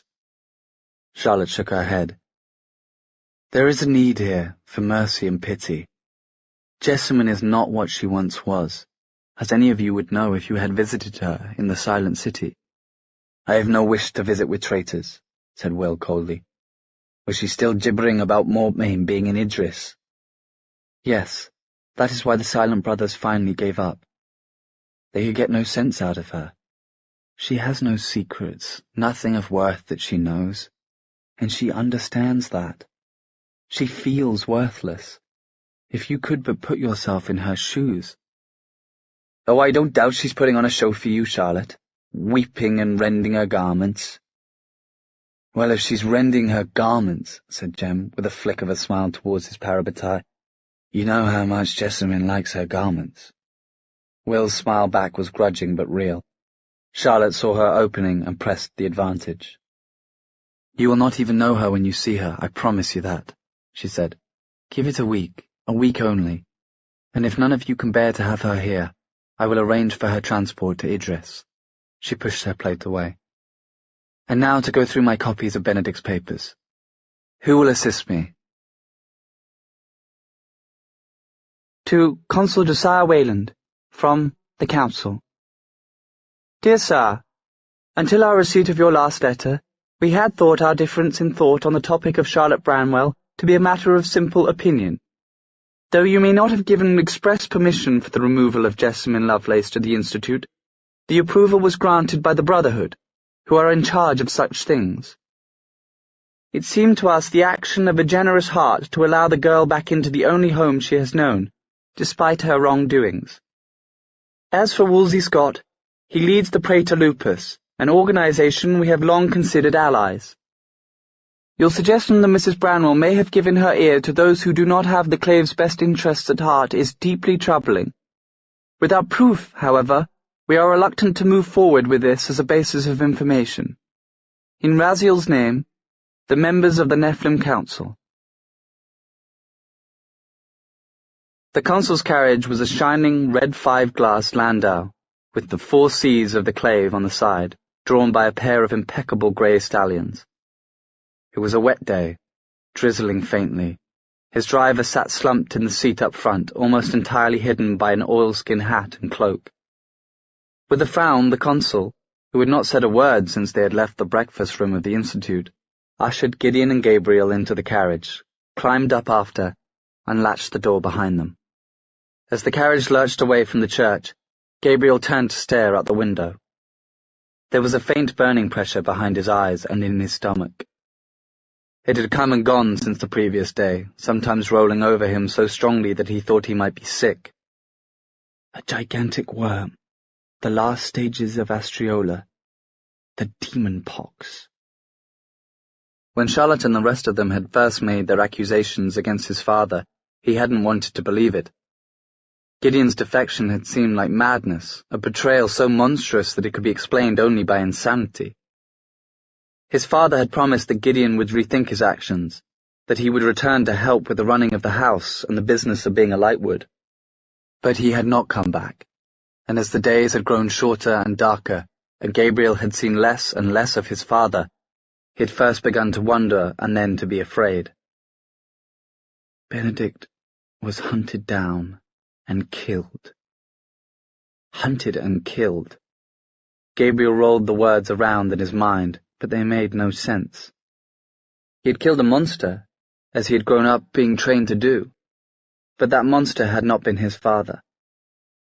His father was still alive somewhere, and any moment Gabriel would look out the window of the house and see him striding up the walk, his long grey coat flapping in the wind, the clean sharp lines of his profile outlined against the sky. Gabriel. It was his brother's voice, cutting through the fog of memory and daydream. Gabriel, the consul asked you a question. Gabriel looked up. The consul was regarding him, his dark eyes expectant. The carriage was rolling through Fleet Street, journalists and barristers and costermongers all hurrying to and fro in the traffic. I asked you, the consul said, how you were enjoying the hospitality of the Institute. Gabriel blinked at him. Little stood out for him among the fog of the past few days. Charlotte putting her arms around him, Gideon washing the blood off his hands, Cecily's face like a bright, angry flower. It's all right, I suppose, he said in a rusty voice. It is not my home. Well, Lightwood House is magnificent, said the consul. Built on blood and spoils, of course. Gabriel stared at him, uncomprehending. Gideon was looking out the window, his expression faintly sick. I thought you wished to speak to us about Tatiana, he said. I know Tatiana, said the consul. None of your father's sense, and none of your mother's kindness. Rather a bad bargain for her, I'm afraid. Her request for reparations will be dismissed, of course. Gideon twisted about in his seat and looked at the consul incredulously. If you credit her account so little, why are we here? So if I could speak with you alone, the consul said. You understand. When I first turned over the Institute to Charlotte, I had some thought that a woman's touch would be good for the place. Granville Fairchild was one of the strictest men I've known, and though he ran the Institute according to the law, it was a cold, unwelcoming place. Here in London, the greatest city in the world, and a shadow hunter could not feel at home. He shrugged fluidly. I thought giving over administration of the place to Charlotte might help. Charlotte and Henry, Gideon corrected. Henry was a cipher, said the consul. We all know, as the saying goes, that the grey mare is the better horse in that marriage. Henry was never meant to interfere, and indeed he does not. But neither was Charlotte. She was meant to be docile and obey my wishes. In that she has disappointed me deeply. You backed her against our father, Gabriel blurted, and was immediately sorry he had. Gideon shot him a quelling glare, and Gabriel folded his gloved hands tightly in his lap, pressing his lips together. The consul's eyebrows went up. Because your father would have been docile, he said. There were two bad ends, and I chose the best of them. I still had hopes of controlling her, but now— Sir, Gideon cut in his best polite voice, why are you telling us this? Ah, said the consul, glancing out the Rain Street window. Here we are. He rapped on the carriage window. Richard! Stop the carriage at the Argent Rooms. Gabriel flicked his eyes towards his brother, who shrugged in bafflement. The Argent Rooms were a notorious music hall and gentlemen's club in Piccadilly Circus. Ladies of ill repute frequented the place, and there were rumours that the business was owned by downworlders, and that on some evenings the magic shows featured real magic. I was to come here with your father, said the consul, once all three of them were on the pavement. Gideon and Gabriel were staring up through the drizzle at the rather tasteless Italianette theatre front that had clearly been grafted onto the more modest building that had stood there before. It featured a triple loggia and some rather loud blue paint. Once, the police revoked the Alhambra's license because the management had allowed the can-can to be danced upon their premises. But then the Alhambra is run by mundanes. This is much more satisfactory. Shall we go in? His tone left no room for disagreement. Gabriel followed the consul through the arcaded entrance, where money changed hands and a ticket was purchased for each of them.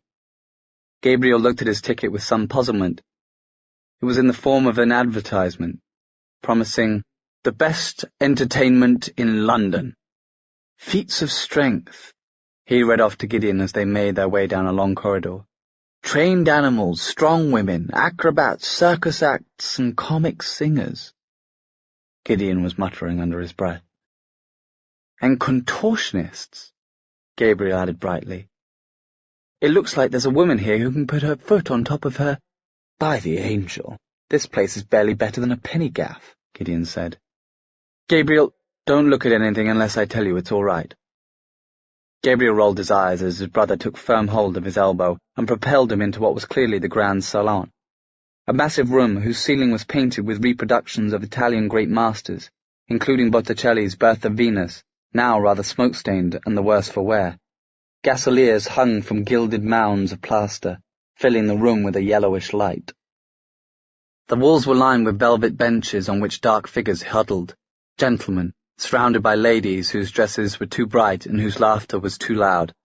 Music poured from the stage at the front room. The consul moved toward it, grinning.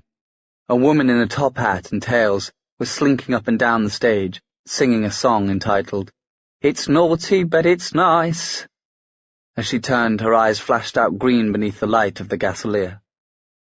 Werewolf, Gabriel thought. We're here for a moment, boys, said the consul, and he disappeared into the crowd.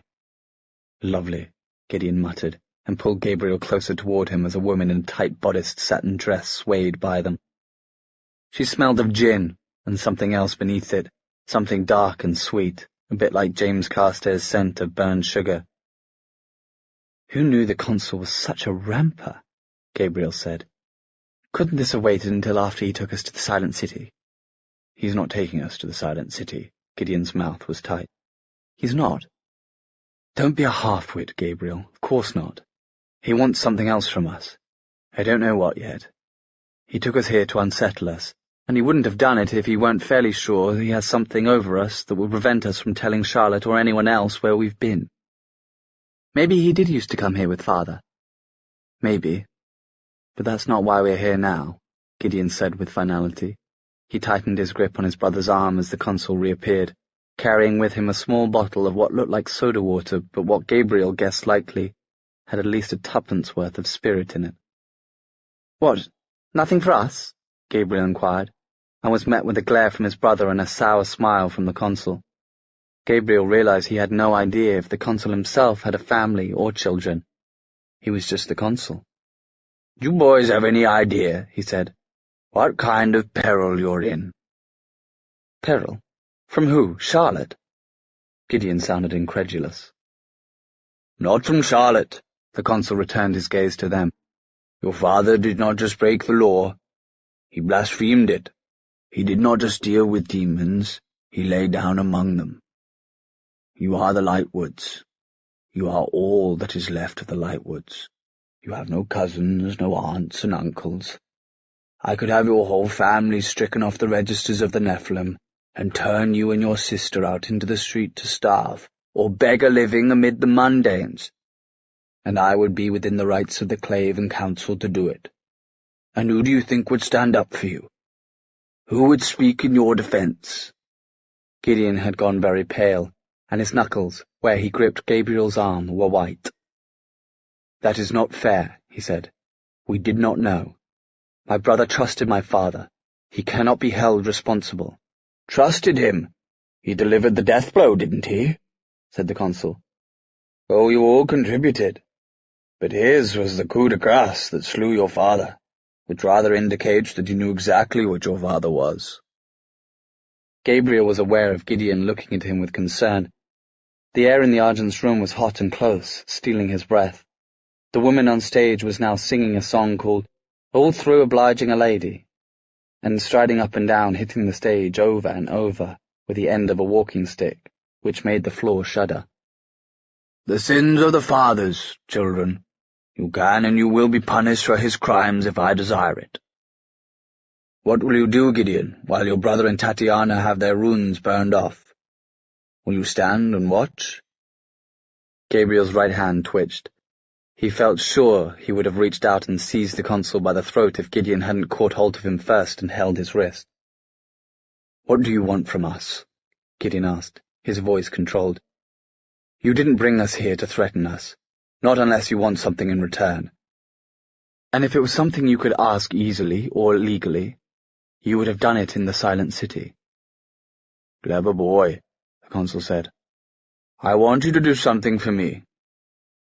Do it, and I will see to it that though the Lightwood house may be confiscated, you retain your honor and your name, your lands in Idris, and your place as shadow hunters." "What do you want us to do?" "I wish you to observe Charlotte, most specifically her correspondence. Tell me what letters she receives and sends, especially to and from Idris." "You want us to spy on her?" Gideon's voice was flat. "I do not want any more surprises like the one about your father," said the consul. "She should never have kept his disease a secret from me." "She had to," Gideon said. "It was a condition of the agreement they made." The consul's lips tightened. "Charlotte Branwell has no right to make agreements of such scope without consulting me. I am her superior. She should not and cannot go over my head in that manner. She and that group in the Institute behave as if they are their own country that exists under its own laws. Look what happened to Jessamine Lovelace. She betrayed us all, nearly to our destruction. James Carstairs is a dying drug addict. That grey girl is a changeling or a warlock and has no place in an institute. Ridiculous engagement be damned. And Will Herondale.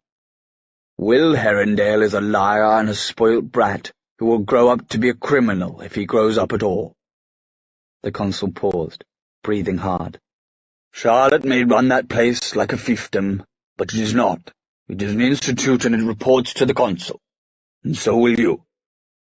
"Charlotte has done nothing to deserve such a betrayal from me," Gideon said. The consul jabbed a finger toward him.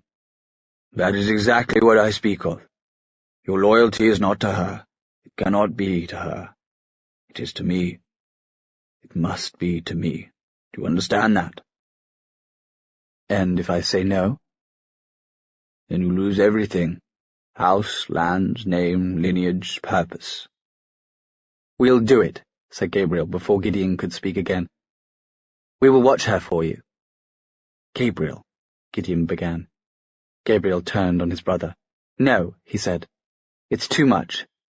You don't want to be a liar, I understand that. But our first loyalty is to family. The Blackthorns would throw Tatty out on the streets, and she wouldn't last a moment there, her and the child. Gideon whitened.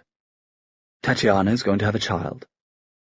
Despite the horror of the situation, Gabriel felt a flash of satisfaction at knowing something his brother hadn't known. Yes, he said. You would have known it if you were still part of our family. Gideon glanced around the room as if searching for a familiar face, then looked helplessly back at his brother and the consul. Consul Wayland smiled coldly at Gabriel, and then his brother. Have we an agreement, gentlemen? After a long moment, Gideon nodded. We will do it. Gabriel would not soon forget the look that spread over the consul's face at that. There was satisfaction in it, but there was little surprise. It was clear he had expected nothing else, and nothing better from the Lightwood boys. Scones? Tessa said incredulously. Sophie's mouth twitched into a smile. She was down on her knees before the grate with a rag and a bucket of soapy water. You could have knocked me into a cocked hat, I was that startled, she confirmed. Dozens of scones under his bed, all gone as hard as rocks. My goodness, Tessa said, sliding to the edge of the bed and leaning back on her hands. Whenever Sophie was in her room cleaning, Tessa always had to hold herself back from rushing over to help the other girl with a tinderbox or the dusting. She'd tried it on a few occasions, but after Sophie had set Tessa down gently but firmly for the fourth time, she'd given it up. And you were angry? Tessa said. Course I was. Making all that extra work for me, carrying the scones up and down the stairs and then hiding them like that. I shouldn't be surprised if we end the autumn with mice. Tessa nodded, gravely acknowledging the potential rodent issue. But isn't it a bit flattering that he went to such lengths just to see you? Sophie sat up straight. It's not flattering. He's not thinking. He's a shadow hunter and I'm a mundane. I can expect nothing from him. In the best of all possible worlds, he may offer to take me as a mistress while he marries a shadow hunter girl. Tessa's throat tightened, remembering Will on the roof offering her just that, offering her shame and disgrace, and how small she had felt, how worthless. It had been a lie, but the memory still held pain. No, Sophie said, looking back down at her red, work-roughened hands. It's better that I never entertain the idea. That way there'll be no disappointment. I think the Lightwoods are better men than that, Tessa offered. Sophie brushed her hair back from her face, her fingers lightly touching the scar that bisected her cheek.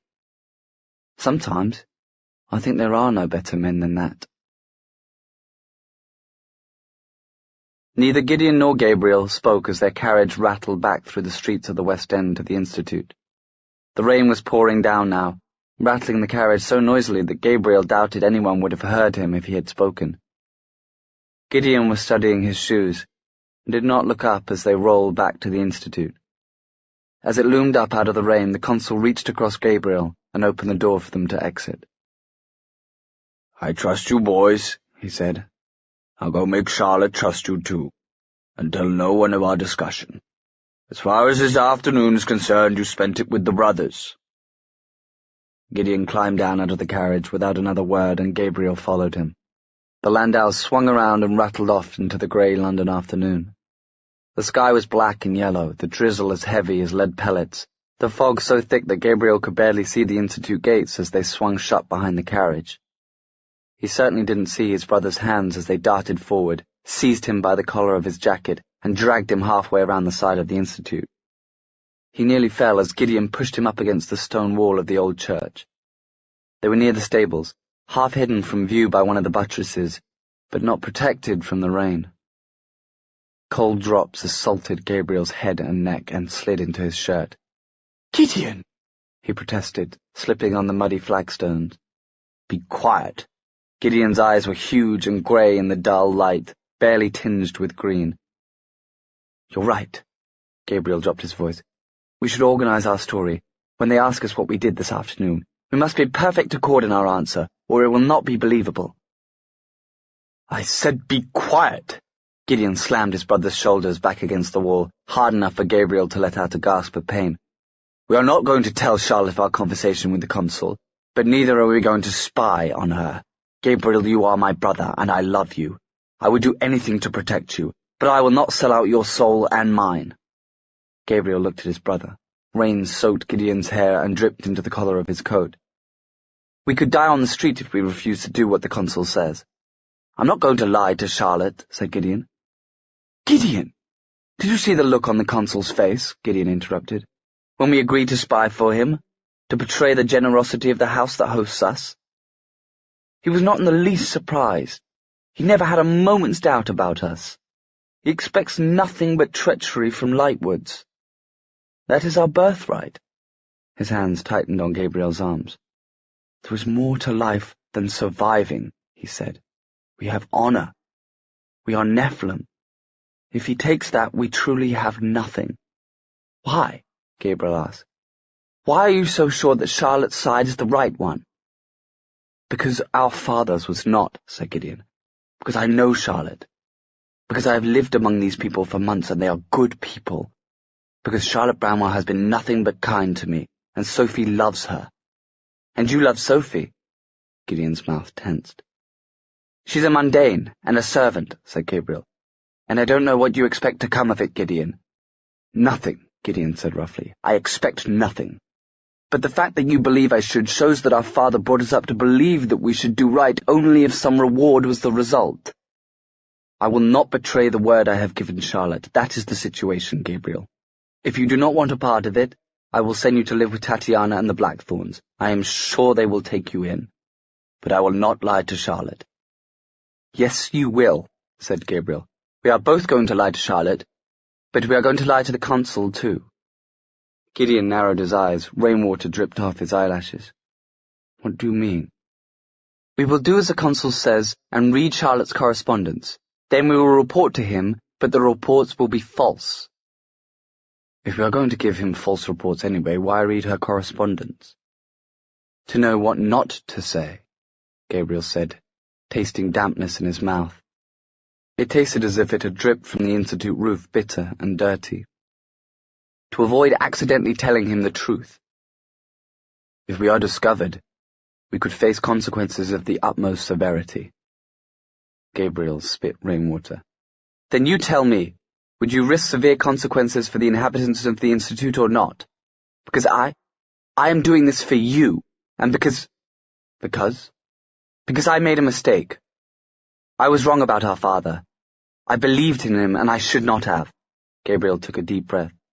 "I was wrong, and I seek to undo that, and if there is a price to be paid, then I will pay it." Gideon looked at him for a long time. "Was that your plan all along? When you agreed to the consul's demands in the Argent rooms? Was this your plan?" Gabriel looked away from his brother toward the rain-wet courtyard. In his mind he could see the two of them, much younger, standing where the Thames cut through the edge of the house's property, and Gideon showing him the safe path through the swampy ground. His brother had always been the one to show him the safe paths. There had been a time when they had trusted each other implicitly, and he did not know when it had ended, but his heart ached for it more than it ached at the loss of his father. "Would you believe me," he said bitterly, "if I told you it was? Because it is the truth." Gideon was still for a long moment. Then Gabriel found himself hauled forward, his face mashed into the wet wool of Gideon's overcoat, while his brother held him tightly, murmuring, "All right, little brother. It's going to be all right," as he rocked them back and forth in the rain.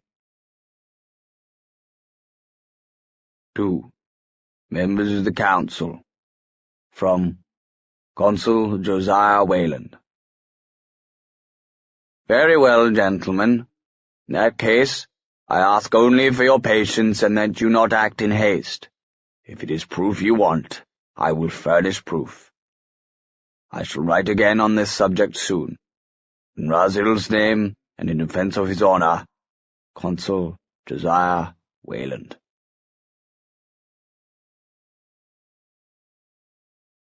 Chapter 7. Dare to Wish. If the past year were offered me again, and choice of good and ill before me set, would I accept the pleasure with the pain, or dare to wish that we had never met? Augusta, Lady Gregory, if the past year were offered me again. To Consul Wayland, from Gabriel and Gideon Lightwood. Dear Sir, we are most thankful that you have assigned us the task of monitoring Mrs. Bramwell's behaviour. Women, as we know, need to be closely watched so they do not go astray. We are grieved to announce that we have shocking tidings to report. A woman's management of our household is her most important duty, and one of the most important womanly virtues is frugality. Mrs. Bramwell, however, seems addicted to expenditure and cares for nothing save vulgar display. Though she may be dressed plainly when you pay a visit, we are saddened to report that in her leisure hours she bedecks herself with the finest silks and most costly jewels imaginable. You asked us to, and loath though we were to invade a lady's privacy, we did so. We would report the exact details of her letter to her modiste, but we fear you would be overcome. Suffice it to say, the money outlaid upon hats rivals the annual income of a large estate or a small country. We fail to see why one small woman needs so many hats. She is unlikely to be concealing additional heads upon her person. We will be too gentlemanly to comment upon a lady's attire, except for the deleterious effect it has on our duties. She skimps on household necessities to the most horrifying degree. Every night we sit down to a dinner of gruel, as she sits at table dripping with gems and gewgaws. This is, you may conceive, hardly fighting fair for your valiant shadow hunters. We are so weak that we were almost vanquished by a behemoth demon last Tuesday, and of course those creatures are chiefly composed of a viscous substance. At our peak and sustained with good victuals, either of us would be capable of crushing beneath our boot heels a dozen behemoth demons at a time. We very much hope that you will be able to render us assistance in this matter, and that Mrs. Bramwell's outlay upon hats and other feminine articles of clothing that we hesitate in delicacy to name will be checked. Yours truly, Gideon and Gabriel Lightwood. What's a gewgaw? Gabriel asked, blinking owlishly down at the epistle he had just helped compose. Actually, Gideon had dictated most of it. Gabriel had merely moved the pen across the page. He was beginning to suspect that behind his brother's dour facade lay an unsung comic genius. Gideon waved a dismissive hand. It doesn't matter. Seal the envelope and let us give it to Cyril that it may go out with the morning post. It had been several days since the battle with the Great Worm, and Cecily was in the training room again.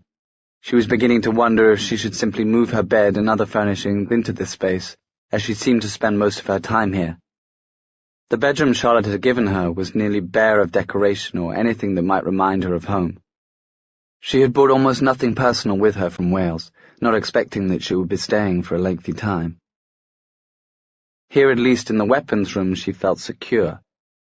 Perhaps because there was no room like it where she had grown up. It was purely a shadow hunter place.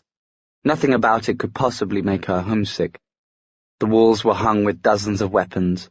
Her first lesson with Will, when he had still been blazing with rage that she was there at all, had involved memorizing all their names and what they did. Katana blades from Japan, double-handed broadswords, thin-bladed misericords, morning stars and maces, curved Turkish blades, crossbows and slingshots, and tiny pipes that blew poisoned needles. She remembered him spitting out the words as if they were poison. "Be as angry as you want, big brother," she had thought. "I may pretend I wish to be a shadow hunter now, because it gives you no choice but to keep me here. But I will show you that these people are not your family. I will bring you home." She lifted a sword from the wall now and balanced it carefully in her hands. Will had explained to her that the way to hold a two-handed sword was just below the ribcage, pointing straight out. Legs should be balanced with equal weight on them, and the sword should be swung from the shoulders, not the arms, to get the most force in a killing blow. A killing blow. For so many years she had been angry at her brother for leaving them all to join the shadow hunters in London, for giving himself up to what her mother had termed a life of mindless murder, of weapons and blood and death. What was so poor to him about the green mountains of Wales? What did their family lack? Why turn your back on the bluest of blue seas for something as empty as all that? And yet here she was, choosing to spend her time alone in the training room with a silent collection of weaponry. The weight of the sword in her hand was comforting, almost as if it served as a barrier between herself and her feelings. She and Will had wandered all over the city a few nights before, from opium dens to gambling hells to Ifrit haunts, a blur of colour and sense and light. He had not been exactly friendly, but she knew that for Will, allowing her to accompany him on such a sensitive errand had been a gesture indeed. She had enjoyed their companionship that night. It had been like having her brother back. But as the evening had worn on, Will had become progressively more silent, and when they returned to the Institute, he had stalked away, clearly wishing to be alone, leaving Cecily with nothing to do but return to her room and lie awake staring at the ceiling until dawn came. She had thought somehow, when she had planned to come here, that the bonds that held him here could not be that strong. His attachment to these people could not be like his attachment to family. But as the night had gone on, and she had seen his hope and then his disappointment at each new establishment when he'd asked for Yin Fen and there was none to be had, she had understood.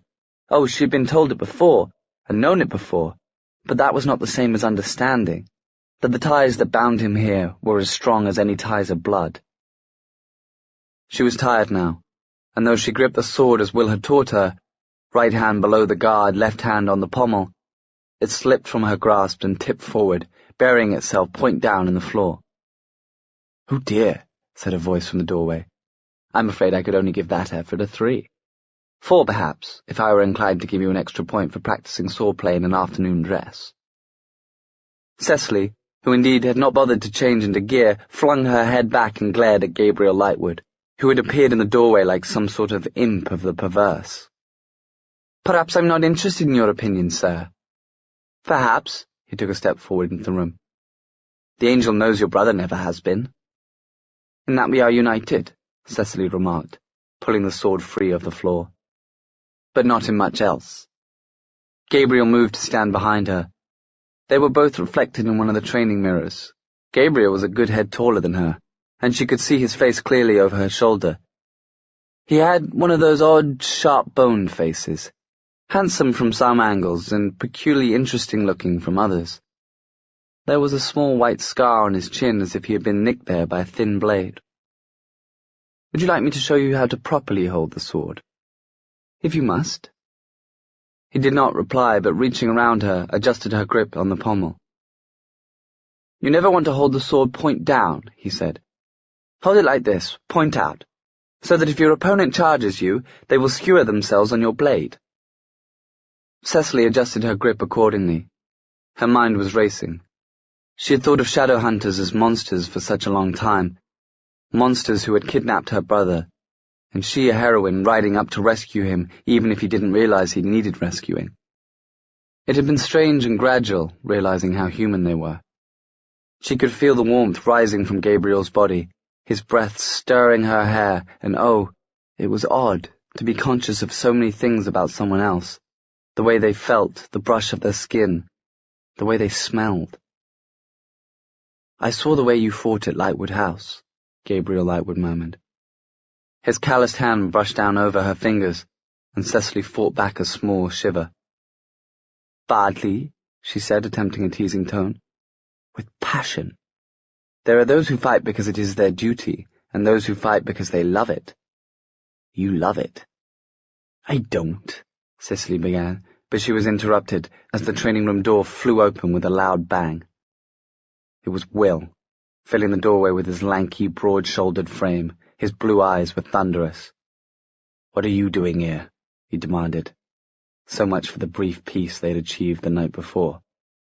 "I am practicing," Cecily said. "You told me I would get no better without practice." "Not you. Gabriel Lightworm over here." Will jerked his chin toward the other boy. "Sorry. Lightwood." Gabriel slowly unhitched his arms from around Cecily. "Whoever has been tutoring your sister in swordplay has imparted many bad habits. I was merely endeavouring to help." "I told him it was all right," Cecily said, having no idea why she was defending Gabriel, except that she suspected it would annoy Will. "It did." His eyes narrowed. "And did he tell you he'd been looking for years for a way to get back at me for what he perceives as an insult to his sister? And what better way of doing it than through you?" Cecily whipped her head around to stare at Gabriel, who wore an expression of mixed annoyance and defiance. "Is that true?" He did not reply to her, but to Will. "If we are going to live in the same house, Herondale, then we shall have to learn to treat each other cordially. Don't you agree? As long as I can still break your arm as easily as to look at you, I agree to no such thing." Will reached up and plucked her rapier off the wall. "Now get out of here, Gabriel, and leave my sister alone." With a scornful look, Gabriel pushed his way past Will and out of the room. "Was that absolutely necessary, Will?" Cecily demanded, as soon as the door had shut behind him. "I know Gabriel Lightwood, and you do not. I suggest you leave it to me to be the best judge of his character. He wishes to use you to hurt me." "Really, you cannot imagine a motivation he might have that is not yourself." "I know him," Will said again. "He has shown himself to be a liar and a traitor. People change." "Not that much." "You have," Cecily said, striding across the room and dropping her sword onto a bench with a clatter. "So have you," Will said, surprising her. She turned on him. "I have changed? How have I changed?" "When you came here," he said, "you spoke over and over of getting me to come home with you. You disliked your training. You pretended otherwise, but I could tell. Then it ceased to be, 'Will, you must go home,' and became, 'Write a letter, Will.' And you began enjoying your training. Gabriel Lightwood is a bounder, but he was right about one thing.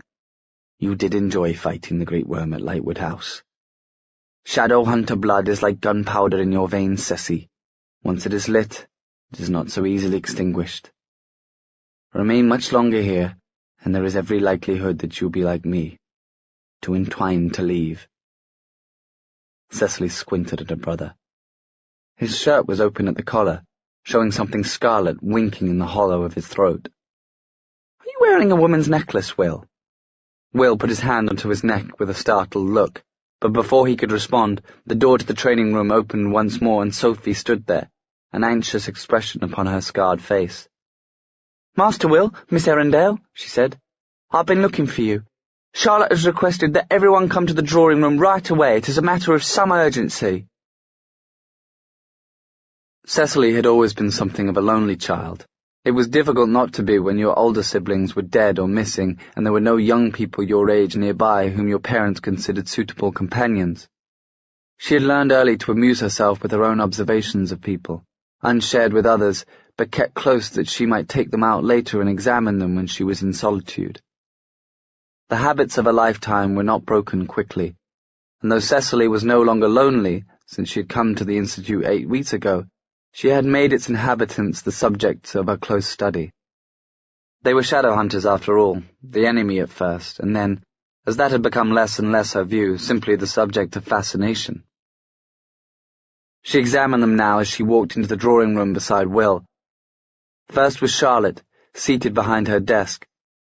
Cecily had not known Charlotte long, and yet she knew that Charlotte was the sort of woman who kept her calm even under pressure. She was tiny but strong, a bit like Cecily's own mother, although with less of a penchant for muttering in Welsh. Then there was Henry. He might have been the first of them all to convince Cecily that those shadow hunters were different, they were not dangerously alien. There was nothing frightening about Henry, all lanky legs and angles as he leaned against Charlotte's desk. Her eyes slid over Gideon Lightwood next, shorter and stockier than his brother, Gideon, whose green-grey eyes usually followed Sophie about the Institute like a hopeful puppy's. She wondered if the others in the Institute had noticed his attachment to their maid and what Sophie thought about it herself. And then there was Gabriel. Cecily's thoughts where he was concerned were jumbled and confused.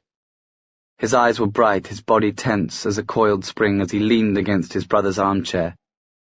On the dark velvet sofa just across from the Lightwoods sat Jem with Tessa behind him.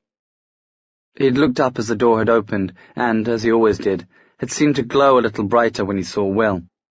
It was a quality peculiar to both of them, and Cecily wondered if it was that way for all parabatai, or if they were a unique case. In either eventuality, it must be terrifying to be so intertwined with another person, especially when one of them is as fragile as Jem. As she watched, Tessa laid her hand over Jem's and said something quiet to him that made him smile. Tessa looked quickly to Will, but he only crossed the room as he always did to lean against the fireplace mantel. Cecily had never been able to decide if he did this because he was perpetually cold, or because he thought he looked dashing standing before the leaping flames. "You must be ashamed of your brother, harbouring illicit feelings for his parabatai's fiancée," Will had said to her. If he had been anyone else, she would have told him there was no point keeping secrets. The truth would out, eventually. But in Will's case, she was not so sure. He had the skill of years of hiding and pretending on his side. He was a master actor. If it were not that she was his sister, if it were not that she saw his face at the moments when Jem was not looking, she did not think that she would have guessed it either. And then there was the awful truth that he would not need to hide his secret forever. He needed to hide it only as long as Jem lived. If James Carstairs were not so unrelentingly kind and well-intentioned, Cecily thought, she might have hated him on her brother's behalf. Not only was he marrying the girl Will loved, but when he himself died, she feared, Will would never recover. But you could not blame someone for dying, for leaving on purpose perhaps, as her brother had left her and her parents, but not for dying, the power over which was surely beyond the grasp of any mortal human. "I'm glad you're all here," Charlotte said in a strained voice that snapped Cecily out of her brown study. Charlotte was looking gravely down at a polished salver on her desk, on which was an open letter and a small packet wrapped in waxed paper. "I have received a disturbing piece of correspondence. From the Magister." "From Mortmain?" Tessa leaned forward, and the clockwork angel she always wore around her neck swung free, glittering in the light from the fire. "He wrote to you?"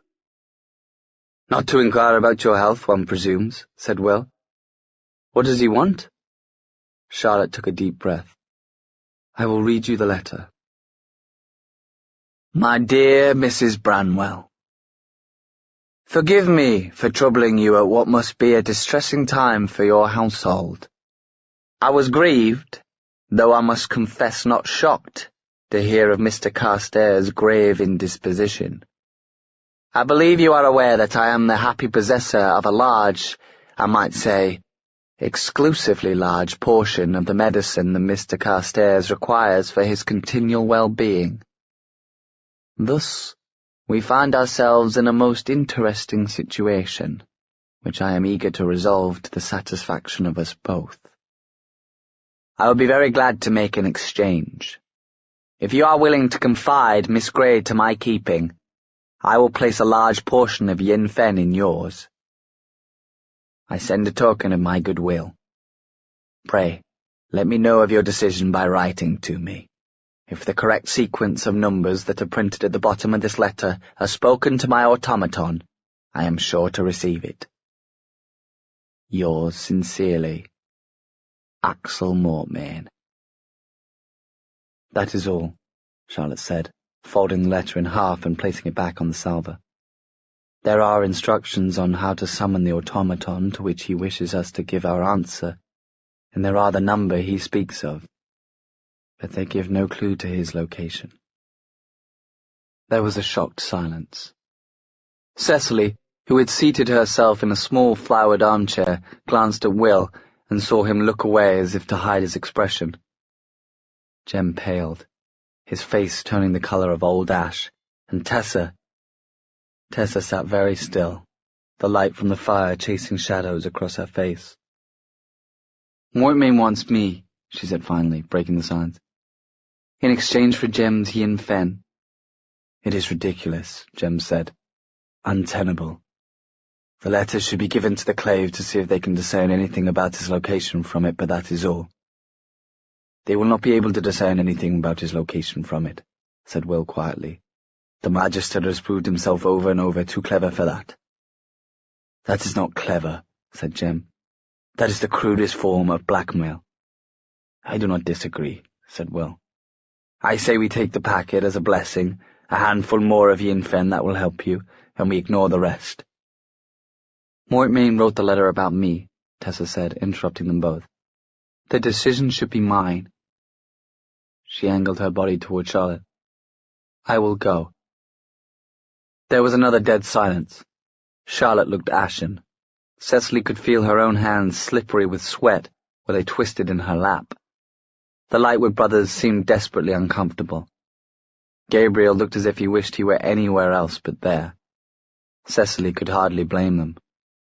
The tension between Will, Jem, and Tessa felt like a powder keg that needed only a match to blow it to kingdom come. "No," Jem said finally, rising to his feet. "Tessa, you cannot." She followed his motion, rising as well. "I can. You're my fiancé. I cannot allow you to die when I might help you, and Mortmain does not mean me physical harm." "We do not know what he means. He cannot be trusted," Will said, and then he put his head down, his hand gripping the mantle so hard his fingers were white. Cecily could tell he was forcing himself to be silent. "If it were you Mortmain wanted, Will, you would go," Tessa said, looking at Cecily's brother with a meaning in her eyes that brooked no contradiction. Will flinched at her words. "No," said Jem. "I would forbid him as well." Tessa turned to Jem with the first expression of anger toward him Cecily had ever seen on her face. "You cannot forbid me, any more than you could Will." "I can," Jem said, "for a simple reason. The drug is not a cure, Tessa. It only extends my living. I will not allow you to throw away your own life for a remnant of mine. If you go to Mortmain, it will be for nothing. I still won't take the drug." Will lifted his head.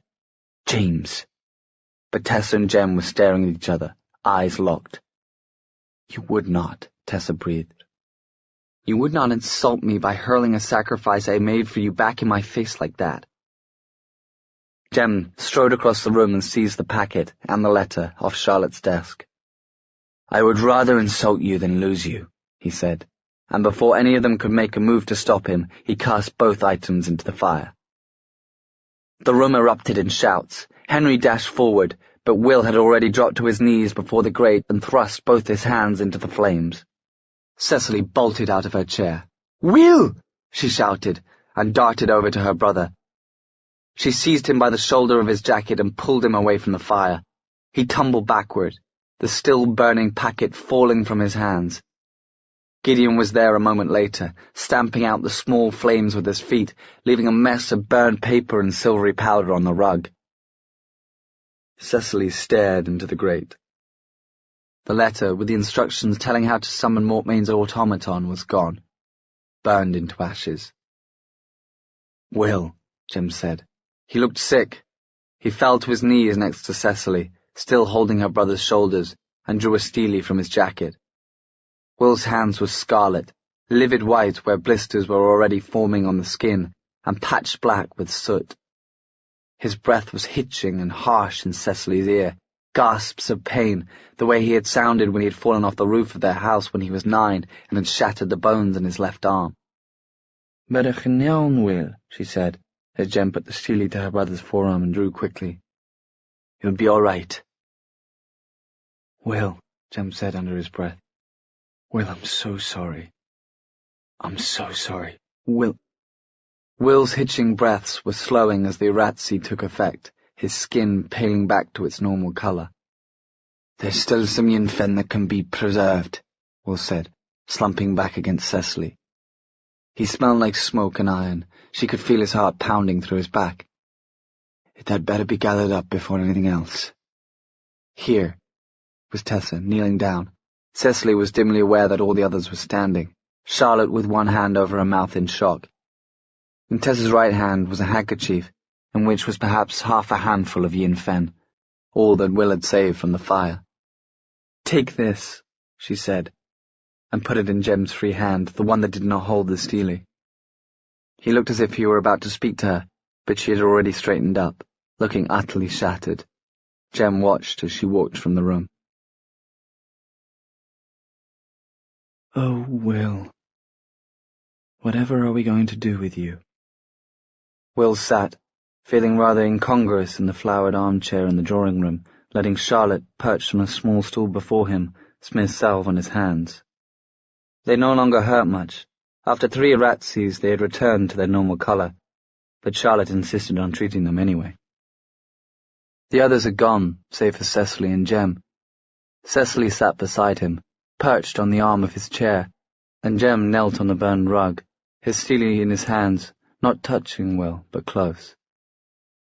They had refused to leave, even after the others had drifted away and Charlotte had sent Henry back to the cellar to work. There was nothing more to be done after all. The instructions on how to contact Mortmain were gone, burned to ash, and there was no more decision to be made. Charlotte had insisted that Will stay and have his hands salved, and Cecily and Jem had refused to leave him. And Will had to admit he liked it, liked having his sister there on the arm of his chair, liked the fiercely protective glares she shot at anyone who came near him, even Charlotte, sweet and harmless with her salve and her motherly clucking. And Jem, at his feet, leaning a bit against his chair as he had so many times when Will was being bandaged up from fights or a ratseed because of wounds he'd gotten in battle. Do you remember the time Meliorn tried to knock your teeth out for calling him a pointy-eared layabout? Jem said. He'd taken some of the yin fen Mortmain had sent, and there was colour in his cheeks again. Will smiled. Despite everything, he couldn't help it. It had been the one thing in the past few years that had made him feel fortunate, that he had someone in his life who knew him, knew what he was thinking before he said it out loud. I would have knocked his teeth out in return, he said. But when I went to find him again, he'd emigrated to America to avoid my wrath, no doubt. Said Charlotte, the way she always did when she thought Will was getting above himself. He had many enemies in London, to my understanding. Did we them a good bodboy? You ingriu inu bobor, erdic and shardam dano, said Cecily plaintively. You may not know who we are talking about, but no one else knows what you are saying, said Will, though his tone held no real reproof. He could hear the exhaustion in his own voice. The lack of sleep of the night before was taking its toll. Speak English, Ceci. Charlotte rose, returned to her desk and set the jar of the salve down. Cecily tugged on a lock of Will's hair. Let me see your hands. He held them up. He remembered the fire, the white-hot agony of it, and, more than anything else, Tessa's shocked face. He knew she would understand why he had done what he had done, why he had not thought twice about it, but the look in her eyes, as if her heart had broken for him. He only wished that she was still here. It was good to be here with Jem and Cecily and Charlotte, to be surrounded by their affection, but without her, there would always be something missing, a Tessa-shaped part chiseled out of his heart that he would never get back. Cecily touched his fingers, which looked quite normal now, aside from the soot under his fingernails. It's quite astonishing, she said, then patted his hands, lightly, careful not to smear the salve. Will has always been prone to damaging himself, she added, with fondness in her tone. I cannot count the broken limbs he sustained when we were children, the scratches, the scars. Jem leaned closer against the chair, staring into the fire. Better it were my hands, he said. Will shook his head. Exhaustion was muting the edges of everything in the room, blurring the flocked wallpaper into a single mass of dark colour. No, not your hands. You need your hands for the violin. What do I need mine for? I should have known what you would do, Jem said in a low voice. I always know what you will do. I should have known you would put your hands into the fire.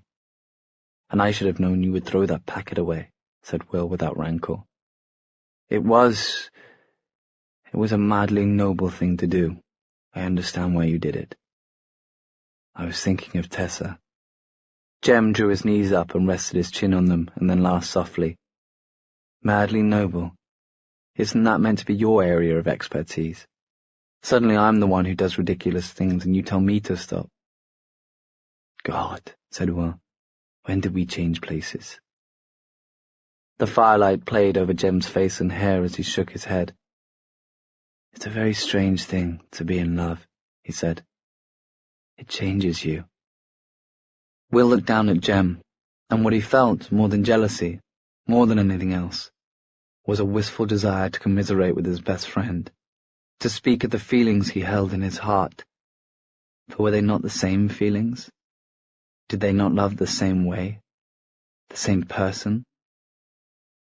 But I wish you would not risk yourself, was all he said. Jem stood up. I've always wished that about you. Will raised his eyes, so drowsy with sleep and the tiredness that came with healing wounds, that he could see Jem only as a haloed figure of light. Are you going? Yes, to sleep. Jem touched his fingers lightly to Will's healing hands. Let yourself rest, Will. Will's eyes were already drifting closed, even as Jem turned to go. He did not hear the door close behind Jem. Somewhere down the corridor Bridget was singing, her voice rising above the crackle of the fire. Will did not find it as annoying as he usually did, but rather more like a lullaby that his mother would once have sung to him to guide him to sleep. Oh, what is brighter than the light? What is darker than the night? What is keener than an axe? What is softer than melting wax? Truth is brighter than the light, falsehood darker than the night. Revenge is keener than an axe, and love is softer than melting wax. A riddle song, Cicely said, her voice drowsy and half awake. I've always liked those. Do you remember when Mum used to sing to us? A little, Will admitted. If he were not so tired, he might not have omitted it at all. His mother had always been singing, music filling the corners of the manor house, singing while she walked beside the waters in the Mouthic estuary, or among the daffodils in the gardens. Saun no coed a thail a blota, saun no goria merked vi vine. Do you remember the sea? He said, exhaustion making his voice heavy. The lake at Talathlin. There is nothing so blue here in London as either of those things. He heard Cecily take a sharp breath. Of course I remember. I thought you did not. Images from dreams painted themselves on the inside of Will's eyelids, sleep reaching for him like a current, pulling him away from the lighted shore. I do not think I can get up out of this chair, Ceci, he murmured. I shall rest here tonight. Her hand came up, felt for his, and circled it in a loose clasp. Then I will stay with you, she said, and her voice became part of the current of dreams and sleep that caught him finally and drew him down and over and under. To Gabriel and Gideon Lightwood, from Consul Josiah Wayland. I was most surprised to receive your missive. I failed to perceive how I could possibly have made myself more clear. I wish for you to relay the details of Mrs. Bramwell's correspondence with her relatives and well-wishers in Idris. I did not request any persiflage about the woman's milliner. I do not care about her manner of dress, nor about your daily menu. Pray, write back to me a letter containing relevant information. I devoutly hope such a letter will also be one more befitting shadow hunters and less bedlamites.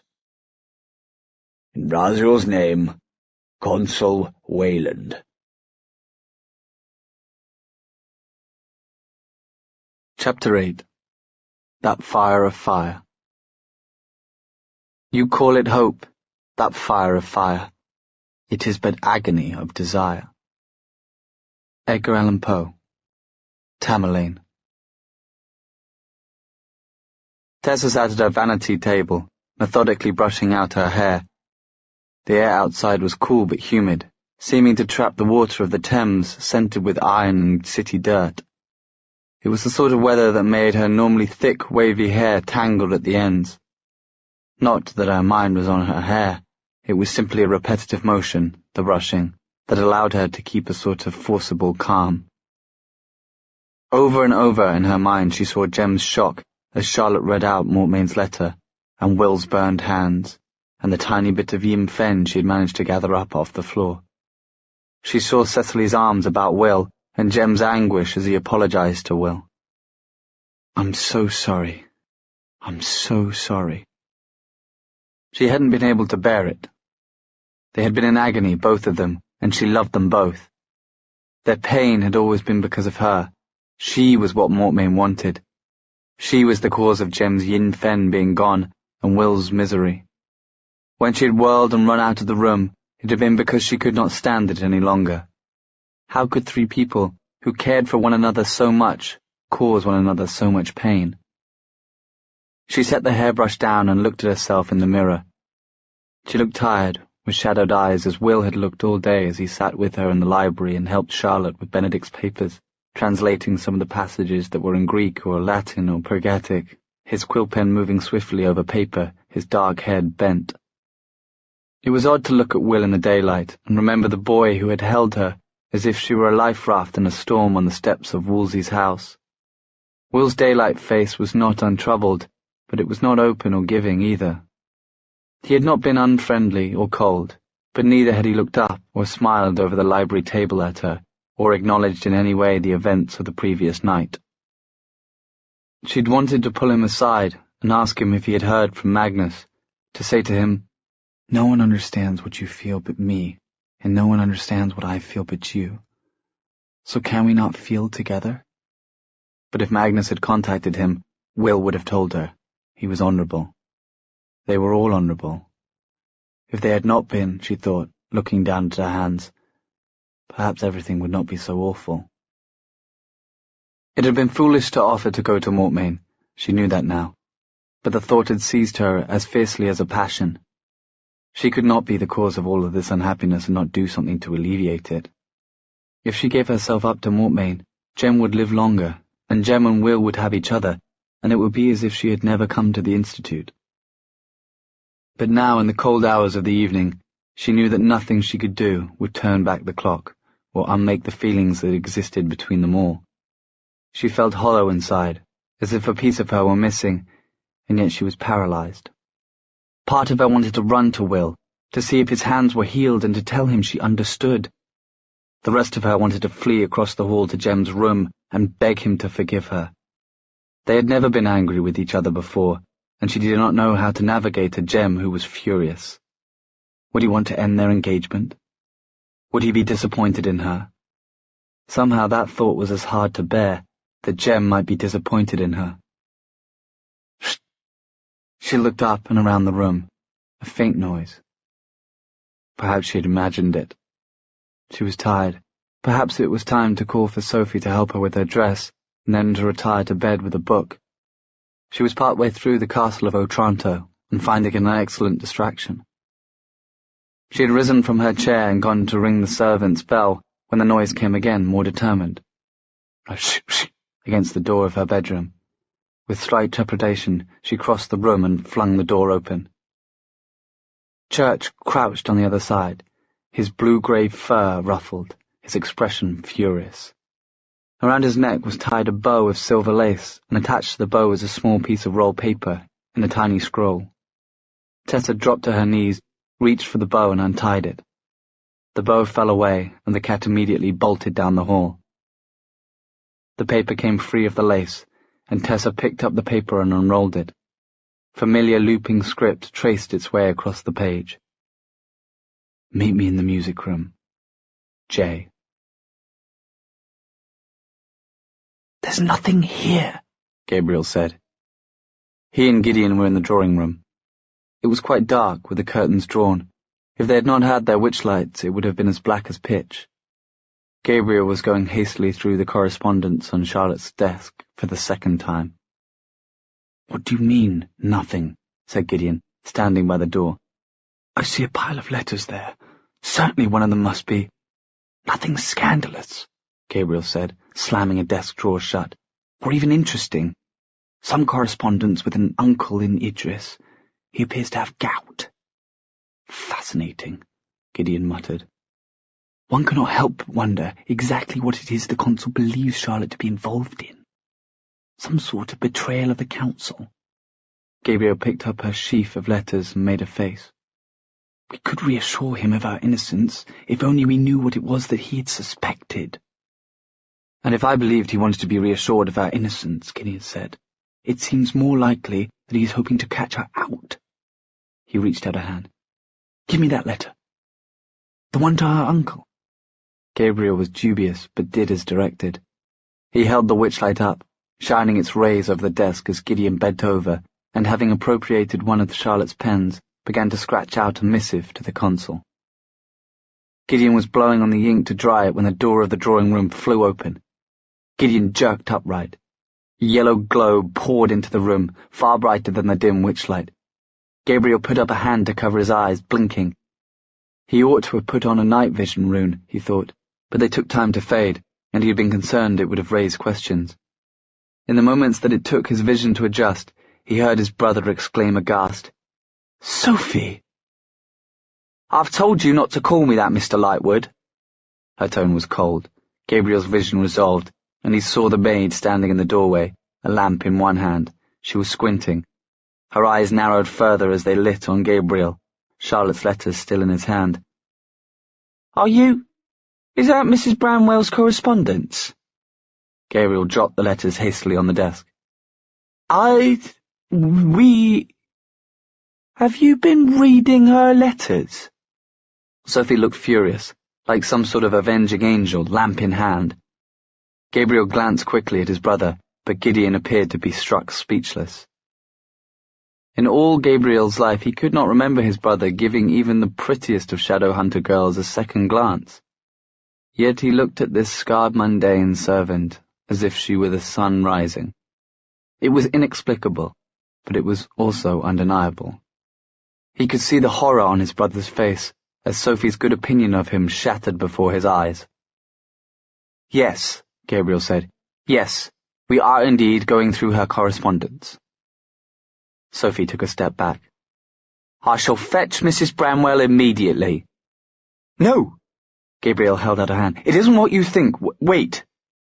Quickly he outlined what had happened, the consul's threats, his request that they spy on Charlotte, and their solution to the problem. We never intended to reveal a word she had actually written, he finished. Our intention was to protect her. Sophie's suspicious expression did not change. And why should I believe a word of that, Mr. Lightwood? Gideon finally spoke. Miss Collins, he said, please. I know that since the unfortunate business with the scones, you have not held me in esteem, but please do believe I would not betray the trust Charlotte has placed in me, nor reward her kindness to me with betrayal. Sophie wavered for a moment, then dropped her gaze. I am sorry, Mr. Lightwood. I wish to believe you, but it is with Mrs. Branwell that my first loyalty must lie. Gabriel snatched up from the desk the letter his brother had just written. Miss Collins, he said, please read this missive. It was what we had intended to send the consul. If, after reading it, you are still determined in your heart to seek out Mrs. Branwell, then we will not try to stop you. Sophie looked from him to Gideon. Then, with a quick inclination of her head, she came forward and set the lamp down on the desk. Taking the letter from Gideon, she unfolded it and read out loud. To Consul Josiah Wayland, from Gideon and Gabriel Lightwood. Dear Sir, you've displayed your usual great wisdom in asking us to read Mrs. Branwell's missive to Idris. We obtained a private glance into said correspondence and observed that she is in almost daily communication with her great-uncle, Roderick Fairchild. The contents of these letters, sir, would shock and disappoint you. It has robbed us of much of our belief in the fairer sex. Mrs. Branwell displays a most callous, inhumane and unfeminine attitude towards his many grievous ills. She recommends the application of less liquor to cure his gout, shows unmistakable signs of being amused by his dire ailment of dropsy, and entirely ignores his mention of a suspicious substance building up within his ears and other orifices. Signs of the tender feminine care one would expect from a woman to her male relatives, and the respect any relatively young woman should give her elder as his due, there are none. Mrs. Bramwell, we fear, has run mad with power. She must be stopped before it is too late, and many brave shadow hunters have fallen by the wayside for lack of feminine care. Yours faithfully, Gideon and Gabriel Lightwood. There was a silence when she had finished. Sophie stood for what felt like an eternity, staring wide-eyed at the paper. At last, she said, "Which one of you wrote this?" Gideon cleared his throat. "I did." She looked up. She had pressed her lips together, but they were trembling. For a horrible moment, Gabriel thought she was about to cry. "Oh my gracious," she said. "And this is the first?" "No, there has been one other," Gabriel admitted. "It was about Charlotte's hats." "Her hats?"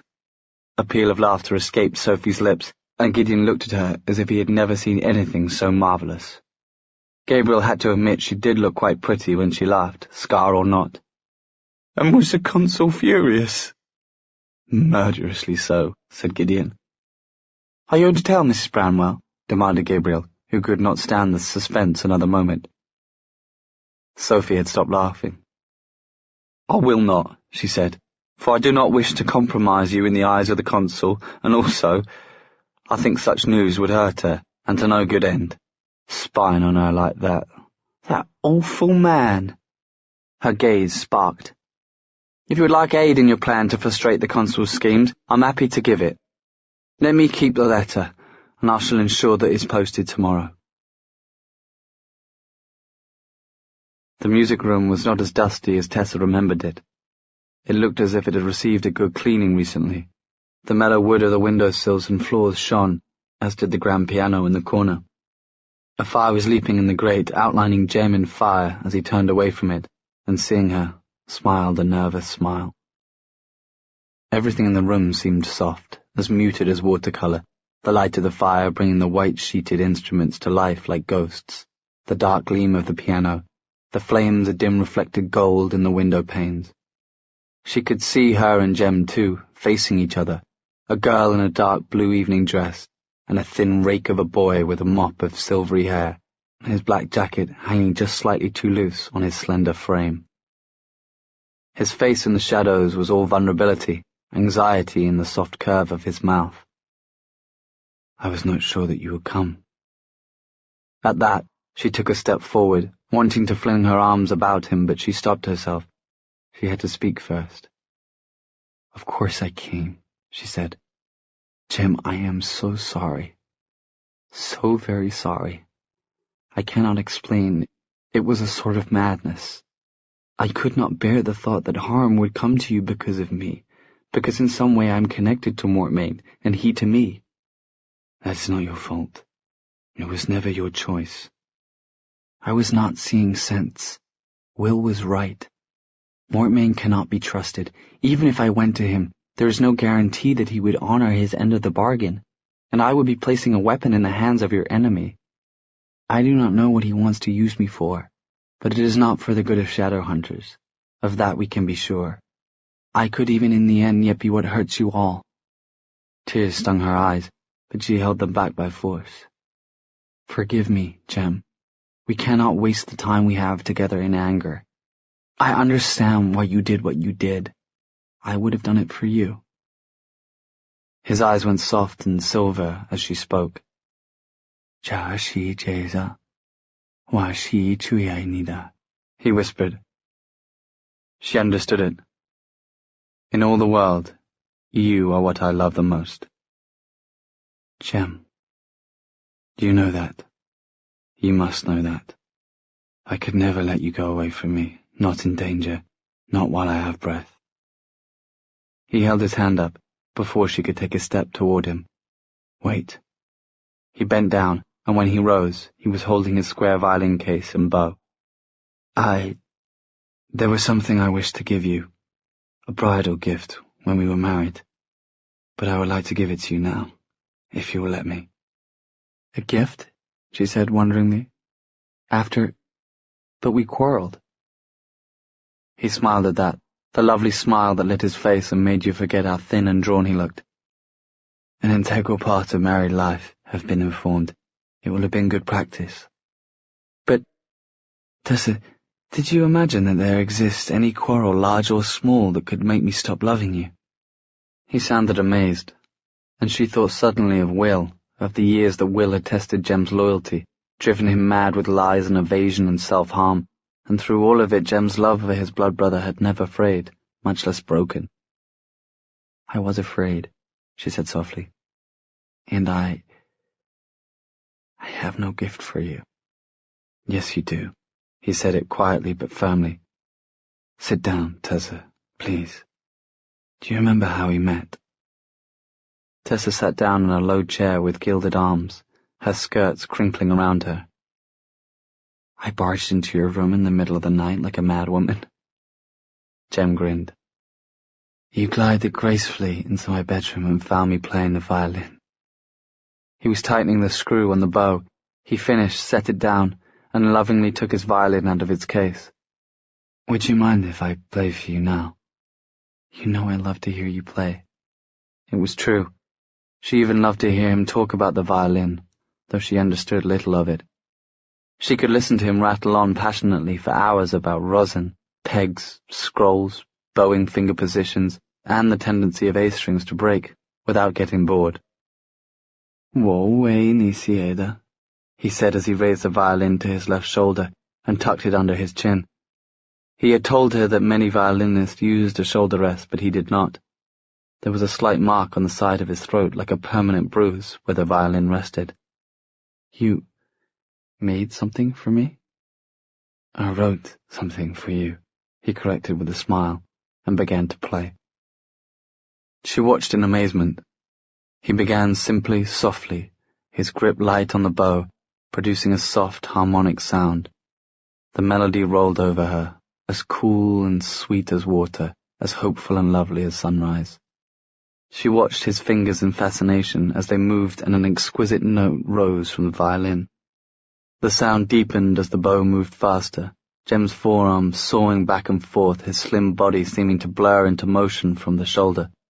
His fingers slid up and down slightly, and the pitch of the music deepened, thunderclouds gathering on a bright horizon, a river that had become a torrent. The notes crashed at her feet, rose to surround her. Jem's whole body seemed to be moving in tune with the sounds he wrung from the instrument, though she knew his feet were firmly planted on the floor. Her heart raced to keep pace with the music.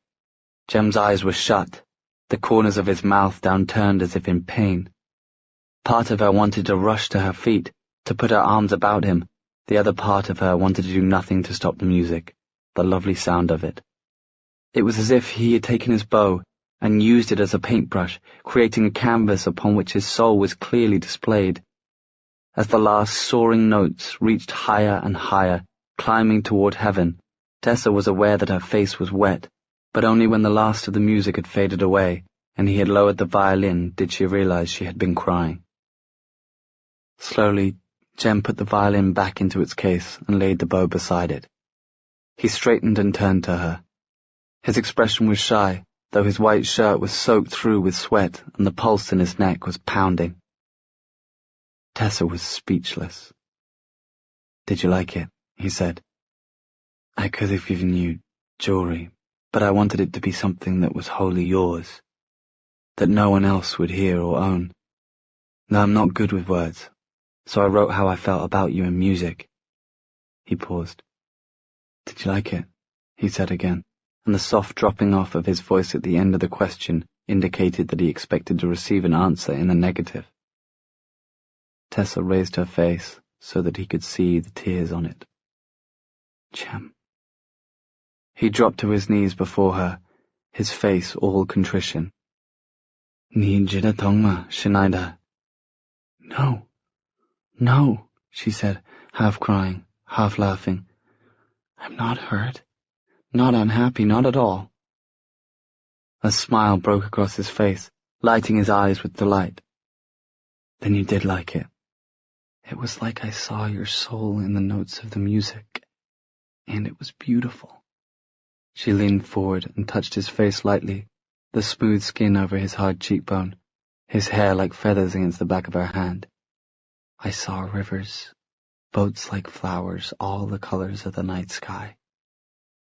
Jem exhaled, sinking down onto the floor by her chair, as if the strength had gone out of him.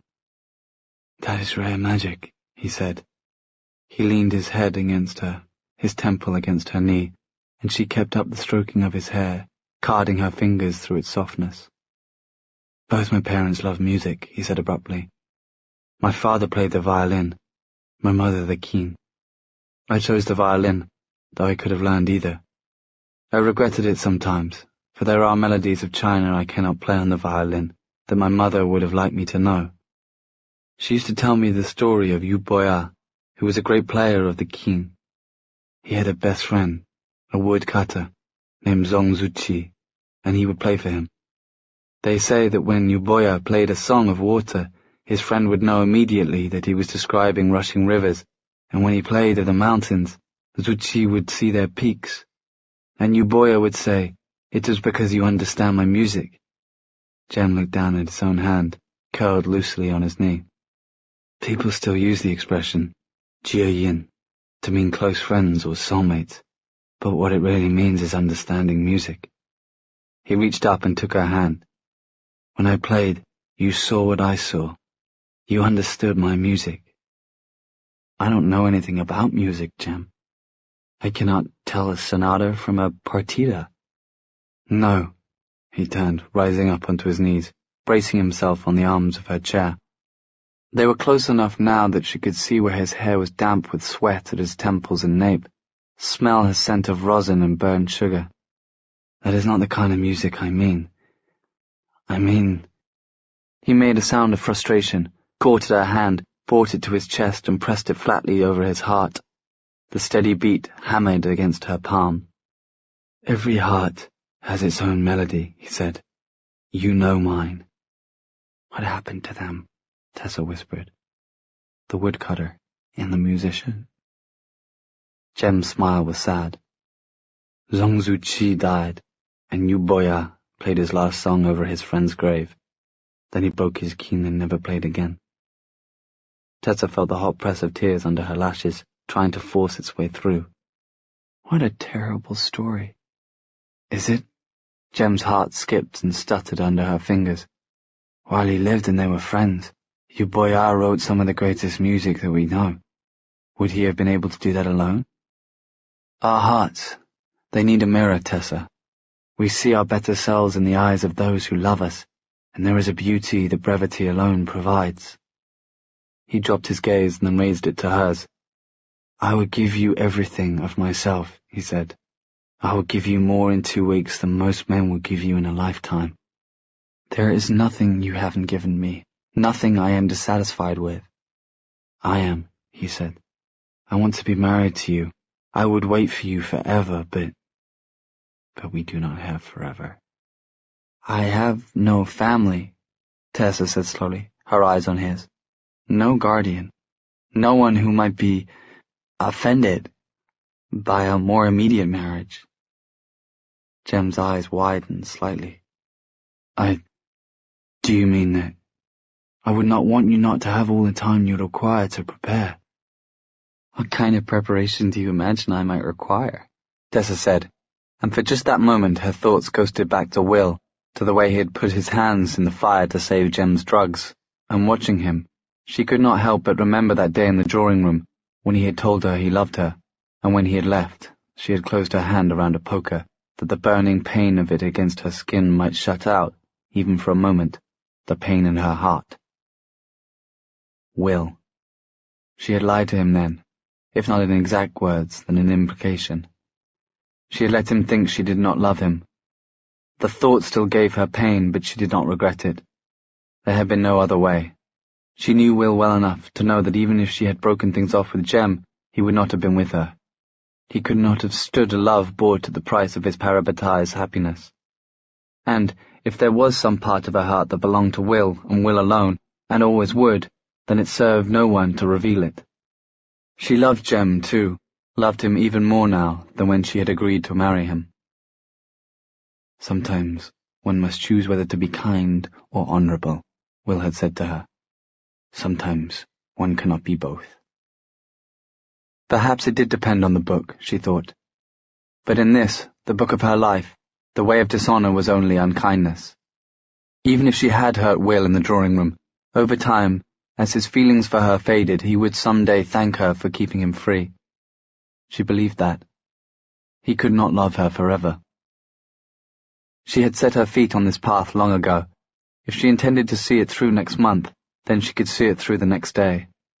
She knew that she loved Jem, and though there was a part of her that loved Will as well, it was the best gift she could give both of them, that neither Will nor Jem should ever know it.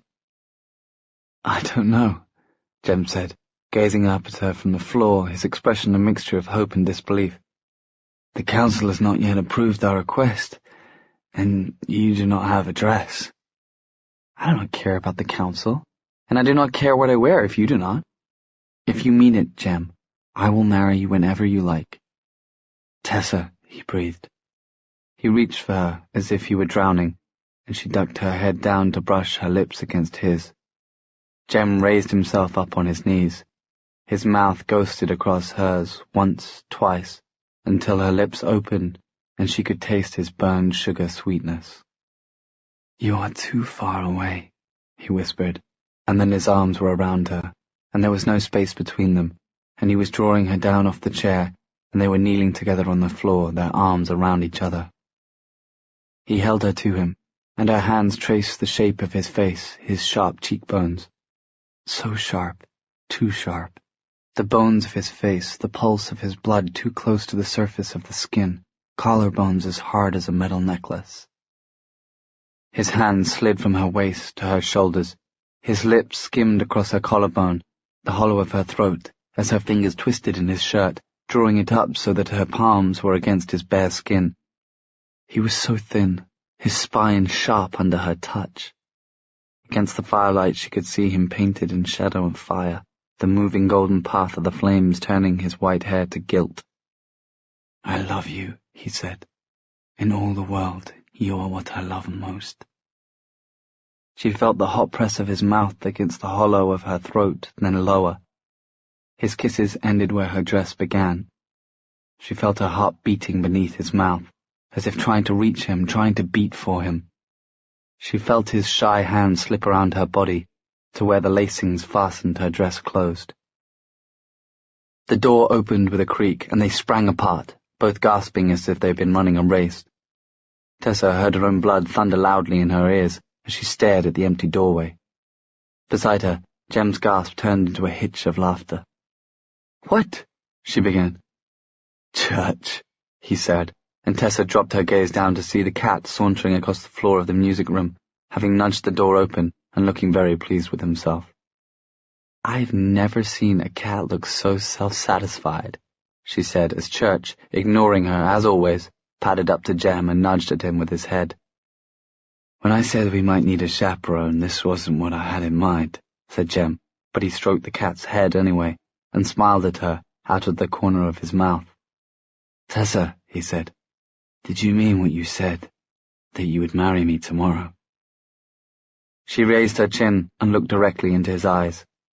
She could not bear the thought of waiting and wasting another instant of his life. She wanted suddenly and fiercely to be tied to him, in sickness, in health, for better, for worse, tied to him with a promise and able to give him her word and her love without holding back. I meant it, she said. The dining room was not quite full, not everyone having yet arrived for breakfast when Jem made his announcement. Tess and I are going to get married, he said, very calmly, draping his napkin over his lap. Is this meant to be a surprise? Asked Gabriel, who was dressed in gear as if he intended to train after breakfast. He had already taken all the bacon from the serving platter, and Henry was looking at him mournfully. Aren't you engaged already? The wedding date was set for December, said Jem, reaching beneath the table to give Tessa's hand a reassuring squeeze. But we have changed our minds. We intend to marry tomorrow. The effect was galvanic. Henry choked on his tea, and he had to be pounded on the back by Charlotte, who appeared to have been stricken speechless. Gideon dropped his cup into his saucer with a clatter, and even Gabriel paused with his fork halfway to his mouth. Sophie, who had just come in from the kitchen carrying a rack of toast, gave a gasp. "But you can't," she said. "Miss Gray's dress was ruined, and the new one hasn't even started yet." "She can wear any dress," Jem said. "She don't have to wear Shadowhunter gold, for she's not a Shadowhunter. She has several pretty gowns, she can choose her favourite." He ducked his head shyly toward Tessa. "That is, if that is all right with you." Tessa did not answer. For that moment Will and Cecily had crowded in through the doorway. "I have such a crick in my neck," Cecily was saying with a smile. "I can hardly believe I managed to fall asleep in such a position." She broke off as both of them seemed to sense the mood of the room and paused, glancing round. Will did seem better rested than the day before, and pleased to have Cecily by him, though that cautious good mood was clearly evaporating as he glanced around at the expressions of the others in the room. "What's going on?" he said. "Has something happened?" "Tessa and I have decided to move up our wedding ceremony," Jem said. "It will be in the next few days." Will said nothing, and his expression did not change, but he went very white. He did not look at Tessa. "Jem, the Clave," Charlotte said, ceasing to pound Henry's back and standing up with a look of agitation on her face. "They have not approved your marriage yet. You cannot go against them." "We cannot wait for them either," Jem said. "It could be months, a year.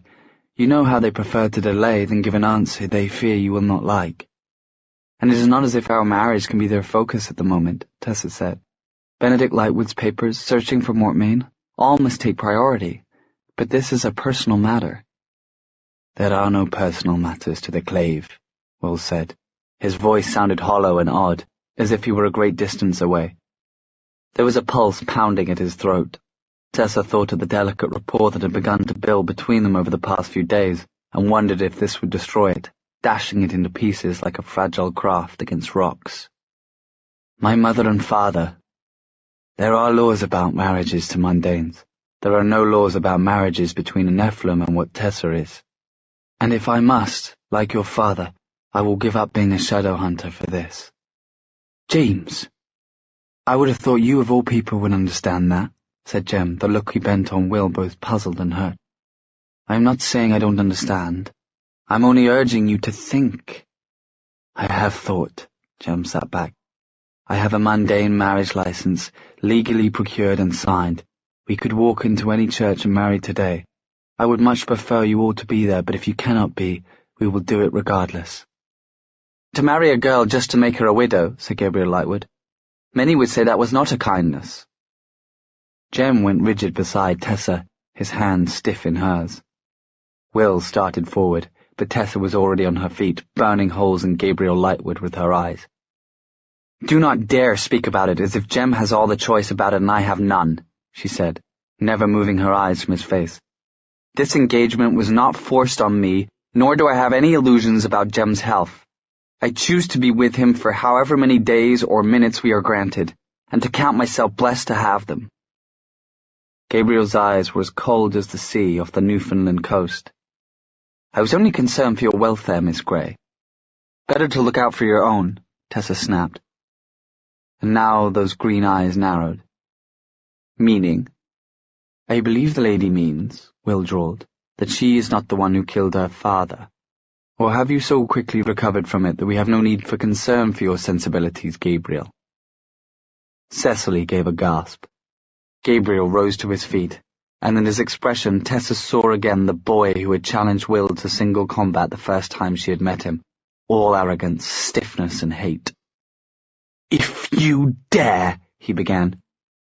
"Stop!"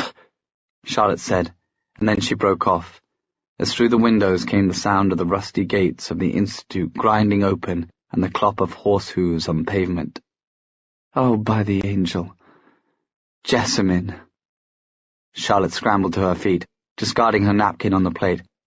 "Come, we must go down to greet her."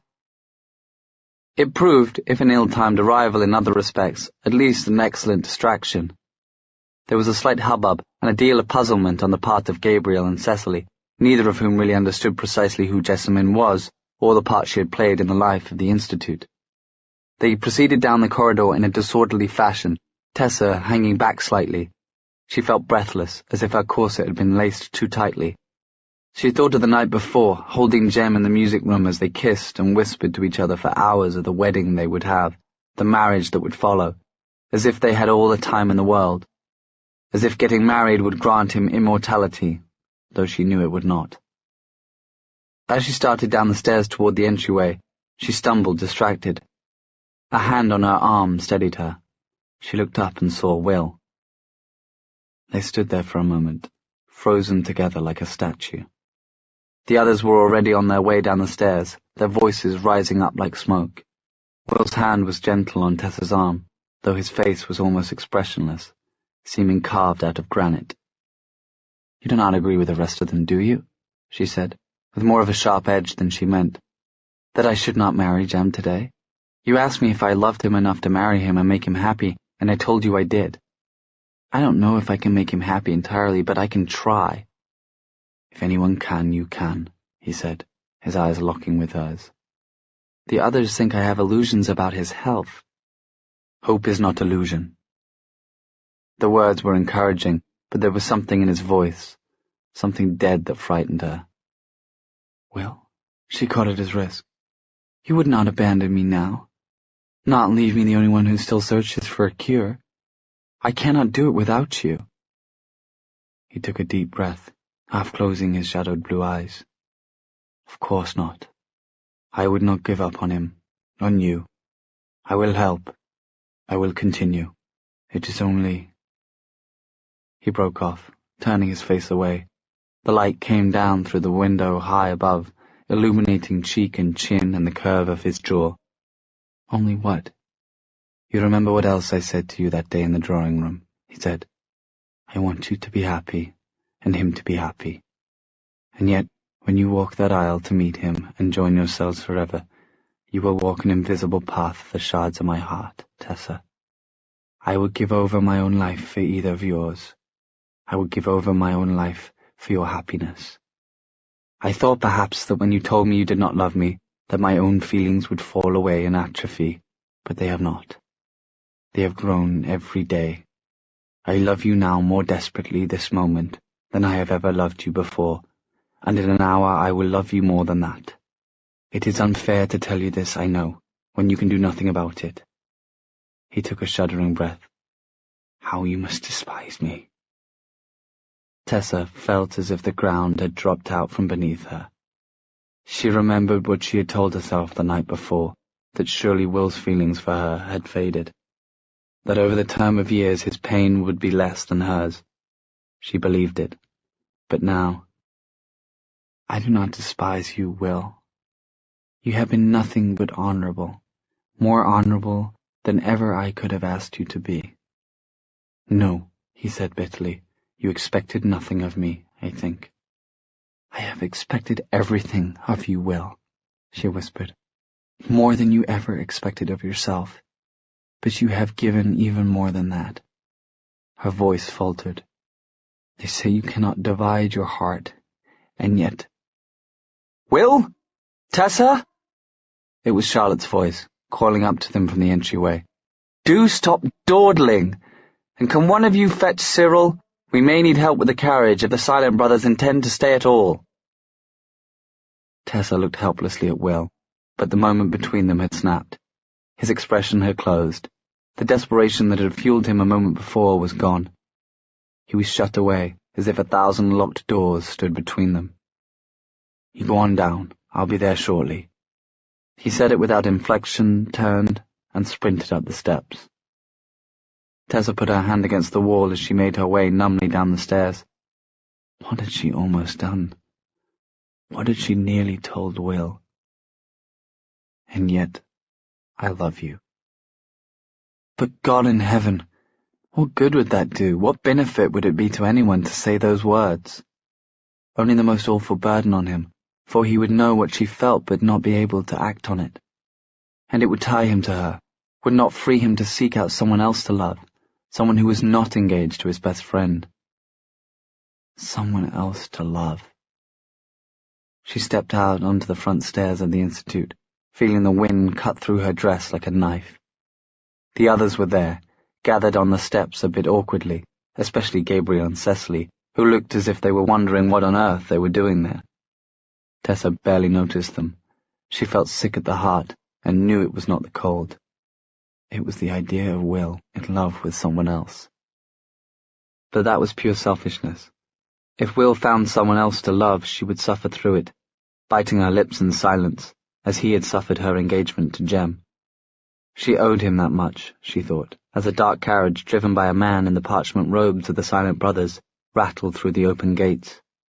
She owed Will behavior that was as honorable as his own. The carriage clattered up to the foot of the stairs and paused. Tessa felt Charlotte move uneasily behind her. "Another carriage," she said, and Tessa followed her gaze to see that there was indeed a second carriage, all black with no crest, rolling silently in behind the first. "An escort," said Gabriel. "Perhaps the Silent Brothers are worried she will try to escape."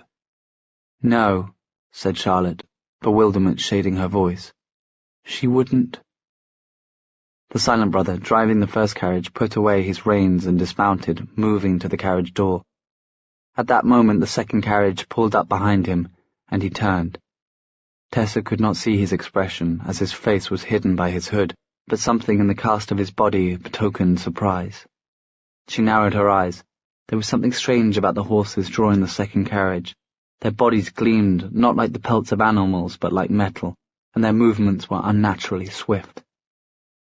The driver of the second carriage leapt down from his seat, landing with a jarring thud, and Tessa saw the gleam of metal as his hand went to the neck of his parchment robes and pulled the robes away.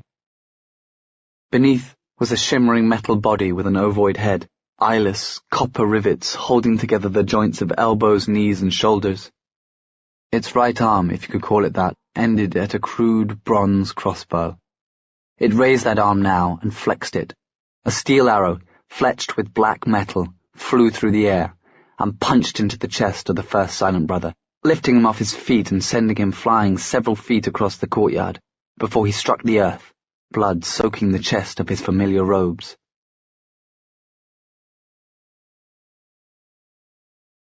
Chapter 9.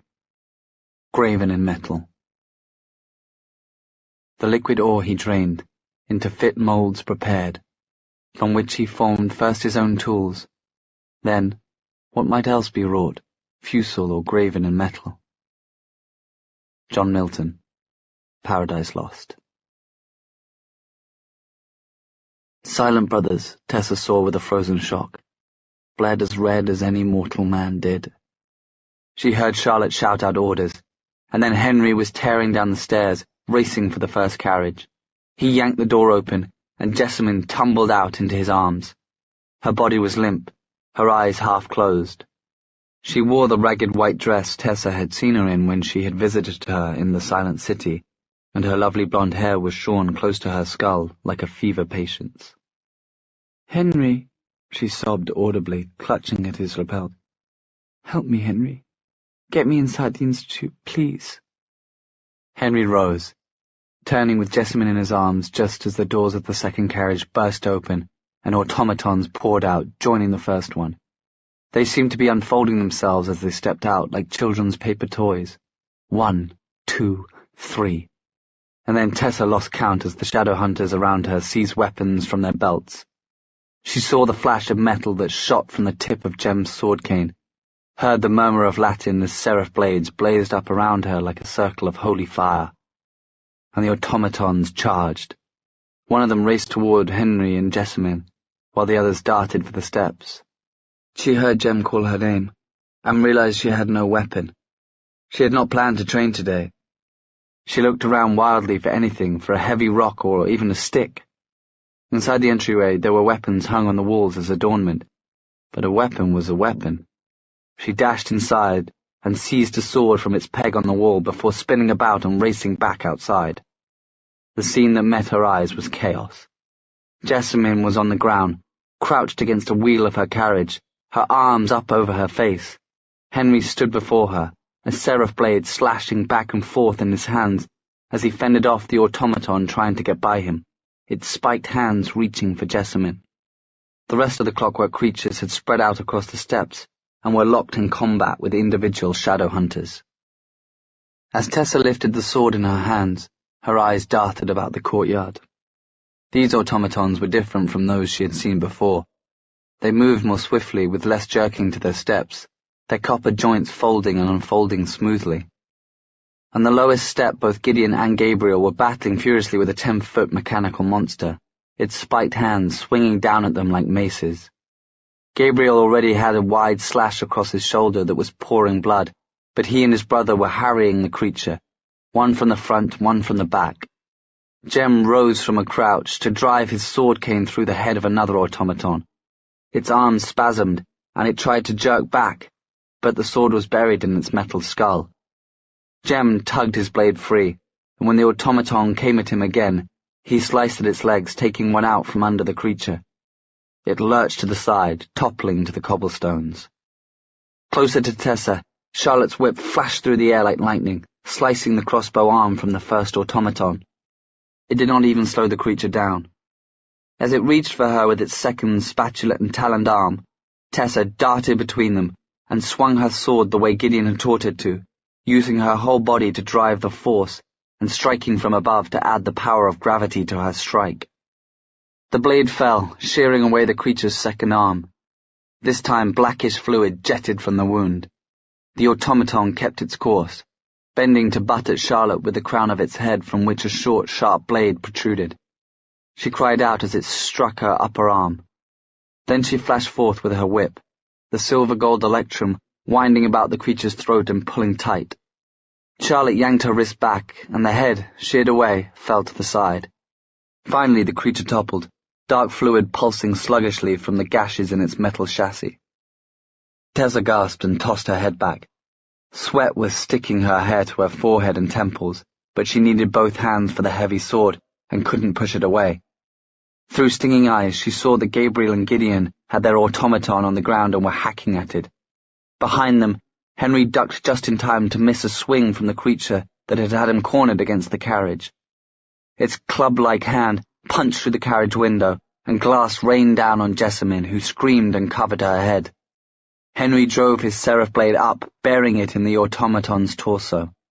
Tessa was used to seeing seraph blades burn through demons, reducing them to nothing, but the automaton only staggered back and then came on again, the blade buried in its chest, burning like a torch.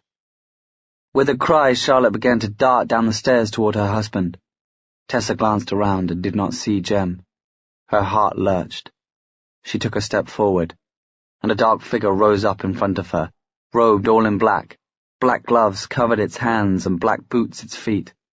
Tessa could see nothing but a snow-white face surrounded by the folds of a black hood, as familiar and horrible as a recurring nightmare.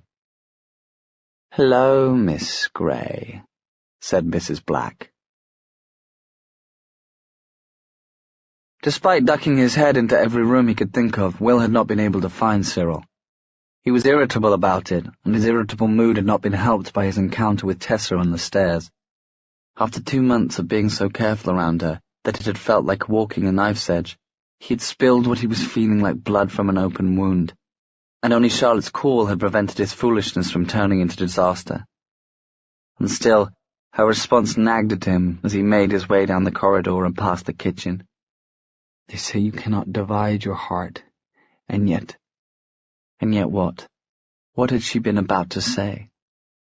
Bridget's voice trilled out from the dining room, where she and Sophie were doing the cleaning up. "Oh, Mother, Mother, make my bed. Make it soft and narrow. My William died for love of me, and I shall die of sorrow. They buried her in an old churchyard. Sweet William's grave was nigh hers, and from his grave grew a red, red rose, and from her grave a briar. They grew and grew up the old church spire, until they could grow no higher, and there they twined in a true love knot, the red, red rose and the briar." Will was wondering idly how Sophie refrained from hitting Bridget over the head with a plate, when a shock went through him as if he had been struck in the chest. He stumbled back against the wall with a short gasp, his hand going to his throat. He could feel something beating there, like a second heart against his own. The chain of the pendant Magnus had given him was cold to the touch, and he drew it hastily from his shirt and stared as the pendant that dangled there was revealed, deep red and pulsing with a scarlet light like the center of a flame. Dimly he was aware that Bridget had stopped singing, and that both girls were crowded in the doorway of the dining room, staring at him in owlish astonishment. He released the pendant, letting it fall against his chest. "What is it, Master Will?" Sophie said. She had stopped calling him Mr. Herondale since the truth of his curse had come out, though he still wondered sometimes if she liked him very much. "Are you well?" "It is not I," he said. "You must go downstairs, quickly. Something has gone terribly wrong." "But you're dead," Tessa gasped, backing up a step. "I saw you die."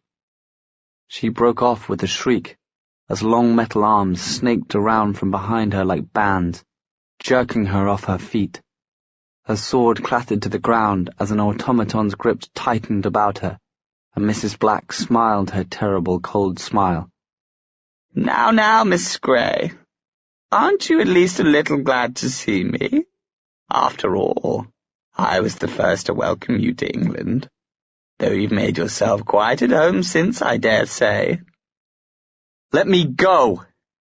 Tessa kicked out hard, but the automaton only slammed its head into hers, making her bite down hard on her lip.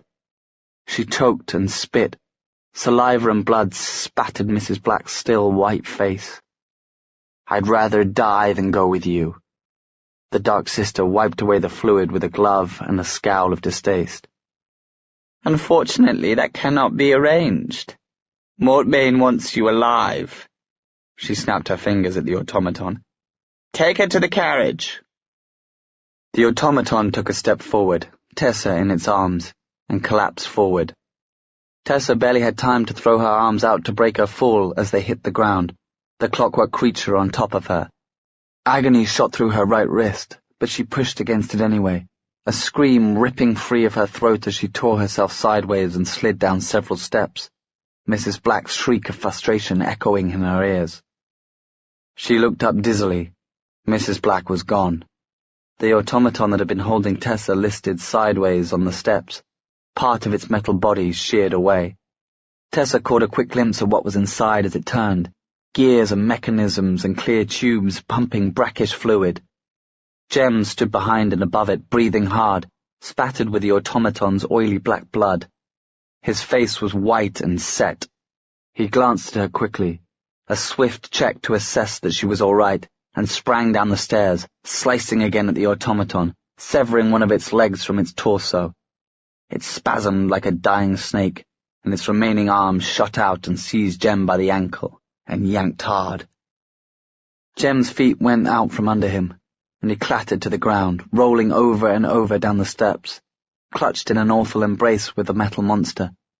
The noise as the automaton skidded down, of metal being dragged along stone, was awful.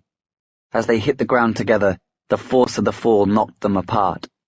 Tessa stared in horror as Jem staggered dizzily to his feet, his own red blood mixing with the black fluid staining his clothes. His sword cane was gone, lying on one of the stone steps where he had dropped it as he had fallen. "Jem," she whispered, and hauled herself to her knees. She tried to crawl forward, but her wrist gave way. She dropped to her elbows and reached for the cane, just as arms came around her, jerking her upright, and she heard Mrs. Black's hissing voice in her ear. "Don't struggle, Miss Grey, or it'll go very badly for you. Very badly indeed." Tessa tried to twist away, but something soft came down over her mouth and nose. She smelled a sickly sweet stench, and then blackness came down over her vision and carried her away into unconsciousness. Seraph blade in hand, Will bolted out of the open door of the Institute and into a scene of chaos. He looked automatically for Tessa first, but she was nowhere to be seen, thank God. She must have had the sense to hide herself away. A black carriage was drawn up at the foot of the steps. Slumped against one of the wheels amid a pile of broken glass was Jessamine. On either side of her were Henry and Charlotte, Henry with his sword and Charlotte with her whip, fending off 3 long-legged metal automatons with bladed arms and smooth blank heads. Jem's sword cane lay on the steps, which were everywhere slippery with oily black fluid. Near the doors, Gabriel and Gideon Lightwood were fighting another 2 automatons with the practiced competence of 2 warriors who had trained together for years. Cecily was kneeling by the body of a silent brother, his robes stained scarlet with blood. The Institute gates were open, and through them was pounding a second black carriage, hurtling away from the Institute at top speed. But Will barely spared it a thought, for at the foot of the stairs was Jem, as pale as paper, but upright. He was backing away as another automaton advanced on him. It was staggering, almost drunkenly, half its side and an arm sheared away, but Jem was unarmed. The cold sharpness of battle came over Will, and everything seemed to slow down around him. He was aware that Sophie and Bridget, both armed, had fanned out on either side of him, that Sophie had run to Cecily's side, and that Bridget, a whirl of red hair and slashing blades, was busy reducing a surprisingly enormous automaton to scrap metal with a ferocity that would in another case have astonished him. But his world had narrowed to the automatons and to Jem, who, looking up, saw him and reached out a hand. Leaping down 4 steps and skidding sideways, Will seized up Jem's sword cane and threw it. Jem caught it out of the air just as the automaton lunged for him, and Jem carved it cleanly in 2. The top half fell away, though the legs and lower torso, now pumping an excess of disgusting black and greenish fluids, continued lurching toward him. Jem whirled to the side and swung his sword again, cutting the thing off at the knees. It fell, finally, its disparate bits still twitching. Jem turned his head and looked up at Will. Their eyes met for a moment, and Will offered a smile. But Jem did not smile back. He was as white as salt, and Will could not read his eyes. Was he injured? He was covered in so much oil and fluid that Will could not tell if he was bleeding. Anxiety speared through him. Will began to move down the stairs toward Jem, but before he could go more than a few steps, Jem had whirled around and run for the gates. As Will stared, Jem disappeared through them, vanishing into the streets of London beyond. Will broke into a run, and was brought up short at the foot of the steps when an automaton slid in front of him, moving as quickly and gracefully as water to block his pathway. Its arms ended in long scissors. Will ducked as one slashed at his face, and Will drove his seraph blade into its chest. There was the spitting noise of melting metal, but the creature only staggered back a foot and then lurched again. Will ducked under its bladed arms, seizing a dagger from his belt. He whirled back, slashing out with the blade, only to see the automaton suddenly come apart in ribbons before him, great slices of metal peeling back like the skin of an orange. Black fluid boiled up and splashed across his face as the thing went down in crumpled pieces. He stared. Bridget looked at him serenely across its ruined body. Her hair was standing out around her head in a frizz of red curls, and her white apron was covered in black blood, but she was expressionless. "You ought to be more careful," she said. "Don't you think?" Will was speechless. Fortunately, Bridget did not seem to be waiting for an answer. She tossed her hair and walked away toward Henry, who was battling a particularly fearsome-looking automaton at least 14 feet high. Henry had deprived it of one of its arms, but the other, a long, multi-jointed monstrosity ending in a curved blade like a kinjal, was stabbing at him. Bridget walked up behind it calmly and stuck it through the jointure of the torso with her blade. Sparks flew, and the creature began to totter forward. Jessamine, still crouched against the wheel of the carriage, gave a scream and began to crawl out of its way on her hands and knees toward Will. Will watched her in stunned surprise for a moment, as she bloodied her hands and knees on the glass shards of the broken carriage window but kept crawling. Then, as if slapped into action, he moved forward, darting around Bridget until he reached Jessie and slid his arms under her, deadlifting her from the ground. She gave a little gasp. His name, he thought, and then went limp against him, only her hands tautly gripping his lapels. He carried her away from the brougham, his eyes on what was happening in the courtyard. Charlotte had dispatched her automaton, and Bridget and Henry were in the middle of slicing another into bits. Sophie, Gideon, Gabriel, and Cecily had 2 automatons on the ground among them, and were carving them up like a Christmas roast. Jem had not returned. "Will," Jessie said, her voice a weak thread. Will, please set me down. I need to get you inside, Jessamine. No. She coughed, and Will saw to his horror that blood was running from the corners of her mouth. I won't survive that long. Will, if ever you cared about me at all, even a bit, put me down. Will sank to the foot of the stairs with Jessie in his arms, trying his best to cradle her head against his shoulder. Blood freely stained her throat and the front of her white dress, pasting the material to her body. She was terribly thin, her collarbones sticking out like the wings of a bird, her cheeks sunk into hollows. She resembled a patient staggering out of Bedlam, more than the pretty girl who had left them only 8 weeks ago. Jess, he said softly. Jessie, where are you hurt? She gave a ghastly sort of smile, red-rimmed the edges of her teeth. One of the creature's talons went through my back, she whispered, and indeed, as Will looked down, he saw that the back of her dress was soaked through with blood. Blood stained his hands, his trousers, his shirt, filling his throat with its choking, coppery smell. It pierced my heart. I can feel it. An Arazzi. Will began to fumble at his belt for his steely. No Arazzi will help me now. Her voice was sure. Then the Silent Brothers. Even their power cannot save me. Besides, I cannot bear to have them touch me again. I would rather die. I am dying, and I'm glad of it. Will looked down at her, stunned. He could remember when Jessie had come to the Institute, 14 years old, and as wicked as an angry cat with all her claws out. He had never been kind to her, nor she to him. He had never been kind to anyone save Jem, but Jessie had saved him the trouble of regretting it. Still, he had admired her in an odd way, admired the strength of her hatred and force of her will. Jessie, he put his hand on her cheek, awkwardly smearing the blood. You needn't. She coughed again. Be kind to me, that is. I know you hate me. I don't hate you. You never visited me in the Silent City.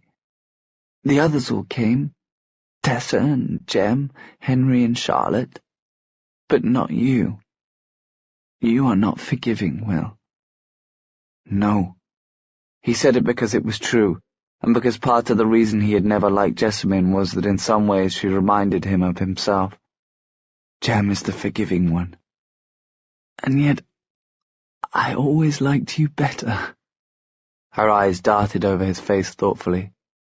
Oh, no, not like that. Don't think it. But the way you hated yourself. I understood that. Jem always wanted to give me a chance, as Charlotte did. But I do not want the gifts of generous hearts.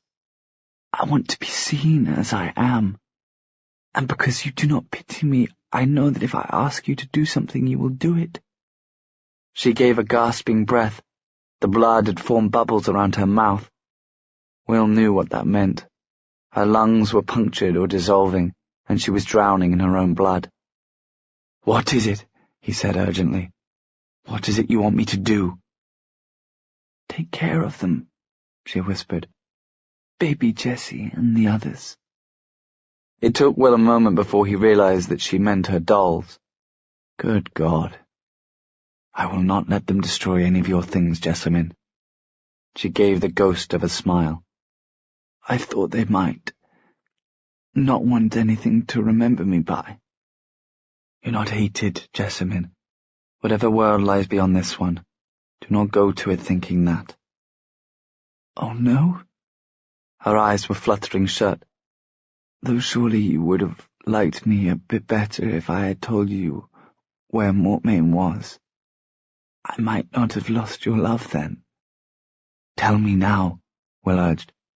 Tell me if you can and earn that love back. Idris, she whispered. Jessamine, we know that's not true. Jessamine's eyes flew open. The whites were tinted scarlet now, like blood in water. You, she said, you of all people should have understood. Her fingers tightened suddenly, spasmodically on his lapel.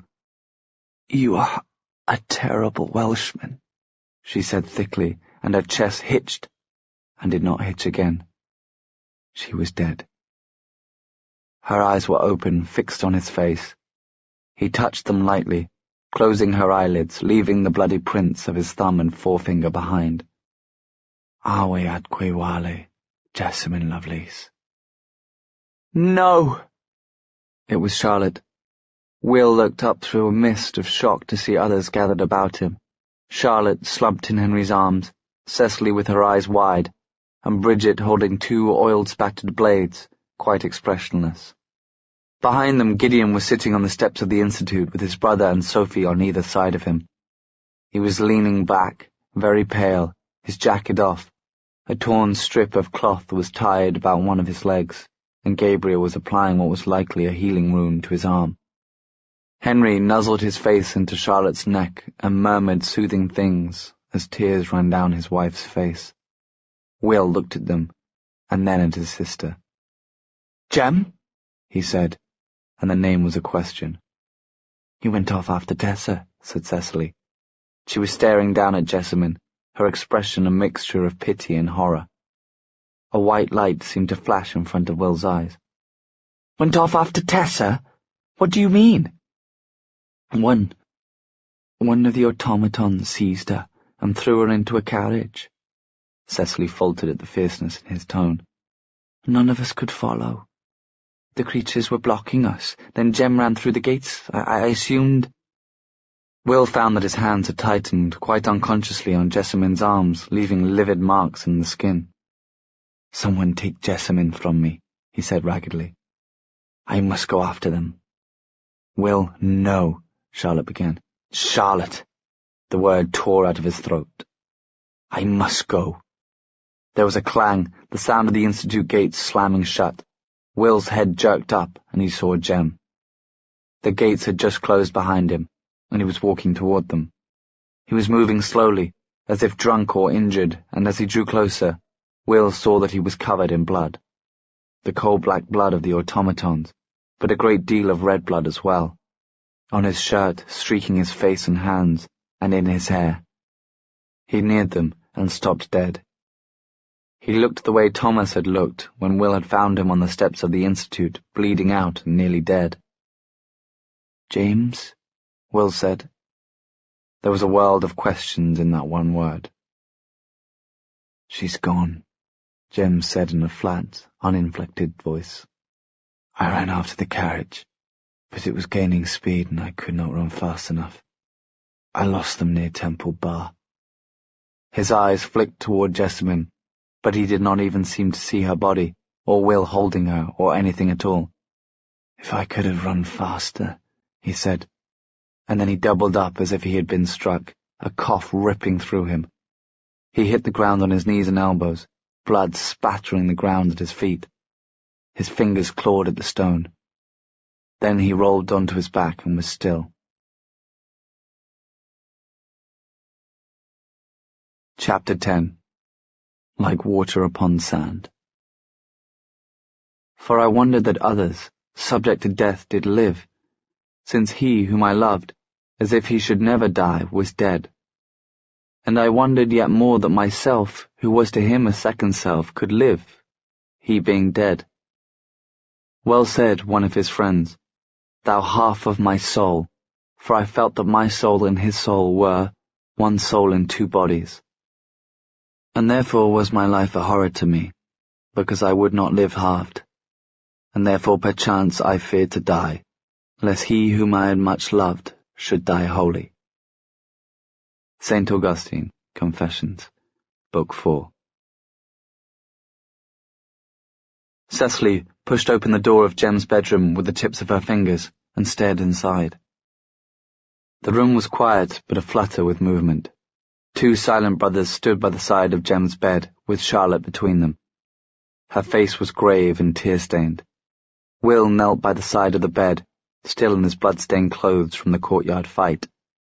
His head was down on his crossed arms, and he looked as if he was praying. He seemed young and vulnerable and despairing, and yet despite her conflicted feelings, Some part of Cecily longed to go into the room and comfort him. The rest of her saw the still, white figure lying in the bed and quailed. She had been here for such a short time. She could feel nothing but that she was intruding on the inhabitants of the Institute, their grief, their sorrow. But she must talk to Will. She had to. She moved forward and felt a hand on her shoulder, pulling her away. Her back hit the wall of the corridor, and Gabriel Lightwood immediately released her. She looked up at him in surprise. He looked exhausted, his green eyes shadowed, flecks of blood in his hair and on the cuffs of his shirt. His collar was damp. He had clearly come from his brother's room. Gideon had been wounded badly in the leg by an automaton's blade, and though the Arazzis had helped, it seemed there was a limit to what they could cure. Both Sophie and Gabriel had assisted him to his room, though he protested the whole way that all available attention should go to Jem. "Do not go in there," Gabriel said in a low voice. "They are trying to save Jem. Your brother needs to be there for him." "Be there for him? What can he do? Will is not a doctor." "Even unconscious, James will draw strength from his parabatai. I need to talk to Will for only a moment." Gabriel ran his hands through his mop of tousled hair. "You have not been with the Shadow Hunters very long," he said. "You may not understand. To lose your parabatai, it is no small thing. We take it as seriously as losing a husband or wife, or a brother or sister. It is as if it were you lying in that bed.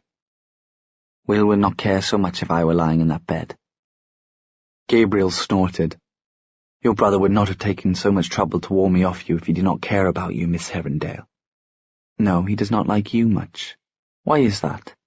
Why are you giving me advice about him now? You did not like him either." "No," Gabriel said.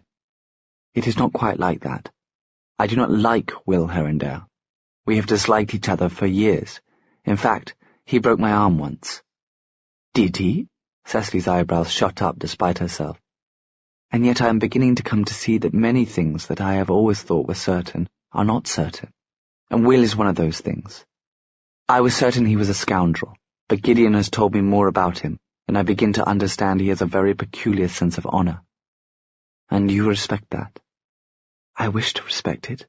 I wish to understand it. And James Carstairs is one of the best of us.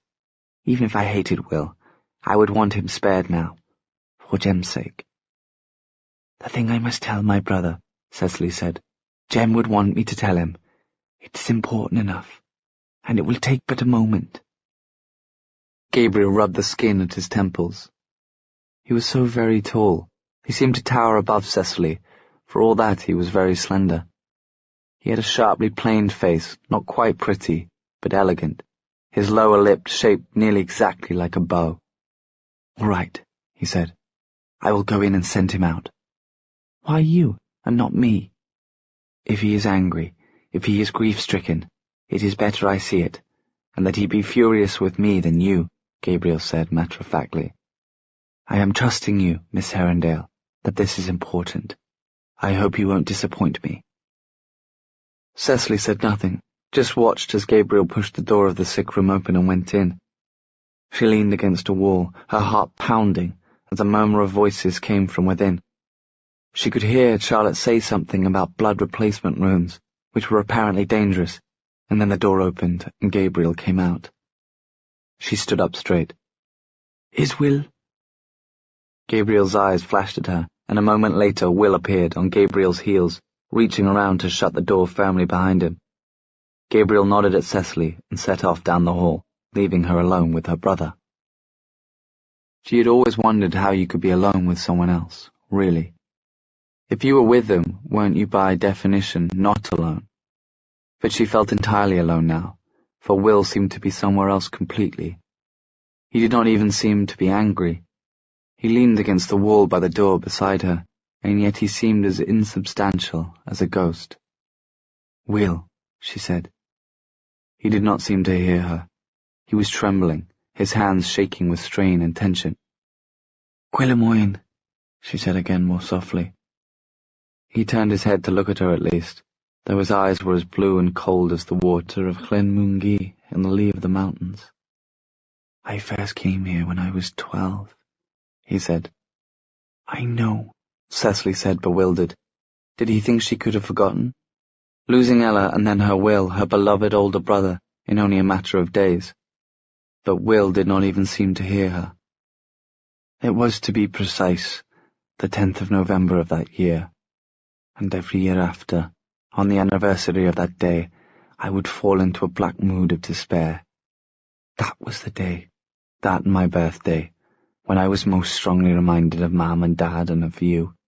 I knew you were alive, that you were out there, and that you wanted me back, and I could not go.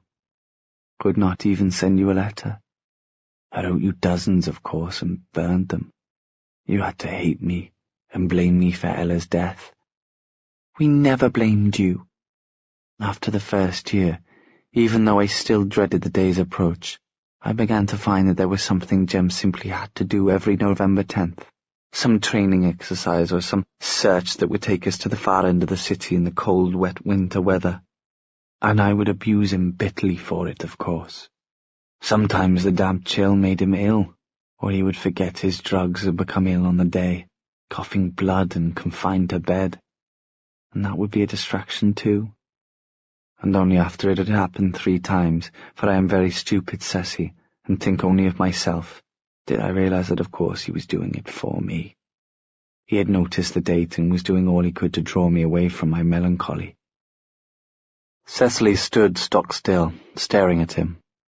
Despite the words that pounded in her head to be spoken, she could say nothing, for it was as if the veil of years had fallen away, and she was seeing her brother at last, as he had been as a child, petting her clumsily when she was hurt, falling asleep on the rug in front of the fire with a book open on his chest, climbing out to the pond laughing and shaking water out of his black hair. Will, with no wall between himself and the world outside. He put his arms about himself as if he were cold. I do not know who to be without him, he said. Tessa is gone, and every moment she is gone is a knife ripping me apart from the inside. She is gone, and they cannot track her, and I have no idea where to go or what to do next, and the only person I can imagine speaking my agony to is the one person who cannot know, even if he were not dying. Will, she put her hand on his arm. Please listen to me. This is about finding Tessa. I believe I know where Mortmain is. His eyes snapped wide at that. How could you know? I was close enough to you to hear what Jessamine said when she was dying, Cecily said, feeling the blood pounding in him under his skin. His heart was hammering. She said you were a terrible Welshman. Jessamine? He sounded bewildered, but she saw the slight narrowing of his eyes. Perhaps unconsciously, he was beginning to follow the same line of thought she had. She kept saying Mortmain was in Idris, but the Clave knows he is not, said Cecily rapidly. You did not know Mortmain when he lived in Wales, but I did. He knows it well, and once you did too. We grew up in the shadow of the mountain, Will. Think. He stared at her. You don't imagine. Cadar Idris. He knows those mountains, Will, she said, and he would find it all funny, a great joke on you and all the Nephilim. He has taken her exactly where you fled from. He has taken her to our home. A posset, said Gideon, taking the steaming mug from Sophie. I feel like a child again. It has spice and wine in it. It'll do you good. Build up your blood. Sophie fussed about, not looking at Gideon directly, as she set the tray she had been carrying down on the nightstand beside his bed. He was sitting up, one of the legs of his trousers cut away below the knee and the leg itself wrapped in bandages. His hair was still disarrayed from the fight, and though he had been given clean clothes to wear, it still smelled slightly of blood and sweat. These build up my blood, he said, holding out an arm on which 2 blood replacement runes, Sangliers, had been inked. Is that supposed to mean that you don't like possets either? She demanded, her hands on her hips. She could still recall how annoyed she had been with him about the scones, but she had forgiven him completely the night before while reading his letter to the consul, which he had not had a chance to post yet, It was still in the pocket of her blood-stained apron. And today, when the automaton had sliced at his leg on the institute steps and he'd fallen, blood pouring from the open wound, her heart had seized up with a terror that had surprised her. "No one likes posits," he said with a faint but charming smile.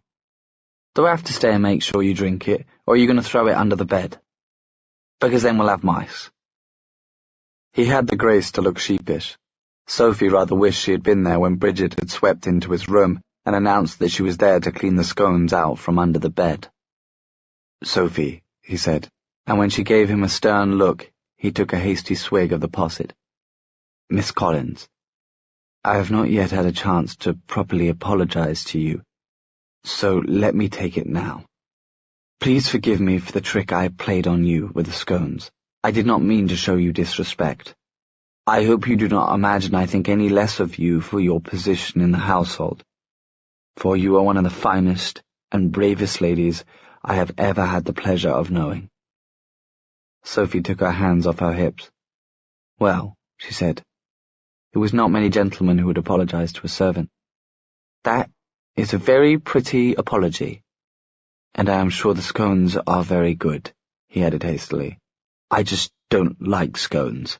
I've never liked scones. It's not your scones. Do please stop saying the word scone, Mr. Lightwood." "All right. And they are not my scones. Bridget made them." "All right. And you are not drinking your posset." He opened his mouth, then shut it hastily and lifted the mug. When he was looking at her over the rim, she relented and smiled. His eyes lit up. "Very well," she said. "You do not like scones. How do you feel about sponge cake?" It was mid-afternoon, and the sun was high and weak in the sky. A dozen or so of the Enclave shadow hunters and several silent brothers were spread out across the property of the Institute. They had taken away Jessamine earlier, and the body of the dead silent brother, whose name Cecily had not known. She could hear voices from the courtyard and the clank of metal as the Enclave sifted through the remnants of the automaton attack. In the drawing room, however, the loudest noise was the ticking of the grandfather clock in the corner. The curtains were drawn back, and in the pale sunlight the consul stood scowling, his thick arms crossed over his chest. "This is madness, Charlotte," he said. "Utter madness, and based on the fancy of a child." "I am not a child," Cecily snapped. She was seated in a chair by the fireplace, the same one Will had fallen asleep in the night before. Had it been such a short time ago? Will stood beside her, glowering. He had not changed his clothes. Henry was in Jem's room with the silent brothers. Jem had still not regained consciousness, and only the arrival of the consul had dragged Charlotte and Will from his side. "And my parents knew Mortmain, as you well know. He befriended my family and my father. He gave us Ravenscar Manor when we lost our house near Dogathai." "It is true," said Charlotte, who stood behind her desk, papers spread out before her on the surface. "I spoke to you of it this summer, of what Ragnar Fell had reported to me about the Herondales." Will pulled his fist from his trouser pockets and faced the consul angrily. "It was a joke to Mortmain, giving my family that house. He toyed with us. Why would he not extend the joke in this manner?" "Here, Josiah," said Charlotte, indicating one of the papers on the desk in front of her. "A map of Wales. There is a Lake Lynn in Idris, and here Talathlin Lake at the foot of Cata Idris." "Lynn means lake," said Cecily in an exasperated tone, "and we call it Lynn Mungi, though some call it Talathlin." "And there are probably other locations in the world with the name of Idris," snapped the consul, before he seemed to realize that he was arguing with a 15-year-old girl and subsided. "But this one means something," Will said. "They say the lakes around the mountain are bottomless, that the mountain itself is hollow, and inside it sleep the Cumanuth, the hounds of the underworld." "The Wild Hunt," said Charlotte. "Yes." Will raked his dark hair back. "We are Nephilim. We believe in legends and myths. All the stories are true. Where better than a hollow mountain already associated with dark magic and portents of death to hide himself and his contraptions? No one would find it odd if strange noises came from the mountain, and no locals would investigate. Why else would he even be in that area? I always wondered why he took a particular interest in my family. Maybe it was simple proximity, the opportunity to devil a Nephilim family. He would have been unable to resist it. The consul was leaning against the desk, his eyes on the map beneath Charlotte's hands. It is not enough. Not enough? Not enough for what? Cecily cried. To convince the Clave. The consul stood. Charlotte, you will understand. To launch a force against Mortmain on the assumption that he is in Wales, we will have to convene a council meeting.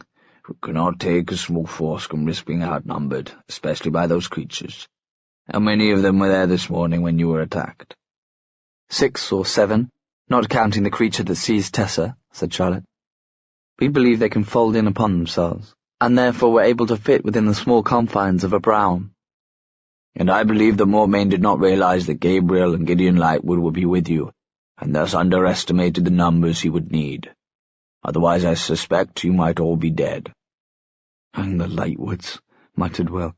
I believe he underestimated Bridget. She carved those creatures up like a Christmas turkey. The consul threw his hands up. We have read Benedict Lightwood's papers. In them he states that Mortmain's stronghold is just outside London, and that Mortmain intends to send a force against the London enclave. Benedict Lightwood was going rapidly insane when he wrote that, Charlotte interrupted. Does it seem likely Mortmain would have shared with him his true plans? What next, and next? The consul's voice was snappish, but also deadly cold. Benedict had no reason to lie in his own journals, Charlotte, which you should not have read. If you were not so convinced that you should know more than the council, you would have given them over immediately. Such displays of disobedience do not incline me to trust you. If you must, you can bring this issue of Wales up with the council when we meet in a fortnight. A fortnight? Will's voice rose. He was pale, with splotches of red standing on his cheekbones. Tessa was taken today. She does not have a fortnight. The Magister wanted her unharmed. You know that, Will, said Charlotte in a soft voice. He also wants to marry her. Do you not think she would hate becoming his plaything more than she would hate death? She could be married by tomorrow. And the devil it is she is, said the consul. One girl who is not Nephilim cannot be our priority. She is my priority, Will shouted. There was a silence. Cecily could hear the sound of the damp wood popping in the grate. The fog that smeared the windows was dark yellow, and the consul's face was cast in shadow. Finally, I thought she was your parabatized fiancée, he said tightly. Not yours. Will raised his chin. If she is Jem's fiancée, then I am duty-bound to guard her as if she were my own. That is what it means to be parabatai. Oh, yes. The consul's voice dripped sarcasm. Such loyalty is commendable. He shook his head. Arundel's as stubborn as rocks. I remember when your father wanted to marry your mother. Nothing would dissuade him, though she was no candidate for ascension. I had hoped for more amenability in his children. You'll forgive my sister and myself if we do not agree, said Will, considering that if my father had been more amenable, as you say, we would not exist. The consul shook his head.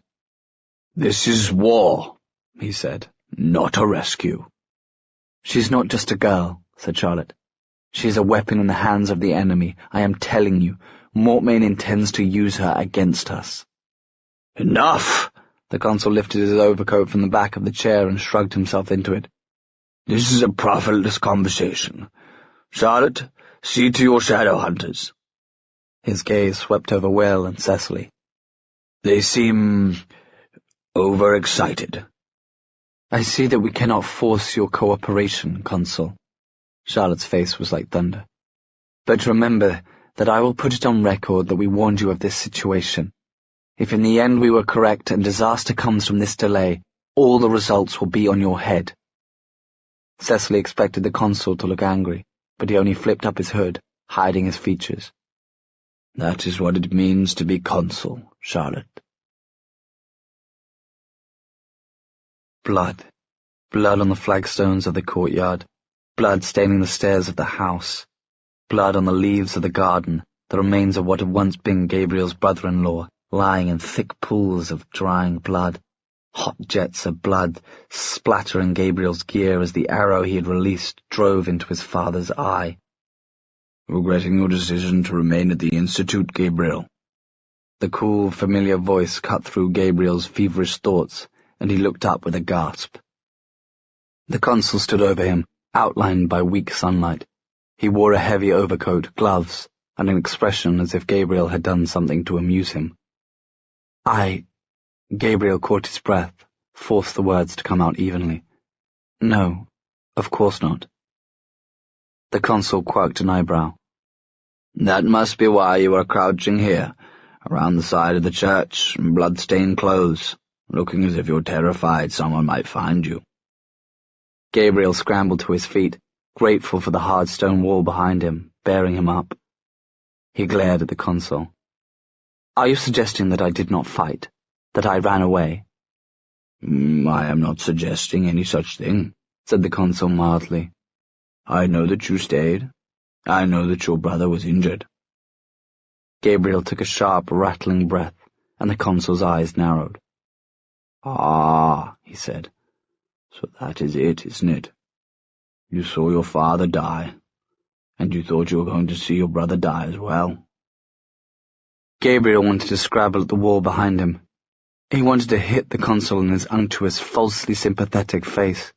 He wanted to run upstairs and throw himself down by his brother's bed, refuse to leave, as Will had refused to leave Jem until Gabriel had forced him away.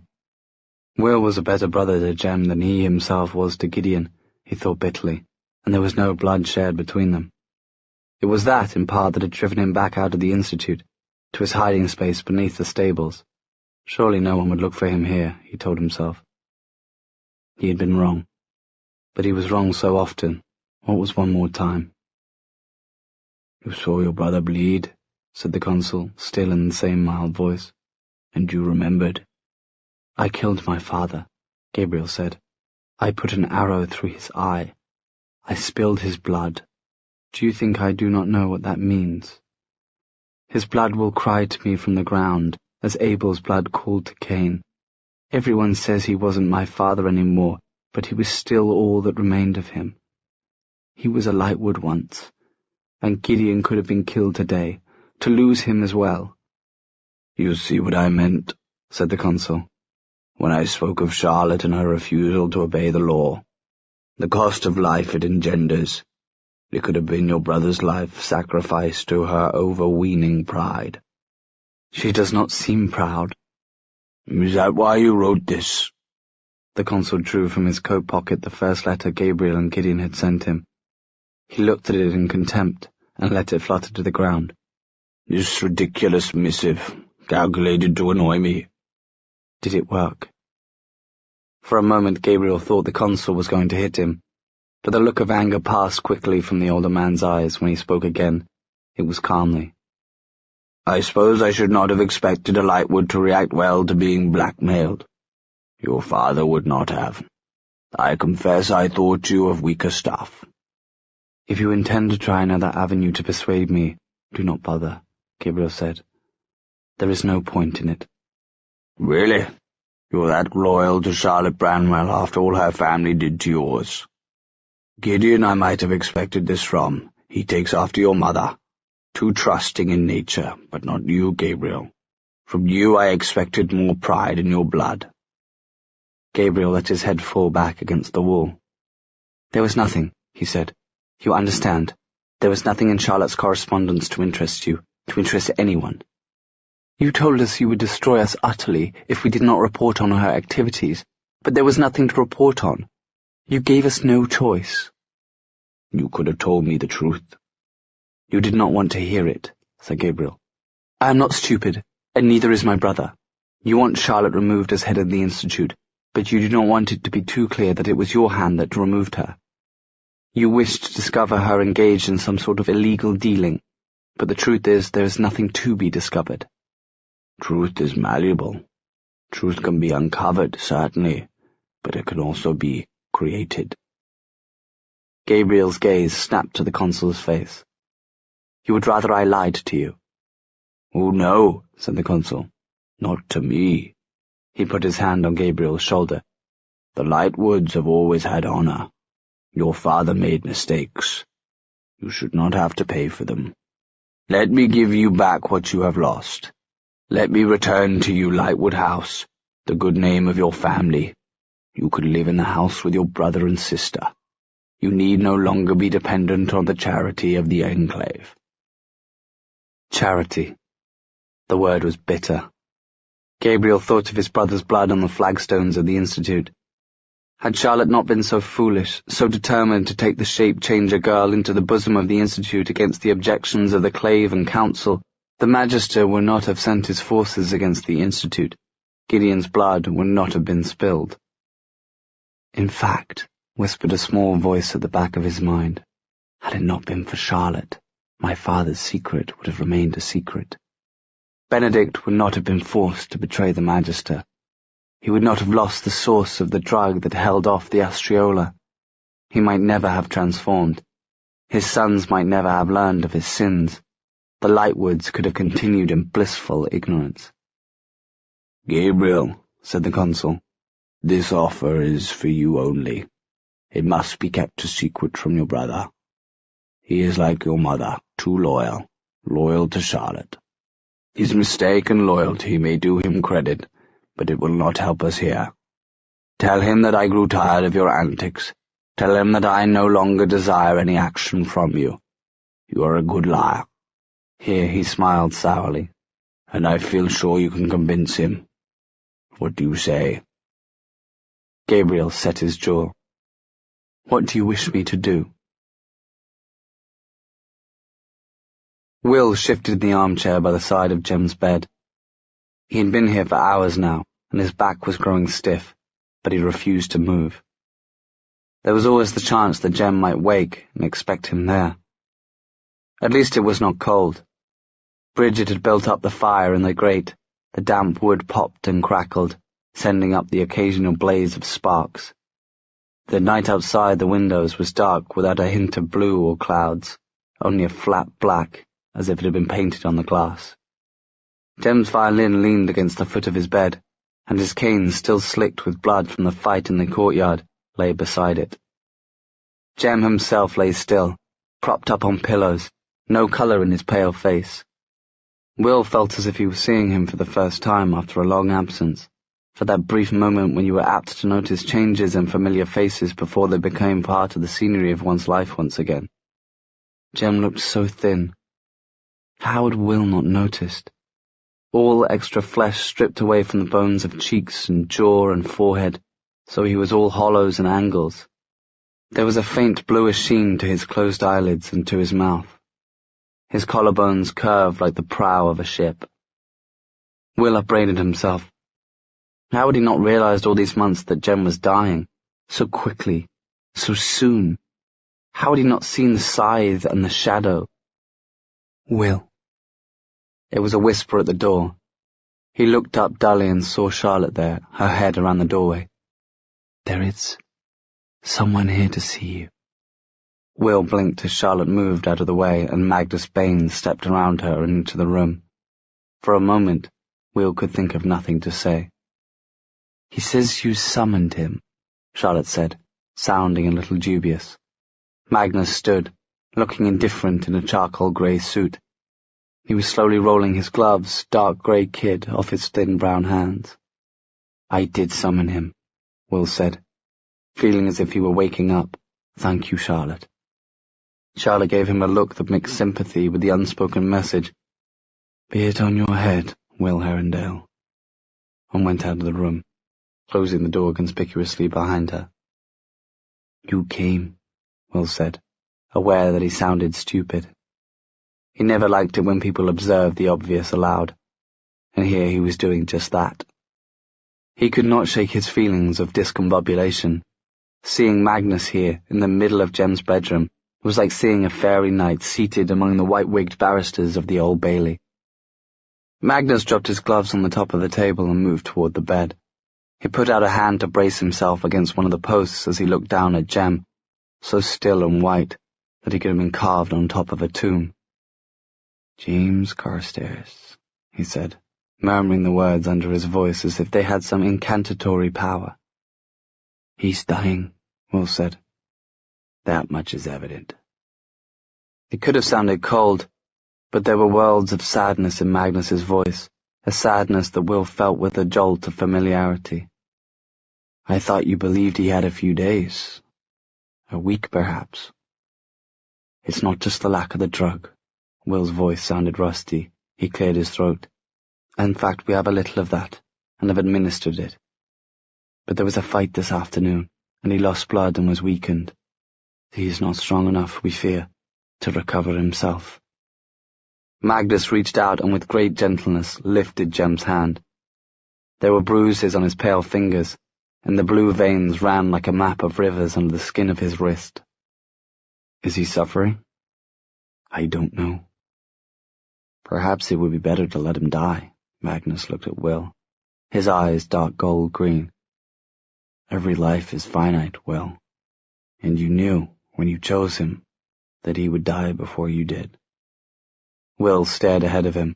He felt as if he were hurtling down a dark tunnel, one that had no end, no sides to grip to slow his fall.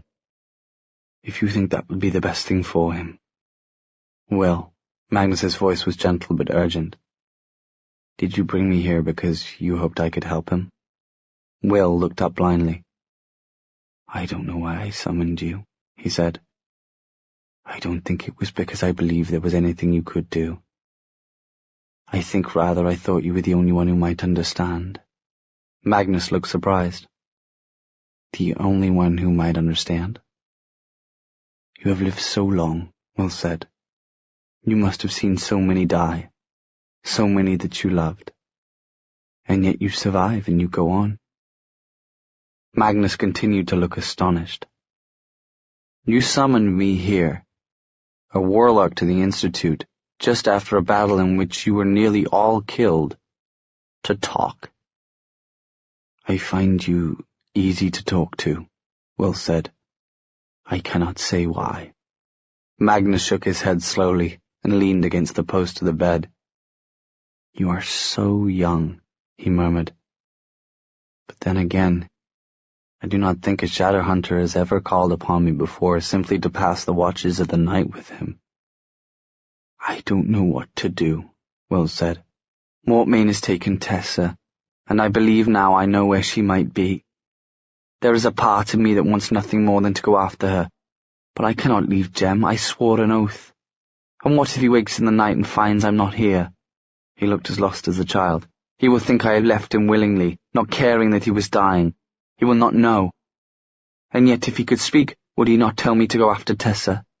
Is that not what he would want? Will dropped his face into his hands. I cannot say, and it is tearing me in half. Magnus looked at him silently for a long moment. Does he know you're in love with Tessa? No. Will lifted his face, shocked. No, I have never said a word. It was not his burden to bear. Magnus took a deep breath and spoke gently. Well, you asked me for my wisdom as someone who has lived many lifetimes and buried many loves. I can tell you that the end of a life is the sum of the love that was lived in it, that whatever you think you have sworn, being here at the end of Jem's life is not what is important. It was being here for every other moment. Since you met him, you have never left him and never not loved him. That is what matters. You really mean that? Will said wonderingly. And then, why are you being so kind to me? I owe you a favor still, don't I? I remember that, you know, though you have never called it in. Haven't I? Magnus said, and then smiled at him. Will, you treat me as a human being, a person like yourself. Rare is the shadow hunter who treats a warlock like that. I'm not so heartless that I would call in a favor from a broken-hearted boy, one who I think, by the way, will be a very good man someday. So I will tell you this. I will stay here when you go, and I will watch over your Jem for you, and if he wakes, I will tell him where you went, and that it was for him. And I will do what I can to preserve his life. I do not have any Yin Fen, but I do have magic, and perhaps there is something in an old spell book I might find that can help him. I would count it a great favour, Will said. Magnus stood looking down at Jem. There was sadness etched on his face, that face that was usually so merry or sardonic or uncaring, a sadness that surprised Will. For whence had that former sorrow so easily penetrated to the quick, but that I had poured out my soul upon the dust in loving one who must die, Magnus said. Will looked up at him. What was that? Confessions of St. Augustine, said Magnus. You ask me how I, being immortal, survive so many deaths. There is no great secret. You endure what is unbearable, and you bear it. That is all. He drew away from the bed. I will give you a moment alone with him, to say goodbye as you need. You can find me in the library. Will nodded, speechless, as Magnus went to retrieve his gloves and then turned and left the room. Will's mind was spinning.